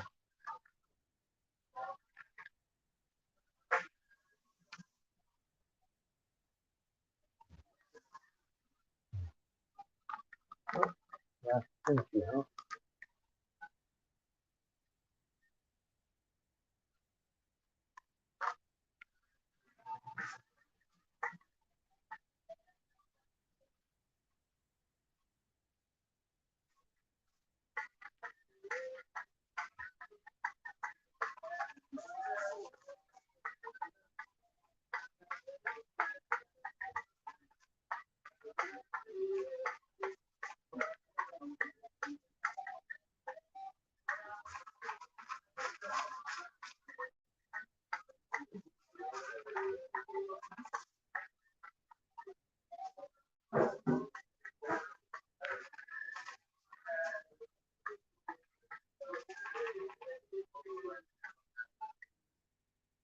All right, we're almost out of here. How you doing? I'm well. How are you, sir? I'm all right. You having a good day today? Best day of my life. What about you? You must be training today. Well, I'm just helping. There is some training going on. Oh, I see. I'm just covering for a second. I see. Well, that's what I get for assuming. You know, there's something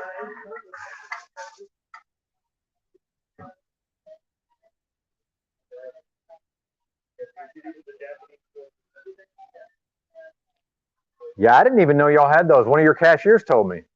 Because I've been looking for them, but I just didn't, never saw them. I don't sell a lot of them. This is a purple sweet potato. These are purple. You ever had purple ones? I had white. Oh, okay. I've never had them, so I'm looking forward to it. Awesome, yeah. Yes, sir. All right.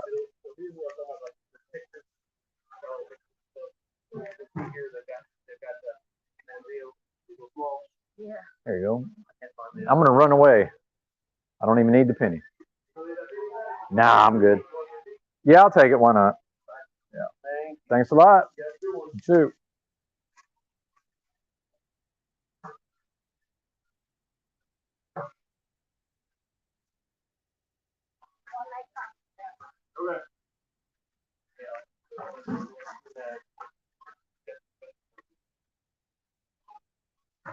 Thank you. Awesome. Oh, I love kimchi. Yeah, I got the last one. Oh, awesome. Yes, sir. Yep. Well, have a great day. Yep. Oh, I always forget that.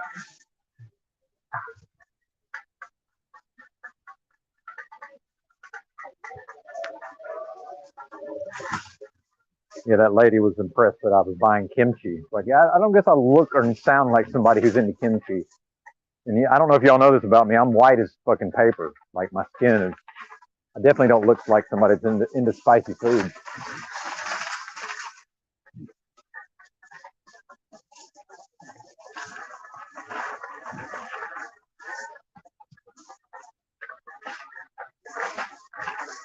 Well, I kept it under 100, so that's always a good thing.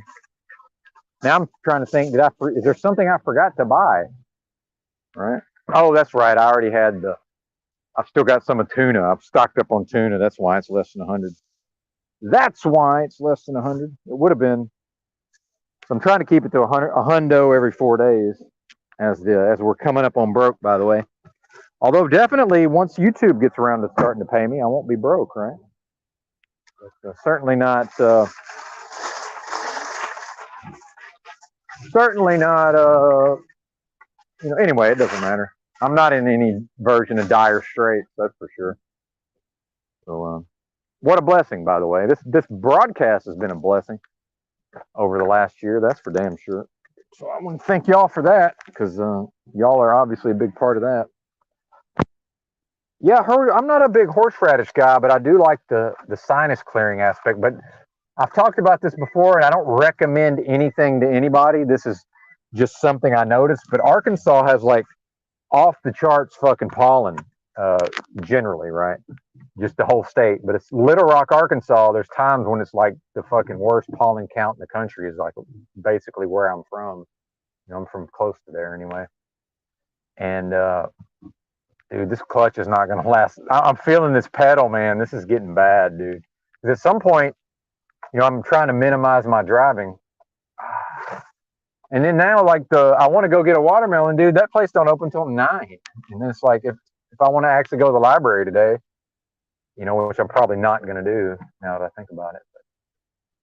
But no, man. Which I don't blame just the local fucking, little fucking.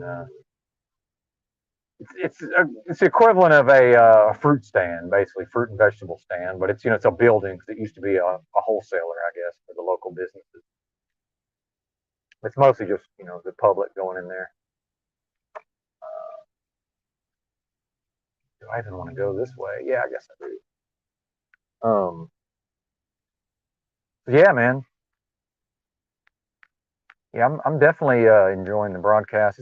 Obviously it's a hobby for me on some level, but then it's basically paying for itself at this point, as far as because there are some costs, Man, once I get some sort of income, or I at least know where my money's coming from, I want to probably do another website. Just at least have something in place anyway. As we make our turn at the Mickey D's, and of course that thing's a hot spot, obviously.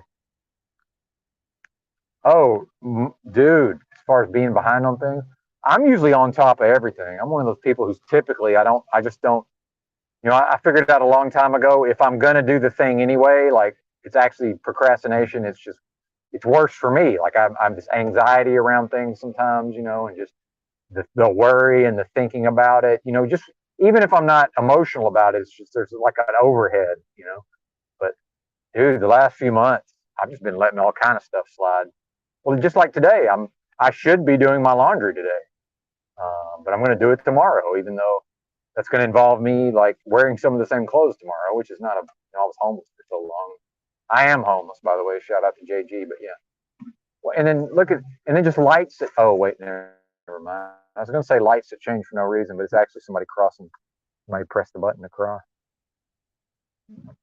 This town definitely has a lot of just weird, like we stop at a light, but then no cars ever come. In downtown, it makes sense because those are typically just like on a timer. But I mean, just random fucking roads. Why the hell am I having to stop? This is crazy.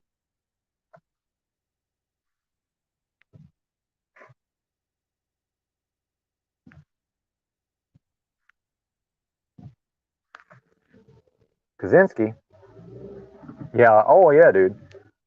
Well, and I don't know if y'all remember a few years ago there was a bunch of things like where a lot of people were covering Kaczynski and specifically the manifesto and that probably had something to do with the fake pandemic too. People were had plenty of time to start looking into things like that and needed to entertain themselves and maybe had way more free time and all of this than normal. But yeah, that was a lot of people seem to be reaching, especially it seemed like a lot of the younger folks were kind of coming to that conclusion in certain ways,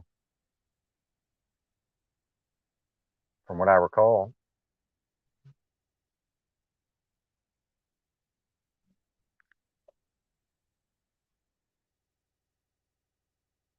What? You talking about the movie Powder? That was an interesting movie, man, because that was before I was like really able to spot the psyops. Look, I need to watch that again because that had to be some version. There had to be some kind of programming going on with that movie. If that's what we're talking about. Oh, because I said my skin was as white as paper. Okay, now I know why y'all are talking about that. Yeah, I'm damn near powder, dude. Make my arms are tan and stuff, but yeah, if I fucking because I wear pants, I don't wear shorts anymore or anything usually, but yeah, dude, my legs it's like white as a piece of paper. Like it's not an exaggeration.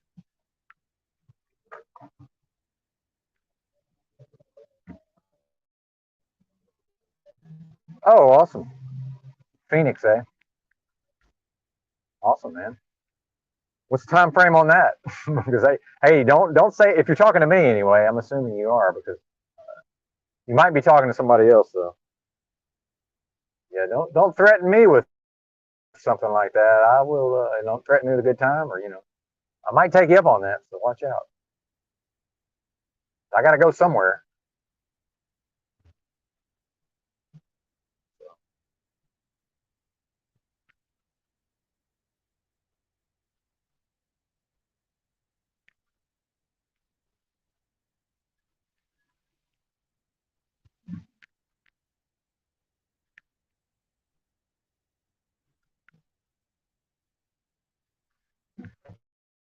That's the number one. What level of internet are we talking here? Let's get down to brass tacks. What's the internet fucking throughput? What's the bandwidth on the what's the bandwidth on the internet? Probably pretty fucking good. Actually, being in Phoenix, I know just enough about Phoenix. I used to go there all the time, truck driving. Talking about actual Phoenix, or are we talking about? I'm just curious. I know, like I say, I know the area somewhat. Actually, not a huge. I will say this: not a huge fan of Phoenix in general. Because I like cities, and that's one of my ones I'm not a huge fan of. But I'm a huge fan of having places to stay and being able to broadcast. Hell, it's not summer, right? Summer's over, so I'm sure it's still hot, but that's okay. I'm from Arkansas. It gets hot here too. Dude, it was 115 in this town I'm in. It was 115 for a week when I lived here 10 years ago. But we get some of what y'all get. We just don't get near as much of it. Because I know, didn't y'all have entire month of July was over 110? And didn't that happen? Is that what I saw? The whole fucking month, the high every day was 110 or above for all of July. So yeah, it gets that hot here, just not very often, and it doesn't stick around. But I know, like last summer, when me and my dad we camped out for a week, waiting for his apartment to get ready, and it was, dude, like it was 105, 106 for like a whole week. So even the 110 is rare, but it was 115 for a whole fucking week, dude. It was crazy. It almost never gets that hot here, but it does happen. So I can deal with it. I guess what I'm trying to say is I can. But dude, when it got that hot here, I had an apartment with nice air conditioning, and I didn't really have to go anywhere at the time. I just fucking did all my business early in the morning, as early as I could, and I just stayed inside. It was nuts. All kinds of old people were dying. Even last year, a bunch of folks died at the 105 and the 106. Right on, man. What's the time frame? Although I'm sure I could figure out, dude, I'll just put it to you this way. If I can get this car where it can drive out there, because at this point, dude, I couldn't even drive this car. I'm not even leaving the town until this clutch gets fixed, but in the car anyway. But I got to go somewhere because my last, and I don't have to stay in this motel for the full. That's what the thread title means. And all these morons are going to come to a complete fucking stop, even though the ambulance is on the other side of the road. Holes. I don't know why people do that, man. I really don't. It's a good though. Like this is just Arkansas people are like. I guess I'd rather have that than it's like, yo, it's New York City and the fucking they won't let the ambulance through type of thing. But I think it is kind of dangerous on some of these roads to just come to a complete fucking stop because there's an ambulance on the other side of the road.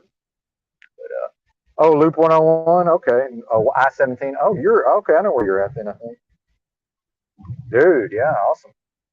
I've been putting this out there for a while, hoping somebody would bite. But yeah, my last I got 17 more nights in the motel, and then I have enough business that I procrastinated on, and then I got to figure out something. And in fact, that reminds me, part of the procrastination is I need my mom to send me my title of my car just in case I end up trading it or selling it and buying something else. Although not that anybody would give me anything for this thing. But I don't know, man. I got to figure something out. I don't want to get on a plane, but fuck. I've said I'm never flying again, but I think what I've said is I'm probably never flying again. Certainly lost all desire in the COVID. I'm saying the word again, the fake pandemic era. But yeah. Hey, would you email me, DeFreak, if you haven't already? So I'll have your email if you don't mind. My email is in the description of this video, I believe. If for some reason it's not in the description, it's bentonja@protonmail.com. If you would email me and just say, hey, this is DeFreak, and just so I have your email, I would appreciate it. Because I tend to try to jump on these sort of things when the opportunity presents itself.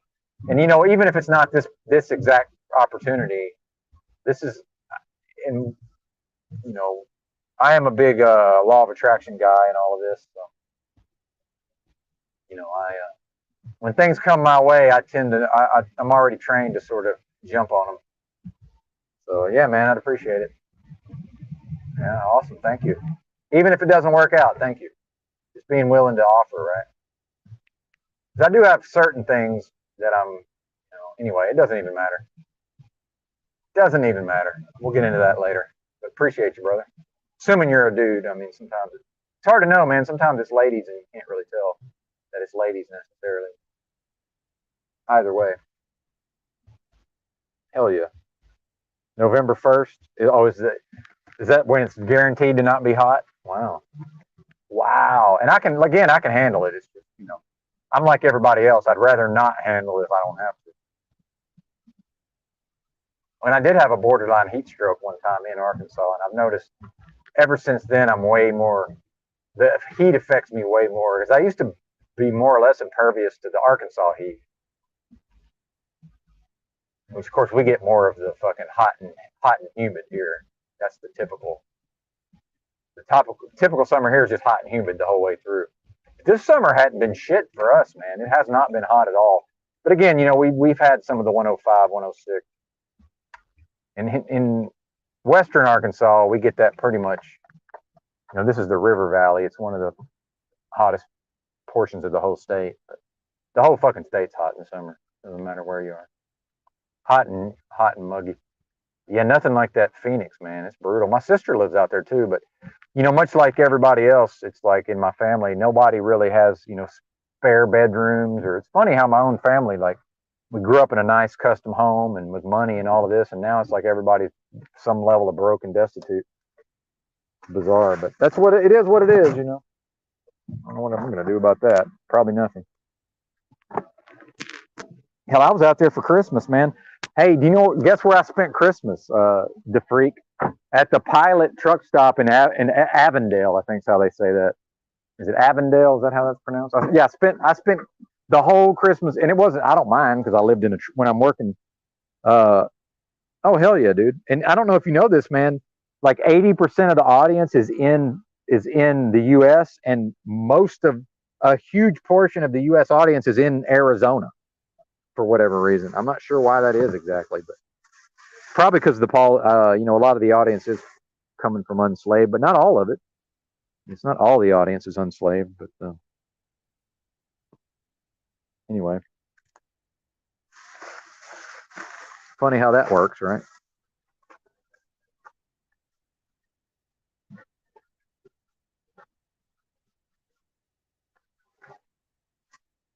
And when I say I'm not a fan of Phoenix, I just mean like I like cities and I have my preferences, right? And it's just that's one of the ones I'm not that fond of compared to the others. But and as a truck driver, it's great. But yeah, I spent Christmas weekend at the fucking Pilot in Avondale, but I lived in the truck, so I didn't care, And I don't. I was raised without Christmas anyway, so it's kind of a nothing burger to me on some level. But with the whole Jehovah's Witness thing, but my sister was there for Christmas, I'm sure, and I would have loved to have seen her, but it's like, what am I going to try to go to her house and hang out and where there's probably nowhere to hang out, and then, what is she going to come hang out with me in the truck? It's like, what's the point of this? It just seemed kind of pointless. It's kind of sad in a way, I guess, but I don't know. And then it's Christmas, people got their own plans and everything in their own lives. It's not like I knew ahead of time that I was going to end up that's where I would be, right? And hey, these fools, man, they had me trying to go pick up a load on Christmas Eve afternoon, right? With the truck. I said, listen, because I delivered, that morning. I said, it's Christmas Eve. I'm not doing that to the people that work there. Like, they just want to go home and have their holiday. I'm not showing up there to get a big rig loaded. I said, you people are nuts. It's not going to happen. I'll just hang out in the truck all weekend. I don't care, but I'm not doing that to those folks. It's just it's just wrong as far as I'm concerned. Try to go pick up a load Christmas. It's a Friday too, I think. Christmas Eve afternoon on a Friday. Go try to pick up a load. Crazy.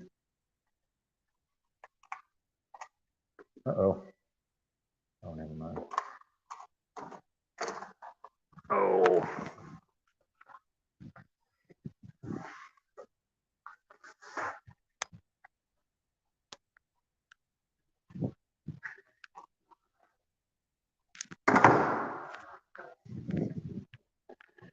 All right, I'm almost back to the computer. I got one more trip to the car. I don't have everything carried in. What? Yeah, Pilot. No, the problem with Love's is Love's doesn't have any paid parking, and Love's is so popular it fills up, man. And I'm not like I can back the rig obviously, but dude, I'm not like some expert. Some of those guys are experts, and they can park anywhere. Like I know. Music Calls the Secret drove a truck for a long time, so I'm sure he's one of those guys. He can back that thing in anywhere probably. I ain't one of them guys. So yeah, I know worst case scenario, I could pay for the parking at the Pilot. That's why I went there. But yeah, the Loves is typically better overall, generally. And in fact, the reason I have Verizon is because of the Avondale Pilot, because I was going there so much that I had AT&T prepaid, and it was effectively unusable there for some reason. I got Verizon, it works great. I don't know why the AT&T was so terrible, because it worked everywhere else, but it was like basically couldn't use it there. And the Wi-Fi, is hit or miss at those truck stops. So, yeah, that's the main reason I switched to Verizon. In fact, I did that at the.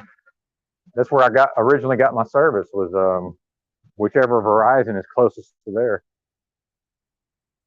to that truck stop. Yeah, there's an Amazon locker not too far away. Yeah, it was great for truck driving. I didn't mind it at all. Going through Mexico was a problem. They kept inspecting me. Dude, it was so bad in New Mexico. It was basically every time I went through there, they were trying to inspect me. It was nuts. The last 2 times, I just talked them out of it because I was like, y'all have inspected me 4 times in less than a month. Like, this is just every time y'all are going to do this? What is it? And they just were like, all right, get out of here. I was like, what the fuck? Of course, it's $100 every time company gave me $100 for every clean inspection. So it's $400 extra, but it's so nerve wracking, man. It's just, as anybody that's driven long haul can tell you, dude, it's nerve wracking. Oh, I think one of these waters is leaking, maybe. That's the only bad thing about these, well, the second on these 2.5 gallon spring waters. Sometimes they leak. That and they cost a fucking fortune. Lest we forget. Is this thing leaking? Are you leaking? No? All right. All right. We're back. We're back. Let me get on the computer here. Awesome, DeFreak. So yeah, great. We'll definitely be talking. Hell yeah, dude. Because yeah, if I can have a place to stay, especially if I don't have to pay any money at first, right? But I'm definitely down to kick in whatever I need to kick in, but just long enough to let me figure out how to, whatever job I need to get or what, man. So I'm gonna have to figure something out. But yeah, that'd be dope. Yep. I wouldn't know what to do if I was on decent internet every day.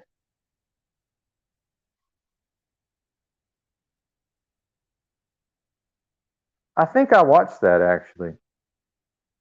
This one you're talking about where somebody was reading the manifesto out loud. I think I know which one you mean. Yeah, crash test broadcast. Well, I don't know how long you've been around the channel, DeFreak,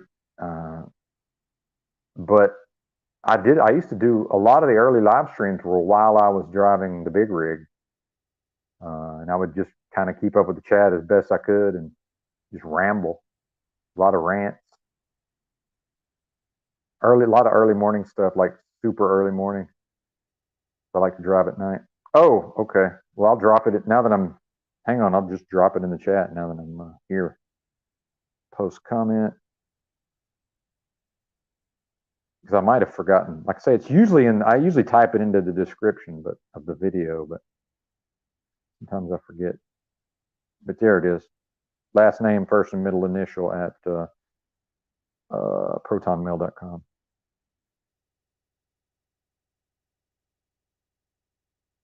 Got to make sure not to reveal your location though, any more than you already have, because Mitchell's going to be back in Arizona at some point, I'm sure. You never know what he might be up to. Not that I'm scared, but just in general. Yeah, I-17 and Loop 101.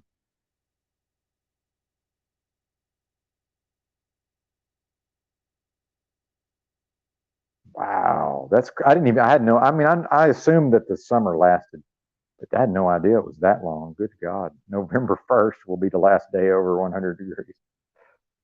Then you get 6 months of heaven and sunshine. Yeah, there you go.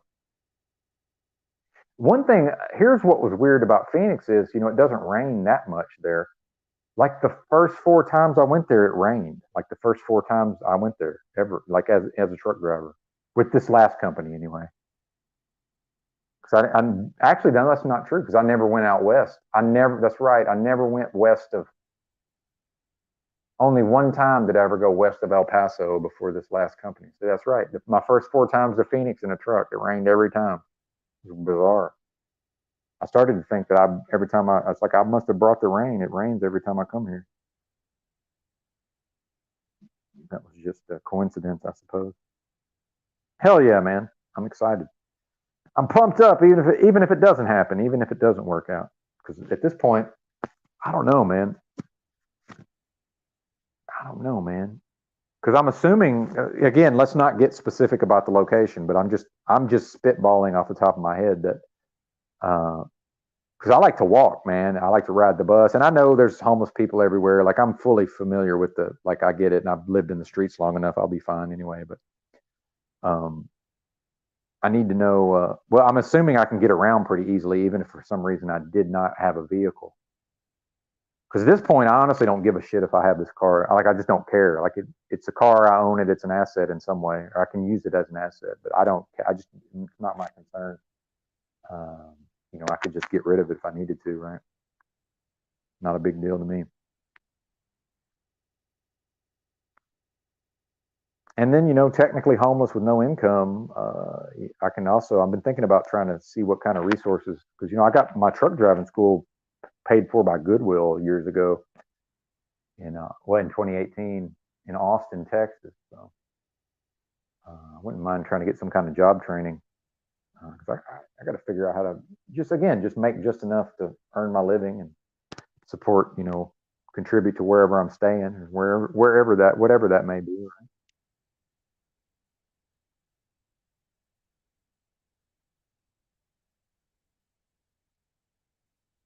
Fuck yeah. When folks may remember, I ran into a guy one time, just met him on, in the middle of the night doing one of my walking talks. I thought he was going to help me out with some things, but that never worked out. So you just never know, right? Like I meet people and you just never know where it's going to go. But I'm certainly not attached to any specific outcome. But it's cool, man, because I've had a feeling like something was going to happen. I just didn't know. I don't know what that's going to be, and whether this is it or not. Feels like it is, but who knows? But fuck yeah, man. Fuck yeah.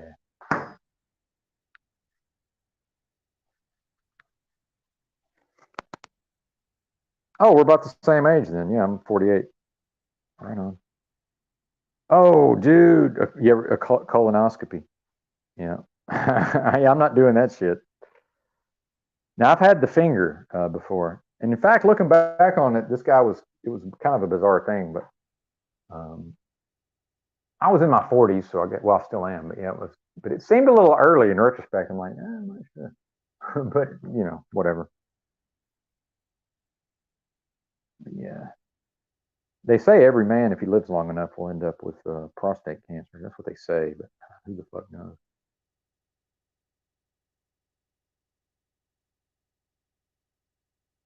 Gen X, baby. Hell yeah.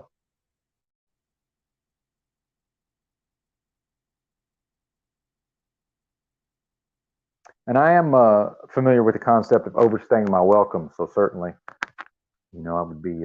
The main thing I need is a place to just where I know I can have the time to have my affairs in order and figure out what my next move is, minimum, without, having a lot of pressure on me.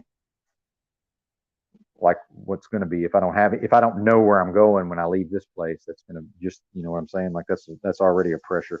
And again, I chose to live in the streets with nothing for so many years. It's like I know what to do if I don't have anywhere to go once I leave here, but it's still way better to be able to keep the broadcast going, like the whole thing. Yeah, way better, way better, way more better. All right, let me put the things in the fridge that need to go in the fridge. And I'll be back to broadcasting.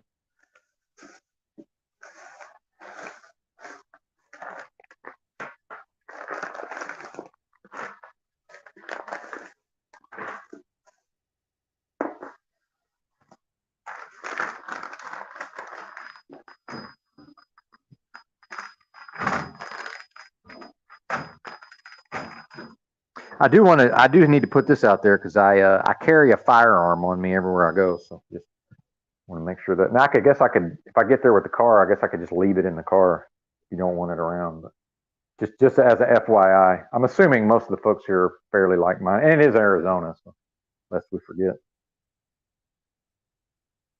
Really, borderline diabetes too, huh?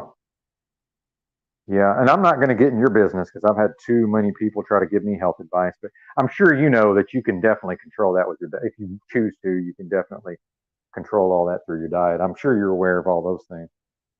So I'm not even going to go down. I'm not even going to try to say anything about that.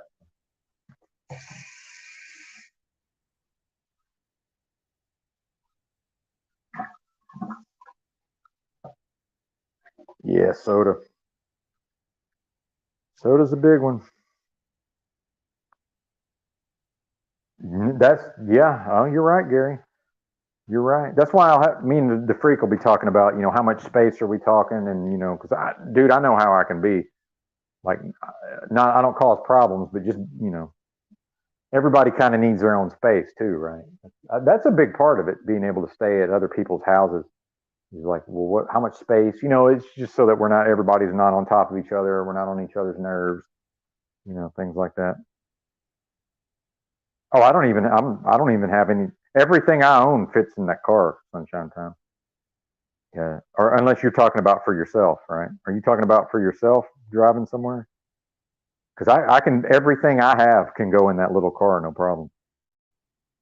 Yeah, I talk about all these things I've accumulated in the last 5 years, but it's really nothing much. I own no furniture. I sleep on the floor by choice. Uh, you know, I'm loud. That's one problem is with the broadcast. You know, have to figure that out. Well, can I actually talk? Can I? Because I don't have an inside voice. So it's like, that's Benton in the next room talking for 7 hours, right? All these things have to be worked out in everybody's favor, right? We can't just assume that.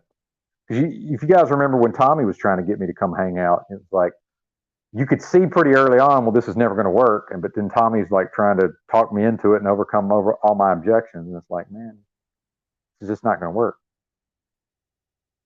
Oh, I see what you're saying. Yeah. Oh, you're talking about renting a car. Oh, I see. Oh, a U-Haul. Okay, I got you. No, no, no. I would just fly if worst case scenario, which I really don't want to fly. Because really all I need is a little bit of clothes, and the my tech gear that I need to broadcast fits in a backpack. So basically, with what I could get, just what I could carry on a plane would be, one check bag and then my carry on. That'd be plenty. That'd be plenty of stuff.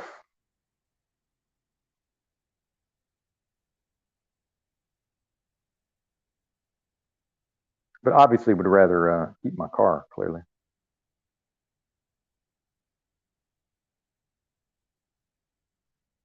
Clearly. Yeah, I don't want to, and I've almost said never, but I hope the reality is probably not going to. But yeah, a one-way flight for a specific purpose, maybe. But then again, I've talked about it. What if I'm up in the air and now it's lockdown time, right? I don't know, man. I guess I could risk it for the biscuit.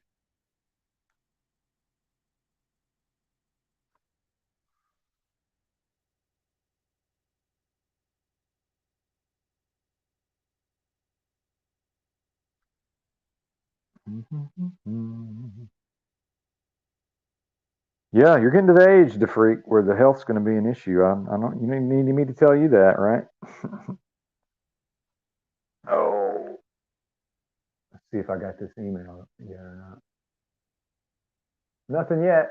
Maybe he's off emailing me right now. And I'm not talking about the freak. I just mean in general. It's because sometimes I talk to people sometimes. I'm like, oh yeah, just email me, so I'll have your email address. And it's like a lot of times they just never email me. I'm like, all right. I thought Z was going to email me at some point. Never emailed me. And, all right, whatever. And I'm not saying he agreed to that was my that's what I thought was going to happen. Right? That was just in my head. It's not like he committed to sending me an email.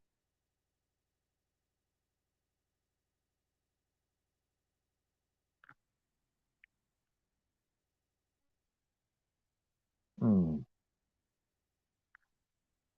All right, Enter Studio.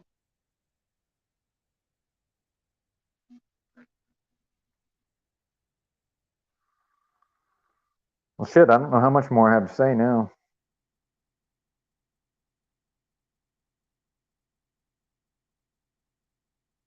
I went live the whole time I was shopping, so Might as well stay live, right?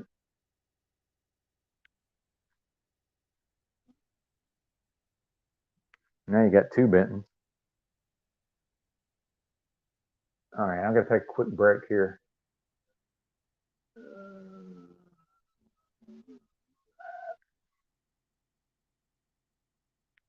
Be right back, folks.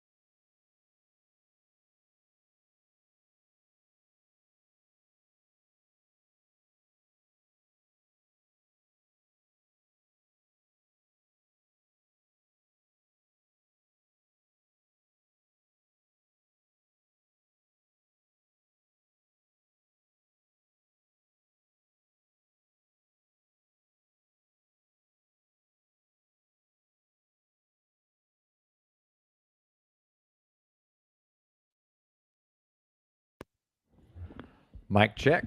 Mic check. Mic check. Yes. We have audio. We haven't any comments.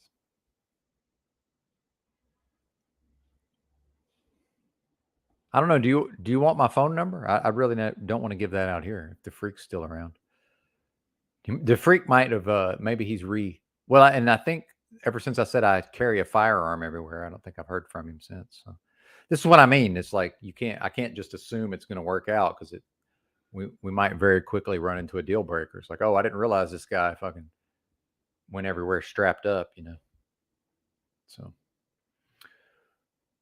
it's okay if and I want to put this out there. If the freak ever hears this, if at any time you decide to change to rescind the offer, there's won't be no hard feelings. I'm super good with direct communication. Whatever. You just say, hey man, after all, this is probably not a good idea. Right.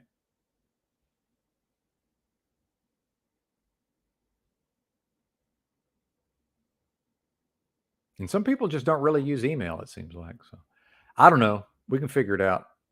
Whatever you want to do on that, DeFreak. So DeFreak, if you want to, I can send you my phone number if I need to.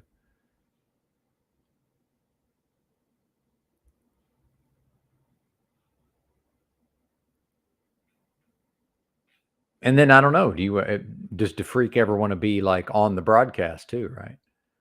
That'd be cool. Well, and who knows? That's another thing. Like a city, right? Like an actual city, I could, eventually maybe find a co-host. An IRL co-host would be pretty dope, right? Maybe Kim could come down and hopefully not physically kill me, right? Yeah, maybe Kim could show up like once a week, and as long as he hopefully doesn't physically kill me, then. Oh, cool, man. Thanks. Yeah, I just need your email address. Yeah, it's the main thing.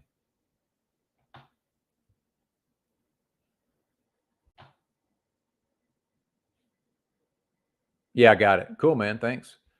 Awesome. And if you want, I'll email you my phone number if you want. It's up to you. I'm not a phone person, but some people prefer to.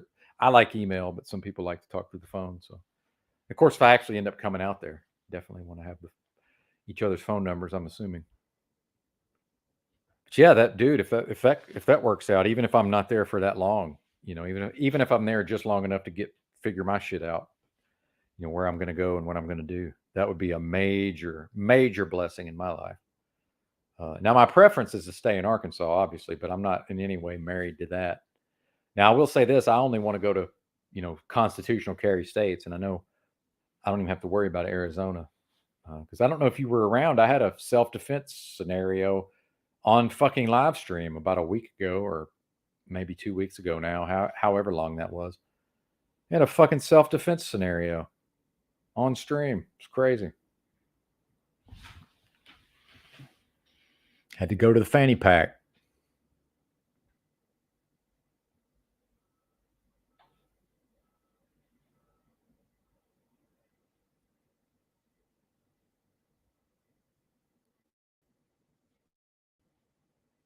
Sweet.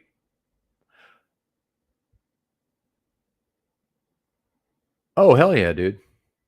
Yeah, I just read your email. Fuck yeah, man. Awesome. Very excited. Oh yeah, I get it. A lot of people don't ever want to be on. Yeah, I get that. I understand for some reason I'm one of the types that has no problem with any of that. But yeah, I get it. Believe me. Okay, good. Yeah, exactly. It's Arizona. Yeah. I just wanted to put that out there because it's like, yeah, some some folks are leery, but like I said, if I actually get there with my car, I wouldn't have any problem just leaving it in the car. I'm not one of those people that has to have it on them, like it's like it's not on my person when I'm in the room here. You know what I mean? I'm not one of them. But not that there's anything wrong with that either. But I definitely, when I'm out in public, uh, I don't. And then when I go to the library, most of the time, like here in Arkansas, you're not supposed to have it in the library. So most of the time, I leave it in my car, but not always, right? If I just forget to leave it in the car and I'm in the library with it, I don't worry about it. Trying to be, oh, good. That's what I like to hear. More of a technical, exact, beautiful, beautiful.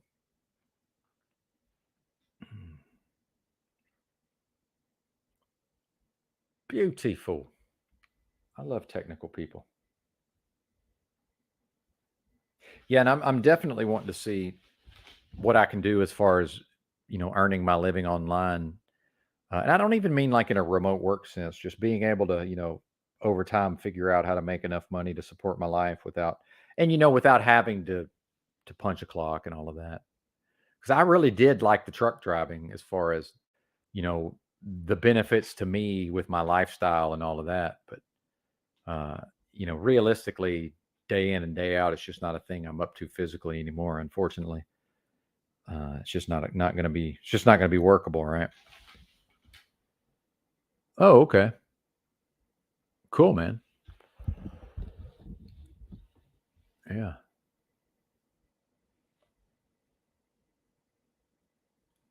Oh yeah, dude, for sure. Yeah. Well, and I know that's been, even before the fake pandemic, I know that housing market has boomed.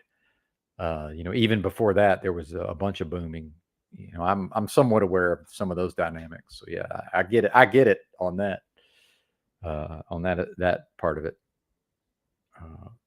And I'm from Arkansas, but I grew up in an actual city, but it's a small city, right? It's Arkansas, so the cities are small cities, but I grew up in an actual city, so in spite of how it might sound, I'm not from the country. Not that there's anything wrong with that, but I'm not a country boy. Certainly. I think sometimes people just assume I am, though. It's like, no, man. Believe it or not, I'm from a city. It's just not a very big one.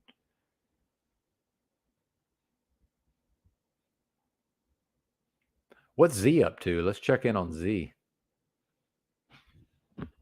Zetetic warrior.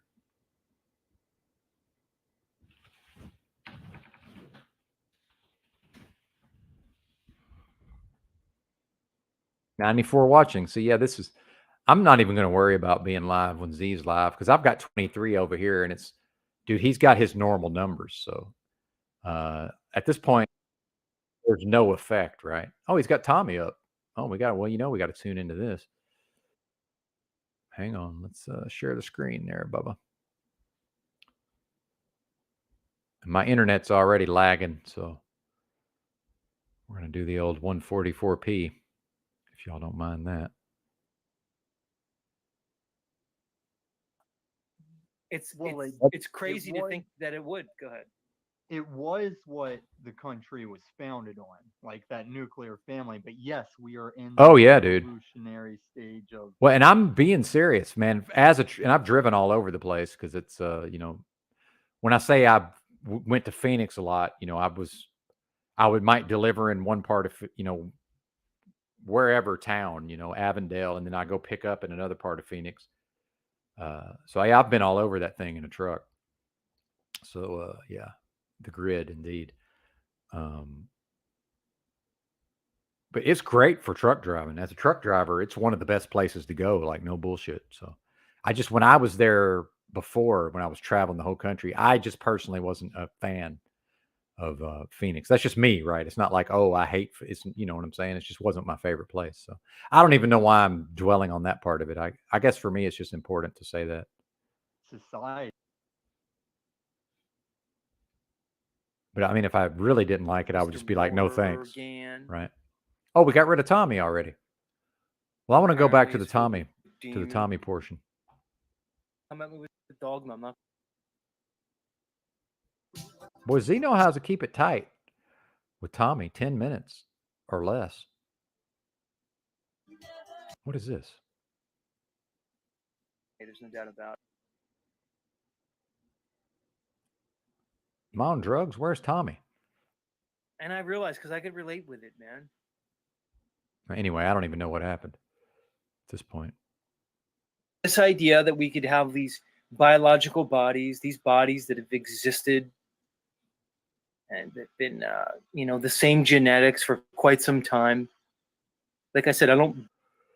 All right. Well, forget about Z because now we're talking about Phoenix. Well, you say it does, and it does, but actually, by truck driving standards, Phoenix traffic is not bad at all. I know that might sound crazy to somebody that lives there. It's not bad. I don't ever remember thinking, but then I would typically, as a truck driver, sort of strategically time, when I was going, I didn't have to be in rush hour necessarily, right? If that makes sense. Yeah. I don't know. I would definitely like hang out with Tommy and visit with him. I don't know if I'd want to try to be at his place. I mean, I don't know. I don't even want to get into it right now, but the one thing I can tell about Tommy is like, I need alone time no matter what. And I think Tommy, as much as he claims to be able to do this, I just don't see him as somebody who could ever truly just leave me alone for a few hours, if that makes sense. Like, and I don't mean in just a weird pass. I just mean like, I got to be by myself. So I need a lot of alone time. That's the only really way I can put it. And I'm good for hanging out. I'm good for social interaction, but not to any like extended or great extent on a daily, but like not, excessive. Or I could just tell with Tommy, he's just not going to be able to be in the same, general area with somebody and not be constantly talking their head off and interacting with. He's just not capable of it. Maybe I'm wrong, but I don't know. And then I just, I have to have some time to recharge the batteries, right? And when it's up to me, I spend my time alone for the most part. I'm one of them, but I definitely, have social skills and all of that. But yeah, the traffic there is not bad, but yeah, like anywhere, it's if you have to go to the wrong area at the wrong time of day, it's pretty brutal. But yeah, I never had an issue there actually with the traffic. Although some of that stuff, the stuff that's not interstate or freeway, some of that is kind of shitty. I will grant you that. A lot of the stoplight to stoplight stuff is pretty rough. So I'm not trying to shit on your point here. So you're right.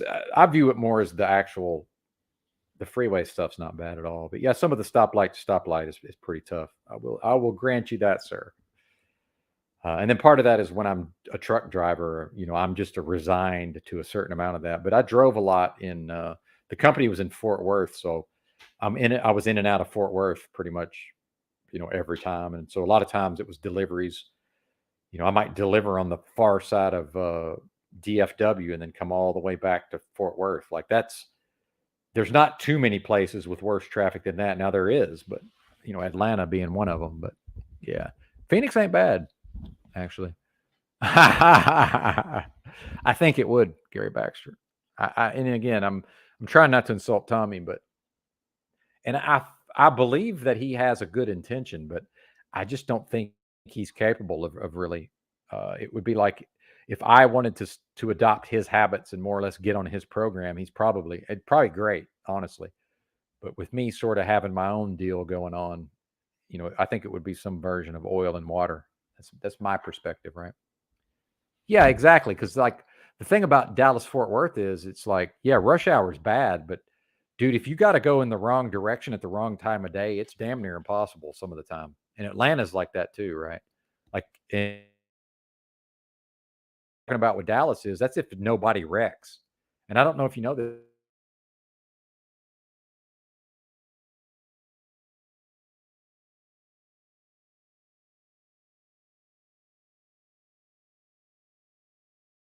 That's just assuming nobody crashes.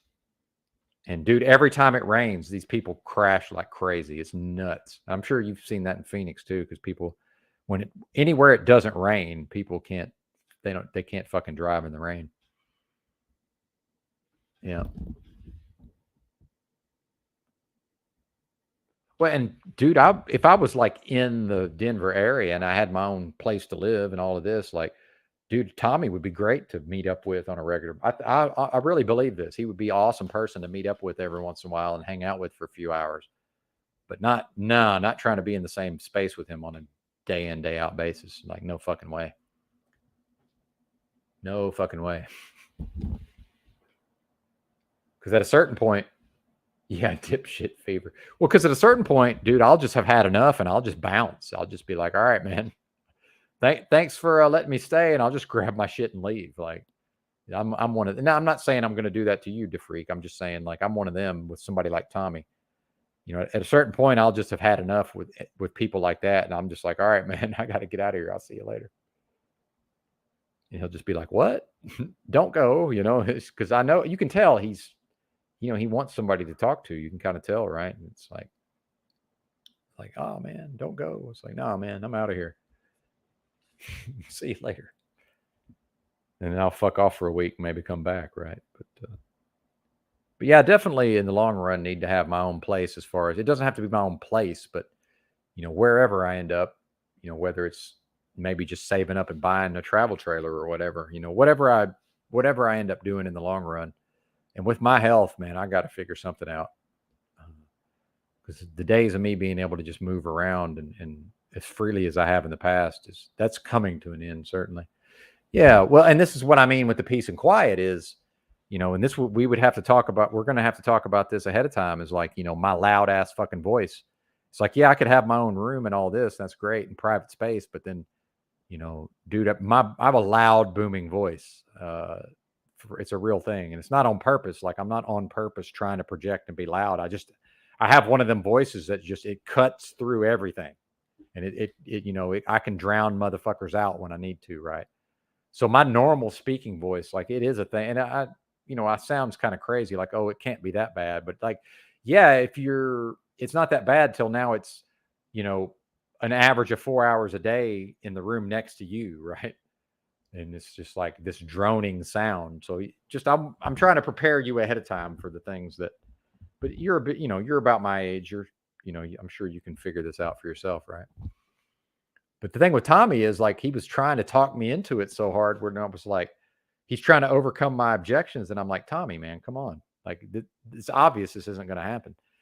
And he's like continuously just trying to overcome my objections. And I'm like, come on, bro. I think I finally just had to just let him talk and just ignore it, because he was just going on and on and on about it. It was kind of funny though. But yeah, peace and quiet, indeed. That's the problem, is that when Benton's running his yap for 4 hours, it's not that. So, and maybe if I just broadcast, and again, I've done some of these outdoors, right? So if I need to, I'll just grab the phone and go walk around town, right? So there's ways around a lot of things. So I don't necessarily have to broadcast, and I want to do more in real life stuff anyway. So at least some portion of the time, I'm assuming I would be out and about, on foot. trying to do some IRL content potentially. Although I'm known enough now and so much of the audience is in Arizona, even that might be fraught with peril, right? Once they get to know approximately where I'm going to be at. Oh, really? Okay. Yep. Well, and I can't tell you what to do, but you might think about cranking up a stereo or something, with like somebody with a deep voice reading, like reading out loud or something, just to see like how far does this carry, Turn the bass up a little bit. I'm not Barry White, but I do intentionally talk into the lower portion of my voice when I'm broadcasting. But anyway, it's just and this is what I talked about earlier. I have to worst case scenario everything. So like I'm making it sound like as bad as it could possibly be, just so people know on the front end. Oh, well, congratulations, Gary. He's the proud father to 7 newborn kittens, all black and polydactyly. Oh, that's right. It is that day, right? It is September the 11th, lest we forget. Well, congratulations. And I am a cat person, lest we forget. So there's always that dynamic.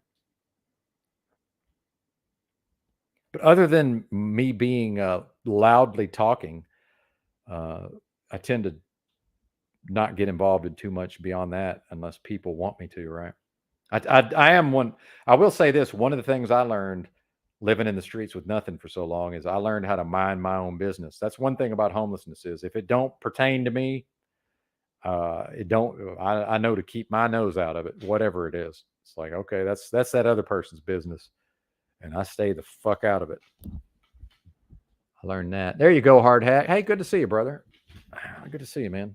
I like what you did with Mitch because you may not know, but part of how all that got started yesterday with Mitchell was it was me versus Mitchell for a few minutes, and then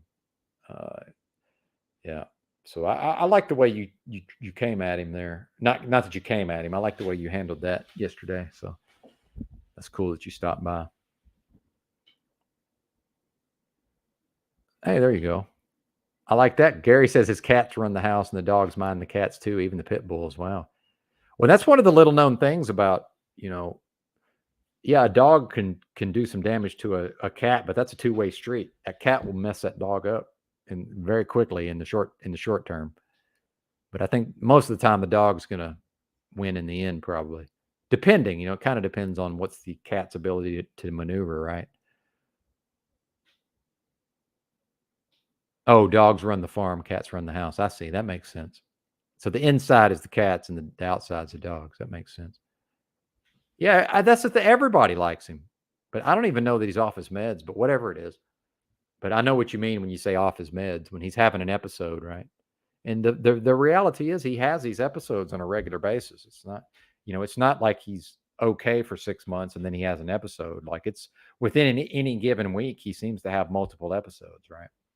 So I don't know that he's even on meds, but maybe he is. What's up, Mr. Me? If I failed to greet you, I certainly apologize. I think I'm about to probably wrap up because I think I'm going to go get a watermelon in a few, but I can't really leave for another. They don't open until 9. And fuck, I guess I should have just stayed in the car. And although I can't because of the groceries, that's right. I had perishables. It's like shit. I guess I should have just stayed in the car and ran my yap until. Oh, good. Yeah. And we may not be here too much longer, just so you know. But I'm definitely going to email you here at some point today. Just so you know, expect an email from me today, although I don't know exactly when. Yeah, later, hard hat man. Thanks for cruising by. I think Z's still live if you want to check him out too. I don't know if you're a Zetetic Warrior fan. Oh, Rose wants the StreamYard link. Yeah, let's come up and talk about. Let's talk about her, Rose. Melanie Mack, but a bit more sultry quality. I can't do Morgan. No, I mean, I can't even say no offense, Morgan, because I certainly offended him. And Rose is going to let us know. Greatly at a certain point. Yeah, she's hot, metaphysician. I'm going to play some shorts. But yeah, something about Morgan's voice. I just can't do it, man. Am I the only one? I don't know. There's something going on in there. I just can't do it.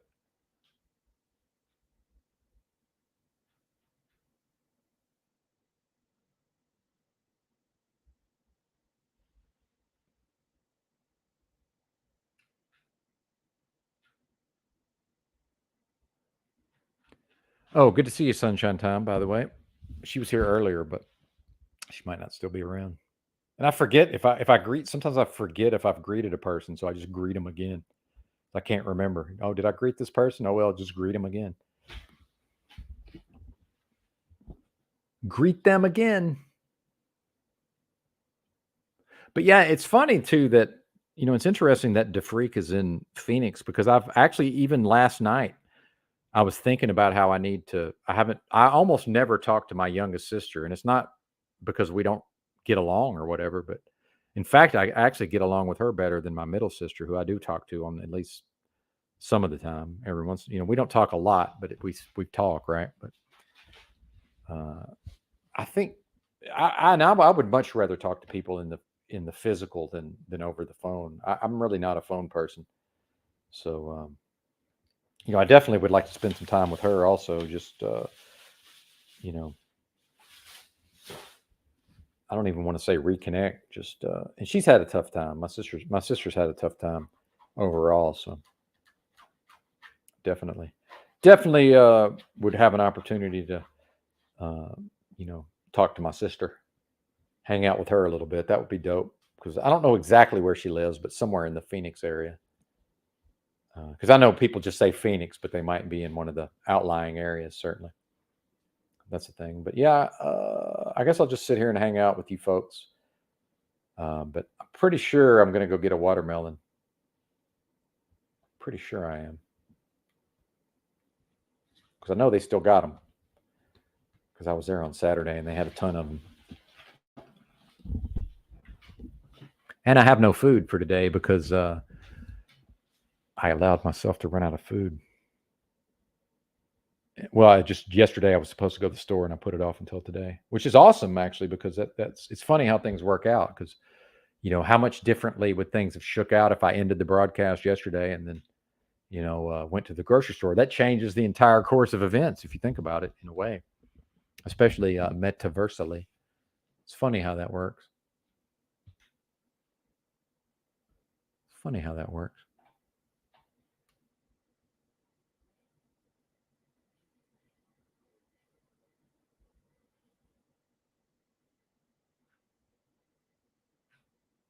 Man, I'm looking at this Nikki Starkiller channel. I really wish she had left that video up from yesterday. It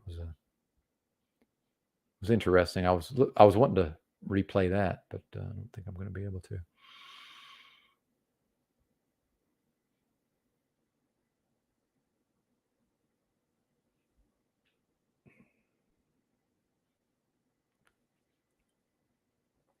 And here's a channel I've started following, and I am obviously am underweight, so maybe that's my fascination with weight loss. I guess maybe because I've had so much of it, but not on purpose. I don't know if that's got something to do with it. But there's this channel I found that's pretty interesting. This is Snake Diet Fat Man, and he's like, I don't know what he weighs, but he's pretty big. I haven't seen any of this. Where's the audio, sir? Oh, he muted on purpose. I see.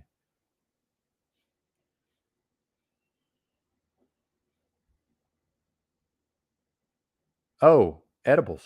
Nice, Mr. Me. A bit potent, eh? Well, you seem like you probably have a pretty good tolerance. You don't seem like the type to go too What's crazy going on, guys? on Hey, edibles. guys, I'm in here, Matthew Westwood. I just wanted to get on here and talk to you guys, give you guys a quick little update. I know I haven't been posting. I have a great explanation for that. Just excuses, right? Excuses. Still going strong. So just want to update you guys on some things. So right now I'm still doing OMAD. Still eating 2 packs of bacon a day.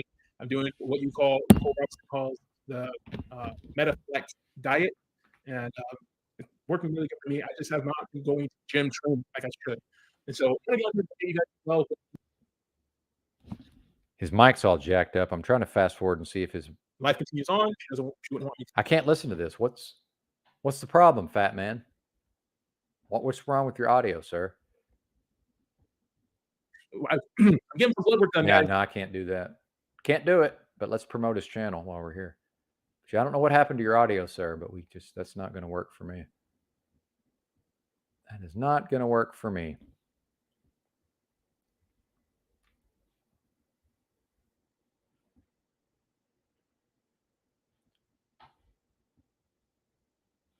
But if anybody ever wants to check him out,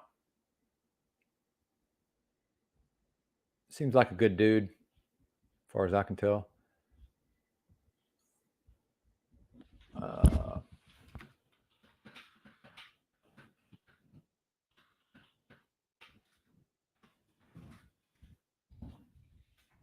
There's the link down there.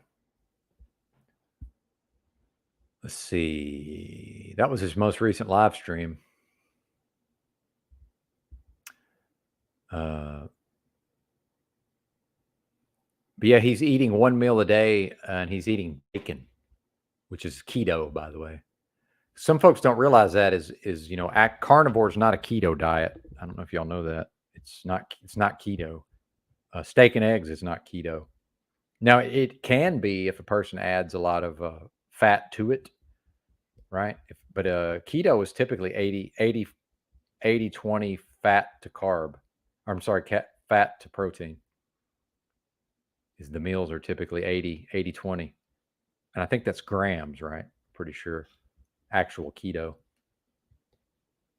So apparently bacon meets that, 80 20, I guess, which is kind of interesting. Of course, my ability to digest, my ability to assimilate fat, that's the major thing that's wrong with my digestion. So certainly not an option for yours truly, right? What did you make? Brownies, or what did you make, Mr. Me? Mr. Me said he made edibles.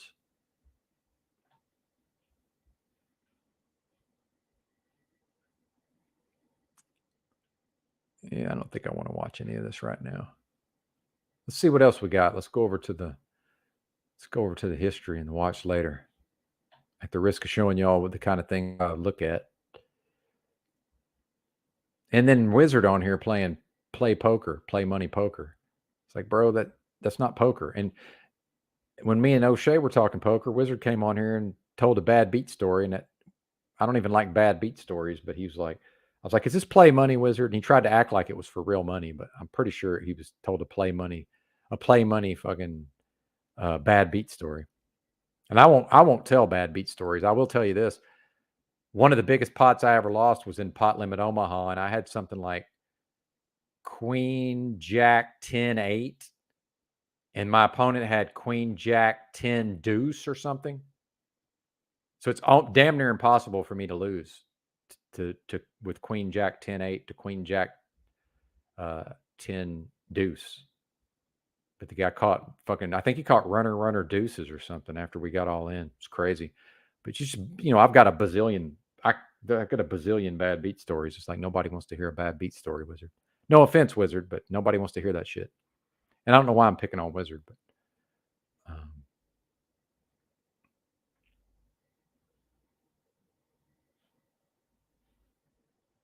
this was Jackie's stream. I missed it because I was asleep. But I think this is the first time I've seen Phoenix or Joshua Phoenix or Phoenix Joshua Fox. Yeah, that's what he's on here as. He's on here sometimes. At some point, I'm going to go watch that. It's just, man, it's like so much to do, so much content. It's a good problem to have, right? But and this is the snake diet guy here. He's got a very interesting channel. If anybody ever wants to check out an interesting channel, especially if people are dieting and want to lose weight, right? So I don't really want to play too much of his content because he does sort of if you watch his videos, you'll see what I mean. But some folks have enjoyed my some of my suggestions on content creators. So I do seem to have decent taste. So this guy's interesting. At Snake Diet, 182K subs.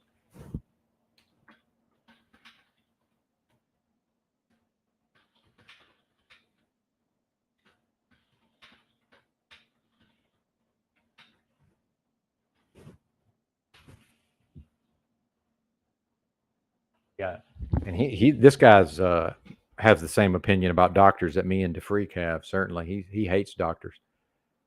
This dude does. Non-mainstream content regarding diet, health, fitness, and health.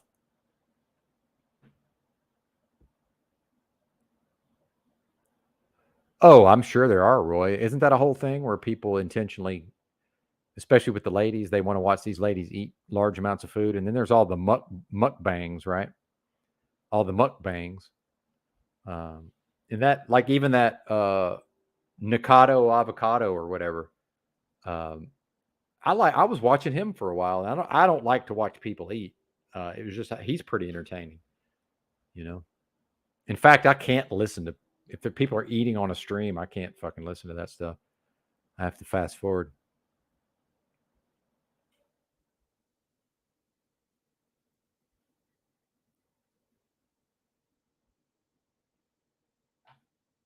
Raw hamburger diet.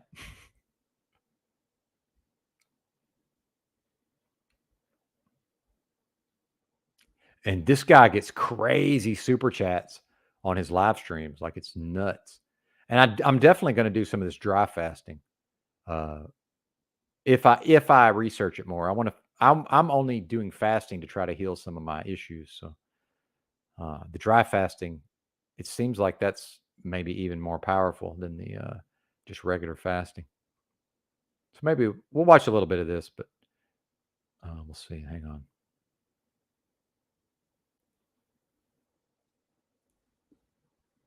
This dude's a trip, though. But I've never seen a live where he didn't get at least one $100 super chat.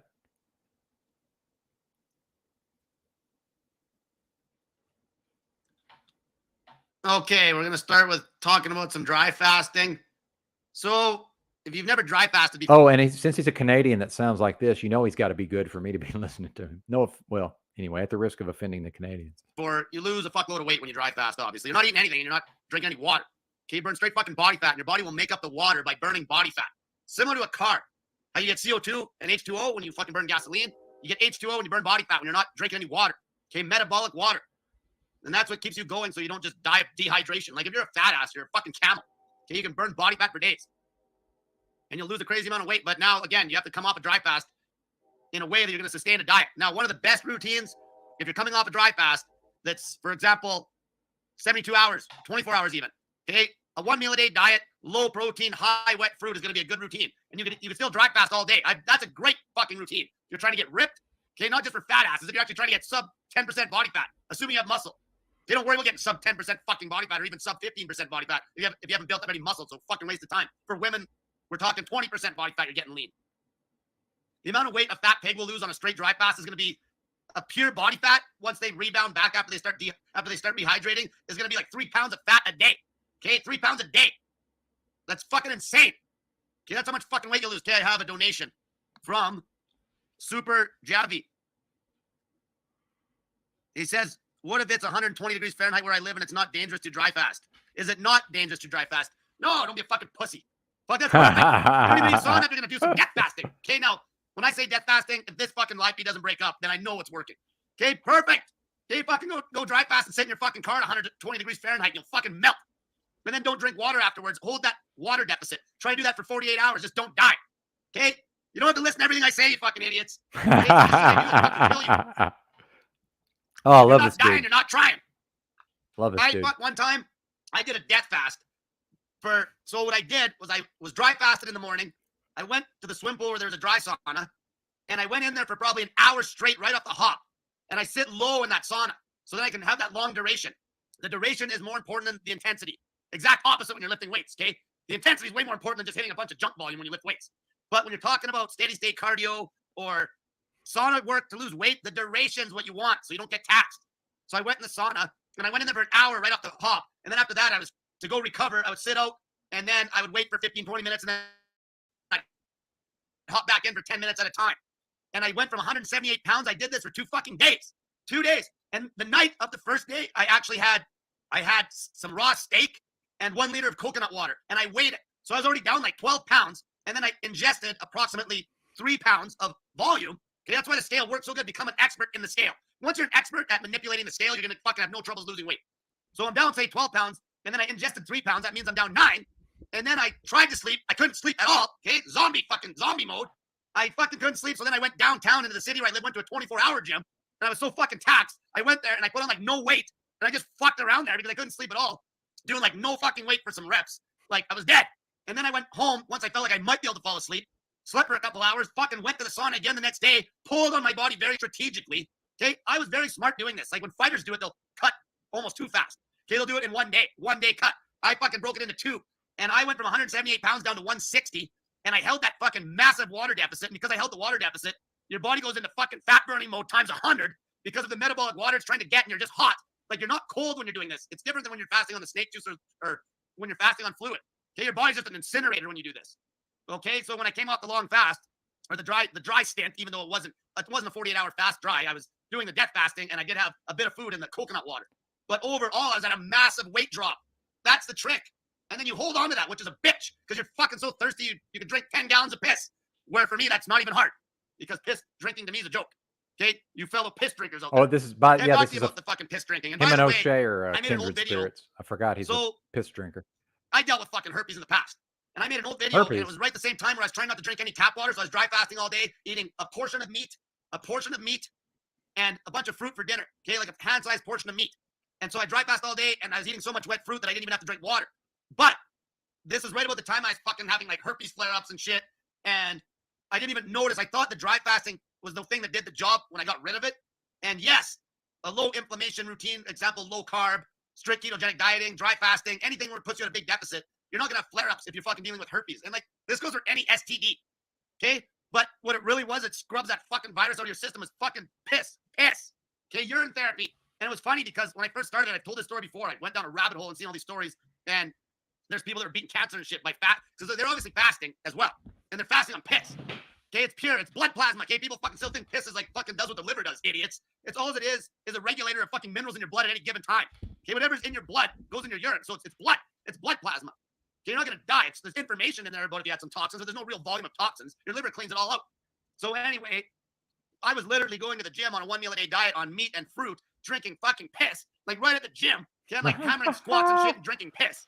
Like it was fucking, if people knew I was doing that, I probably would have been fucking thrown in the fucking nut house. Okay, but I did that for probably 2 months and not one fucking flare up. Because every month, it was monthly. Okay, monthly, I'd fucking get a cold sore like bad. And it was fucking after having sex with a fucking girl that was fucking obviously past me something. Okay, and I got super sick to the point where my gums flared up so bad that I thought my fucking teeth were gonna fucking fall out. All right. Anyway, I wasn't fasting at that point, and so for a lot of people that ask me about herpes and shit, the fucking piss. It's the urine therapy. Day to day, consistently, you'll scrub that shit right the fuck out.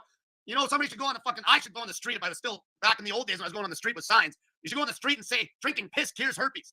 Okay? And not to mention, don't even worry about it. Fuck, herpes is a joke. Okay? It's a fucking joke. Like 80% of people have it. Fuck, they don't even know it. But the urine fucking will scrub that shit right the fuck out. But you gotta be consistent with it. And I don't know how it fucking works. Where's the studies? Where's the fucking 100 people that they made drink urine that all have herpes for a month? It doesn't exist. No one's gonna pay that shit. Fuck, give your head a shake. What's up, So I answered Mr. this guy's Phoenix question about Joshua the fucking, Fox? dry We were just fasting talking dangerous. about you, Oh, actually. so what? Okay, use common sense, fucking it. Not in a Use bad way, common of sense, course. people. Okay, any long Thanks for, fast, dry stopping by. fasting, fucking snake juice fasting, strict ketogenic dieting, fast weight loss, 1,000-calorie diet. Okay, use common sense. Okay, if you feel like shit, like you're gonna pass out doing something, go home. Okay, you don't gotta be a fucking hero. Okay, you're trying to lose weight, just let the fucking weight melt. You don't even have to work. I've had so many women get a hold of me about herpes, and men too, actually. But women, it's almost a bigger deal because the fucking stigma. All right, and it's always the same. I've had a lot of women fucking drinking piss and never ever having a flare up again after. But they won't talk about it. You don't know who these women are because they're not going to tell you they had herpes and they're not going to tell you they're drinking piss. Okay, like I said, when I started drinking piss, it's not like I'm a piss zealot. I'm not a dogmatic piss drinker. Oh, this is my new favorite hardcore channel. shit. Okay, I did it because after a while you just see so many anecdotal stories that you are a pussy if you don't try. It's the same with the dry fasting. Okay, dry fasting is some serious shit that you got fucking skin issues and anything. Okay, but if you're a fat ass, you worry about losing weight first. If you want to do some dry fasting, fine. But if you got skin problems and you're a fat ass, lose fucking weight, pig. If you got skin problems and you're fucking ripped, try dry fasting and cutting carbs completely, pig. At that point, you're not a pig. You actually have real health issues that obviously aren't just from being a fat ass. Okay, I have a donation from Hachi. Donate me $10. Thank you. See, nobody wants to talk about fucking herpes and shit. Like, fuck. So common. Okay, like we're some of the biggest scams known to man. HIV AIDS is bullshit. Fucking bullshit. Fuck. It basically, if you actually dig into the fucking research on HIV, it's a fucking old retrovirus at best. And every human's got 50 to 100 retroviruses because we had viruses for the last thousands of years and our antibodies are still there. Okay, that's all it is. It just turned into this fucking crazy thing because in the 1980s, you had a bunch of homosexuals doing a pile of fucking drugs and it was malnourishment and then they got tested for something. So they had to pull something out of their fucking ass, which was HIV. You can't even reproduce it in a beaker or in a fucking test tube. You can't even reproduce it. You need like a huge volume of tissue to even reproduce it. It's bullshit. Yeah, it doesn't even really exist. And another thing, like I have a girl I'm lifestyle. helping right now that came to me and was fucking tested positive for HIV. You know how many false positives you'll get too if you've ever had an STD or herpes? It's fucking bullshit. Okay, so Yeah, it happened to Tommy Morrison. If y'all remember Tommy Morrison, he went to prison in Arkansas. If you remember the boxer, he was in that Rocky movie. That's what happened to him. He got diagnosed with HIV, and he just after a while he no longer tested positive for it. His body cleared it or whatever. So I think it's bullshit too. Oh, herpes. Yeah, herpes or hairpiece. That's a good question actually. But yeah, Tommy Morrison, the boxer who went to prison in Arkansas. He's from Oklahoma, but yeah, his body apparently cleared it, or maybe it's just bullshit, right? HIV, you know what kills them? AZT, Yeah, exactly. 100%. They made a movie about it with Matthew McConaughey. Forget about it. That's it. Dallas Buyers Club. Eat some food, pump some iron. Don't take any drugs. The drugs are what kill you. Yep. It's your fear, you fucking idiot. It's your fucking fear of the. And that's what we're talking about because I get accused of, some people like to make jokes and saying, "Oh, Benton's dying of HIV or AIDS," but the reality is, when I talk about that medical research study I did, and they gave me that cocktail of drugs for, Hep A and Hep A and HIV is what they told me it was for. So goddamn, and one of them was remdesivir. So who even knows? I don't even remember what the other ones were, but yeah, Magic Johnson. That's right. So yeah, I mean, maybe I am suffering for something that seems like HIV or AIDS. Who knows? They definitely, if what this guy's saying is true, and I think there's something to it that was what was killing people was the fucking drugs they were giving them. And it's funny, it always seems to be black people and gay people. Like, fuck off. Like, there's not one fucking virus that just attacks a group of people. And then they also try to give it a 12-year slow-ass span. So by then, it's like they can sell you on the idea that this HIV caused AIDS, and it took... By the way, I don't necessarily agree with everything this guy says, certainly. And I straight up disagree with some of what he says. So this is more just, I think it's interesting. Disease. Like, it's bullshit. Fuck. I can say this because I've helped so many of these fuckers. Okay? You know how many fucking people have come to me over the last 6-7 years when I made that last old HIV live like 100 years ago, and I just told them fucking forget about it and get off those meds, and they were fucking fine. Fuck. Biggest fucking scam of the fucking 20th century is HIV. Fuck. Well, second biggest. Africa and shit. They fucking get massive second money, biggest. and they say that that's caused by HIV, and when it's just literally fucking malnourishment, fucking morons. Fuck. Fucking stupidity. So anytime, any fucking sexually transmitted disease, any of that shit, urine therapy, okay? Fucking cut the sugar to get the inflammation out of your fat ass, lose weight. And if you got stomach problems, fuck, there's nothing better than piss, especially if it's fermented. Okay? Interesting. I don't say names, but I have a friend. This is what I need to know. I might have to try this. Like we're talking the Olympics. Like I got stomach problems. His gut was so fucked up from high eating frequency and whatever else that he couldn't even eat any starch and he was having problems and shit. And I told him, I'm like, well, try drinking piss. Okay, try drinking piss. Do it for give it a chance. Like, and just don't even list like, you got your not mainstream. This is shitty mainstream, but you got like your piss drinkers that are like, oh, take it during like, when you're halfway through a piss, like the midstream and shit. These don't even worry about that shit. Just drink it like you're fucking drinking your pop, you fat pig. Who cares? Anyway, my buddy did it, and his gut was so fucking healthy in a month he could eat whatever the fuck he wanted. Okay, I'm telling you this shit from experience. I talked to thousands of people. Nobody talks to more people. If it helps out my digestion, I will absolutely try it. Oh, okay, you're right. You're right, Gary. I heard him say that. The century. So yeah, you're right. Exactly. 2 different centuries, lest we forget. Thank you for the correction there, Gary. Appreciate it. On a one-on-one basis than me. Period. It's impossible. Fuck, that's all I do all fucking day. Fuck, I talk to more people one-on-one than anybody. Period. How the fuck are you gonna do more people than me? How? That's all I do all fucking day. Okay, I hear things. I know the stories, the real shit that you don't see.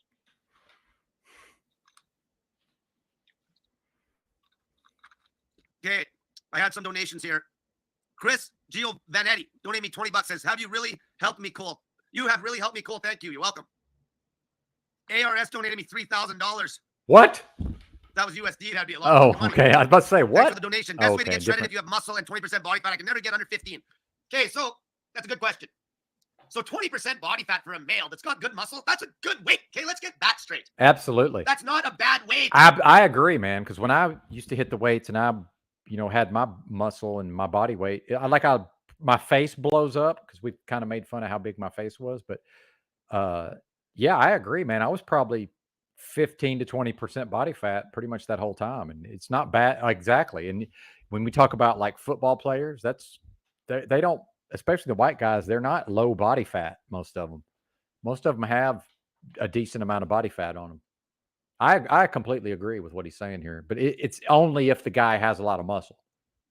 If the guy doesn't have a lot of muscle, it's obviously not good at all to have a lot of fat. Okay, you're watching too many motherfuckers on Instagram. I agree. That's not a bad weight. Obviously, you're a little fluffy. Okay, but you're not gonna have a big gut. If you got good muscle on, you're not gonna have a big gut. Exactly. 20%. So at that point, you start first off. Yeah, I was at first thing, don't make a. I weighed 190 or 195 pounds, but I had a 36-inch waist. Just so what he's thought, just to his point there.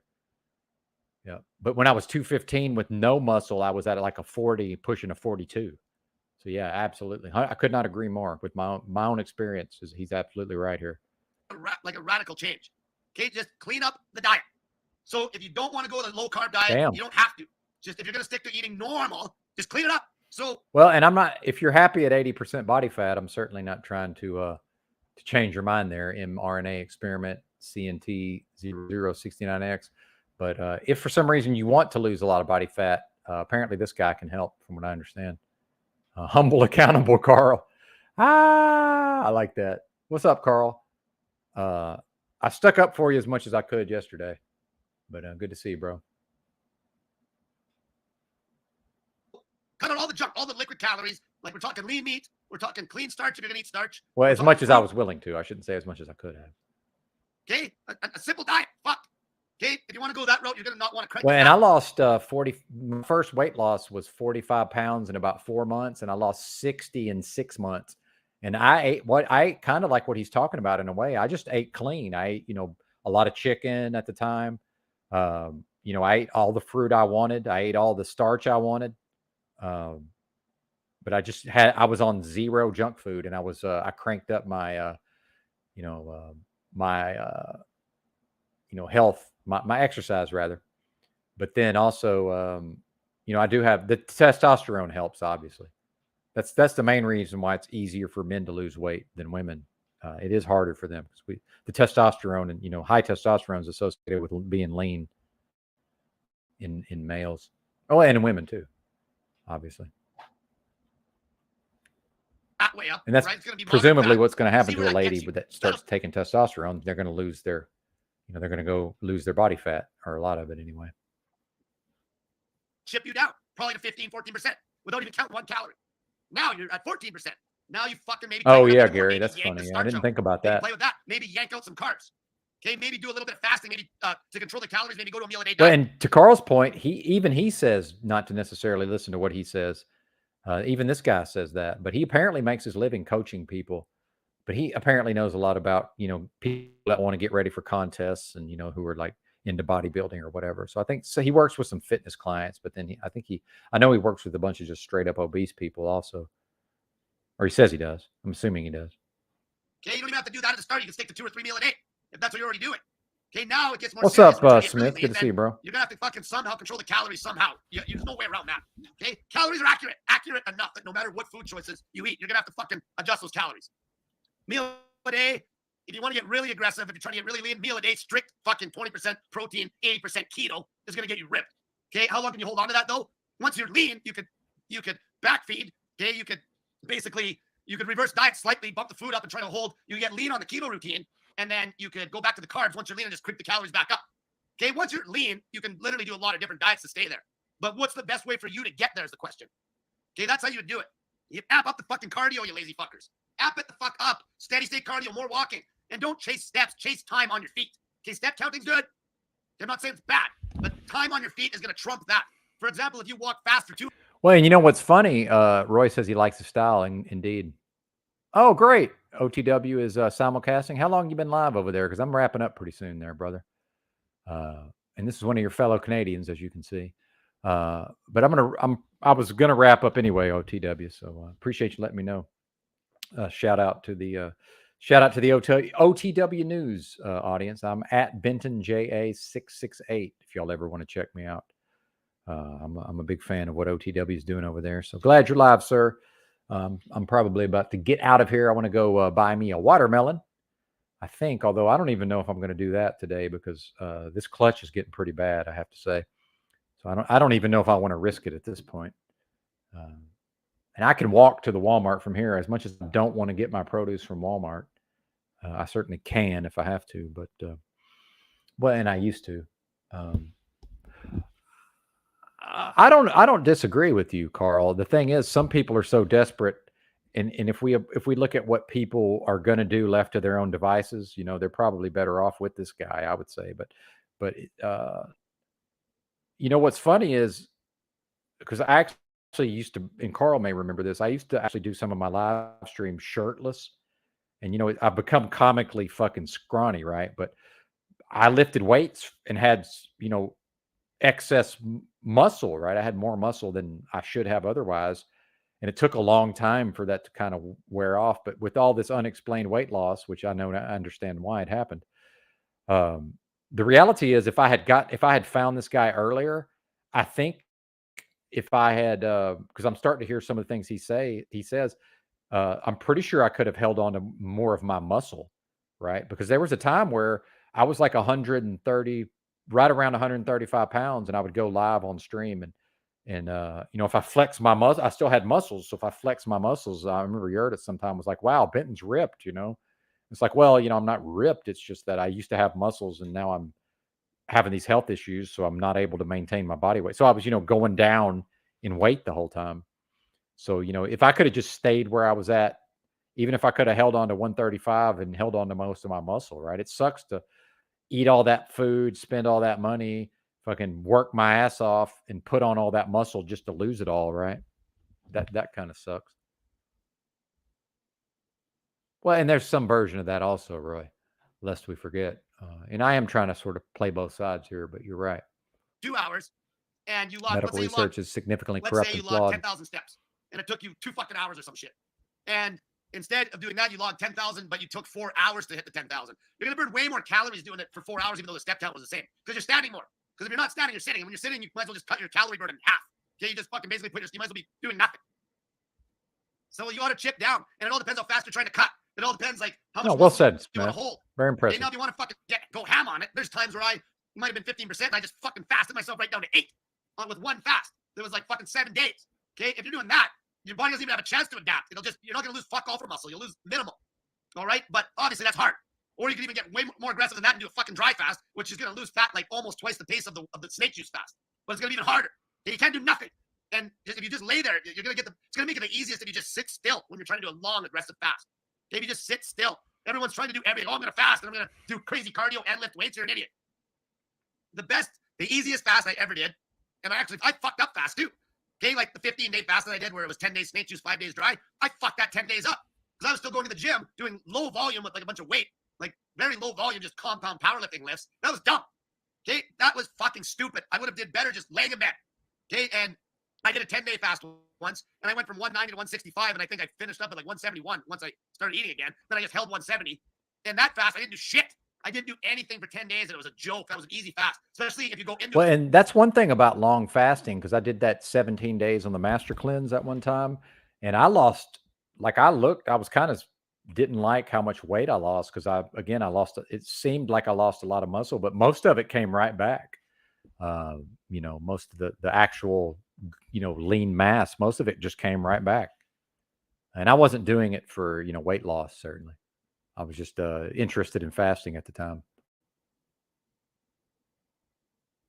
If that makes sense. Doing off a ketogenic diet. If you're already in ketosis when you start the fast, it's always going to be easier because that first 48 hours is going to be a little bit harder if you are going into the fast off carbs. Okay, let's see here.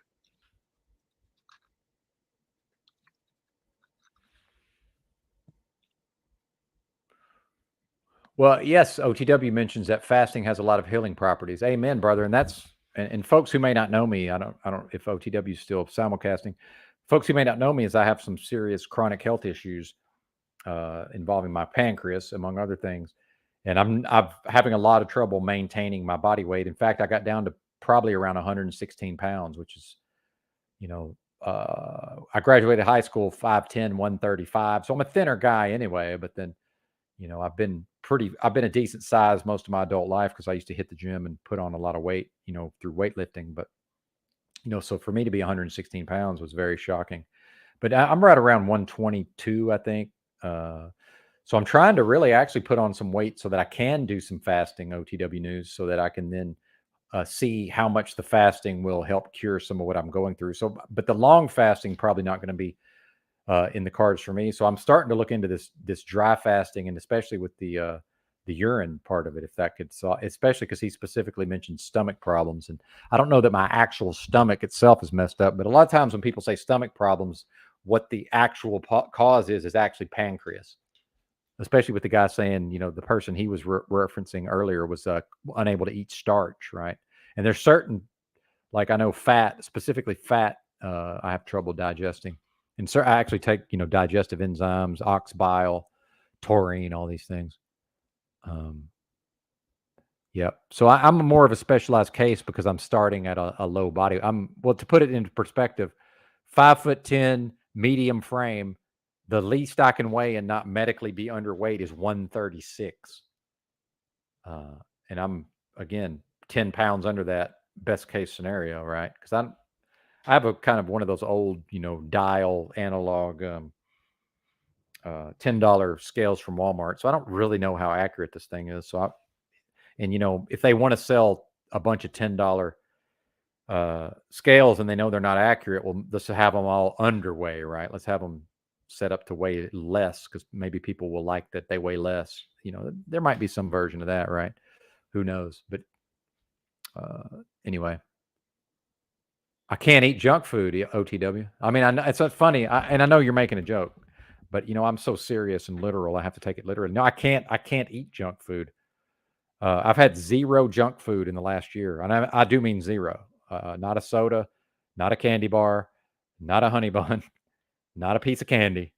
Actually, I'm sick for 2 days off of 1 Snicker bar, OTW. Or I was. Actually, maybe I could eat a Snicker bar. I'm not going to try, but yeah, it's kind of fucked up, man. I'm actually pretty seriously ill here. Well, I mean, not actually. I mean, I am definitely. Yeah. How's your back, OTW? I know OTW's had back problems. He threw his back out, unfortunately. Oh man, I'm sorry to hear that. And see, I want to try to give him advice, but because I've had some back issues in the past, but I will refrain from doing so. He's a smart boy; he can figure it out if he wants to.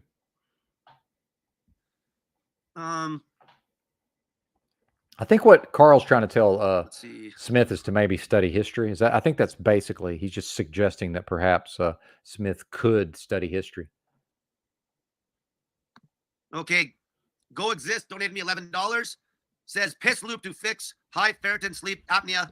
I donated blood 5 days ago and just started a piss fast today. Like, you can't go wrong doing that, all right? And if you're fat ass, like, sleep apnea is going to be a big cause of just being fat, all right? So the goal still is lose weight, all right? But if you're doing some urine looping routine, you're going to cut weight fucking quick. Like, the urine acts like a diuretic. It's almost the same as dry fasting, close, because you're not ingesting any extra fluid. Maybe you drink a bit of snake juice, especially if you feel like the piss is getting almost too clean, just to make sure you got some energy. But really, you're doing that for like a massive health issue, so who gives a shit if you got energy? Fuck. If you go look— All right, OTW, I'm going to tell you this about chiropractors because I've been to a lot of chiropractors in the past. A very good chiropractor will help you. A bad one, best case scenario, will not help you, and a bad one, worst case scenario, will make you worse. So that's where, if you talk to your friends and neighbors and all of that, and I don't know if you live in the city or how close you are to larger populated areas, but I will say that about what I know of chiropractors is if you find the right one, they're the best thing there is, man. But most of them are quacks, period. So as long as you can avoid the quacks, and I've been to about 10 of them in my life, and I finally found one who's some kind of freaking genius, Kurt Larson, and he'll tell you he's in Hot Springs, Arkansas, but he's in Fountain Lake, other side of Fountain Lake. Somehow they let him still claim to be in Hot Springs, but he's not. But anyway, he's some kind of freaking genius. It's amazing. And here's how you know is because he more or less fixed my back. Like I don't have to go to the chiropractor anymore. But yes, yeah, dude, you're better off avoiding them entirely. And I'll tell you, here's the main difference between a quack and somebody who knows what they're doing. The more they pop you, the more they just pop you, the more they don't know what the fuck they're doing. Because then it's almost like they are trying to show you that they're doing stuff. The ones who really know what they're doing, they just do whatever needs to be done. And if that doesn't involve a lot of actual popping, because it got to where this dude wasn't popping my back at all. He was just, he had me laying on these blocks, like these triangular shaped blocks. And he just knew like where to position them and using like my own body weight. It was pretty amazing. Dude was a genius. I'm telling you, or is. And then he would, my neck or whatever at times. And I would say this, man, I would not even let them adjust your neck until they know what they're doing. I wouldn't even let them. That's just me. But the ones who know what they're doing, the really high ones seem to be able to, they can fix your back by just adjusting your neck some of the times. It's crazy how all that's connected, right? That's funny. Well, that happens. That happens, a decomposing animal. Sure, you know what to do. Look up. It's so hard. You can't even share these fucking videos on YouTube. Like this one, Troy Casey had a buddy that had bad cancer, and he did a 21-day piss fast. Oh, you can crack your own neck. Like throughout the 21 days. Well, that's another thing, OTW. The ones, some of these that are good at it will tell you not to self-adjust. And in fact, I'd like to show you a channel. If I may, this guy, I watch his videos. He's a kooky dude, man. Just so you know, this guy's a kooky guy. But I do like to watch some of these YouTube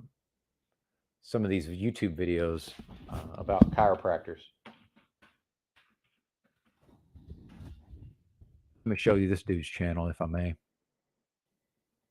Yeah, this guy, Dr. Ace Thayer. I can just tell, man, dude knows his shit. You can just tell he knows his shit. So you might go check out some of his videos because sometimes he adjusts people's backs, but mostly I don't even use my hands. Yeah, that's not a good sign, OTW. That's not a good sign. I used to do a lot of self-adjusting also. It's not a good sign. Let's see. SoCal Chiro channel.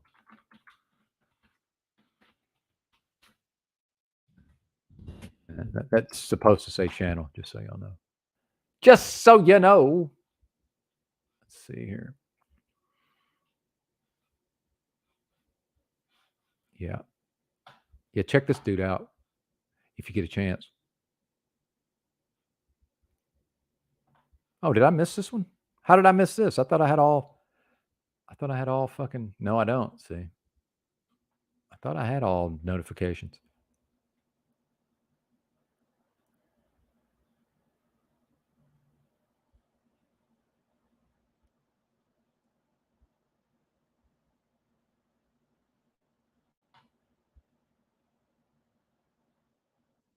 Zero help. Saw my videos, came to California. Look at his pain right here. Look at his x-rays. Reverse low back curve, arthritis. We adjusted him. Hoo-ha! I'm Jay. I'm 30. My wife and I own a furniture store. We've been doing that the last 10 plus years. It's a third generation family owned business. Got pain loaded. So I've been seeing chiropractors for the last 5 years, and 5 years. He's fucked up. You see this? Hadn't gotten any better. Especially in the last 6 months, I think. The last chiropractor you went to, what was the final straw with her? She said I needed injections, steroid injections. Yeah, and why was that the impetus? It just didn't sit right with me. I felt like, watching Dr. Thayer's videos, I knew something could be done, and I just didn't think injections was the way to go. I was on decompression, electric stim, all that stuff, massage, and none of it helped. Going how often? 3 times a week. Exactly, for months. For months. And so he's going to be here. You're going to see him get that right on camera. Yes. My toss turn, much more in the last couple months. Constipation's gotten worse the last couple months too. Is that as far as you can go, right? How much pain with that, sir? Scale 1 to 10. About an 8. About an 8. Go and stand up. So x-rays are definitely off. 30 years old. He has a lot of issues with the spine. Posture is going to be one of them. That's going to be a hard thing to change on you. The reverse lumbar curve is so bad. Jay has an occipital tilt that's pretty good. 3 millimeter inbounds, 12-degree scoliosis. Here we have 12-degree scoliosis in the low back and right short leg. Here we have 1/3 atlas wear, reverse neck curve, and arthritis. Here we have a terrible low back reversal with arthritis. You can really see the pain. Ooh-wee. There's one tight baby in there. You can feel it right there. See? Wow. Have you had it just like that before? Absolutely not. You guys are out there like, didn't you come in with a leg pain, hip pain? He trusts me enough for my videos to come all this way for me just to give him a neck adjustment. That's right. Yeah, let's do it. Right there. Oof. That's a good point. Good point, Roy. Not I. Wow. This dude's a bit of a kook, but I've watched enough of his videos, and because I had the blessing of going to a high level chiro for a time. I can just tell he knows his shit. You can just tell. And if you go watch some of these other chiropractors, I can tell that a lot of them don't know what the fuck they're doing, and they're the ones who want to do all this fucking ring dinger, make a bunch of pops, right? Which, and again, that gets the views too. But the ones who really know what they're doing ain't trying to just make a bunch of noise with some adjustments. Anyway, I got to get out of here, OTW. If you're still simulcasting, I do appreciate it, brother.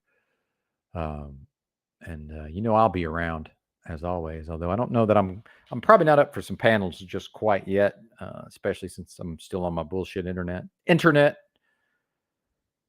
Anyway, appreciate everybody being here. Shout out to DeFreak, certainly. It was cool talking to him.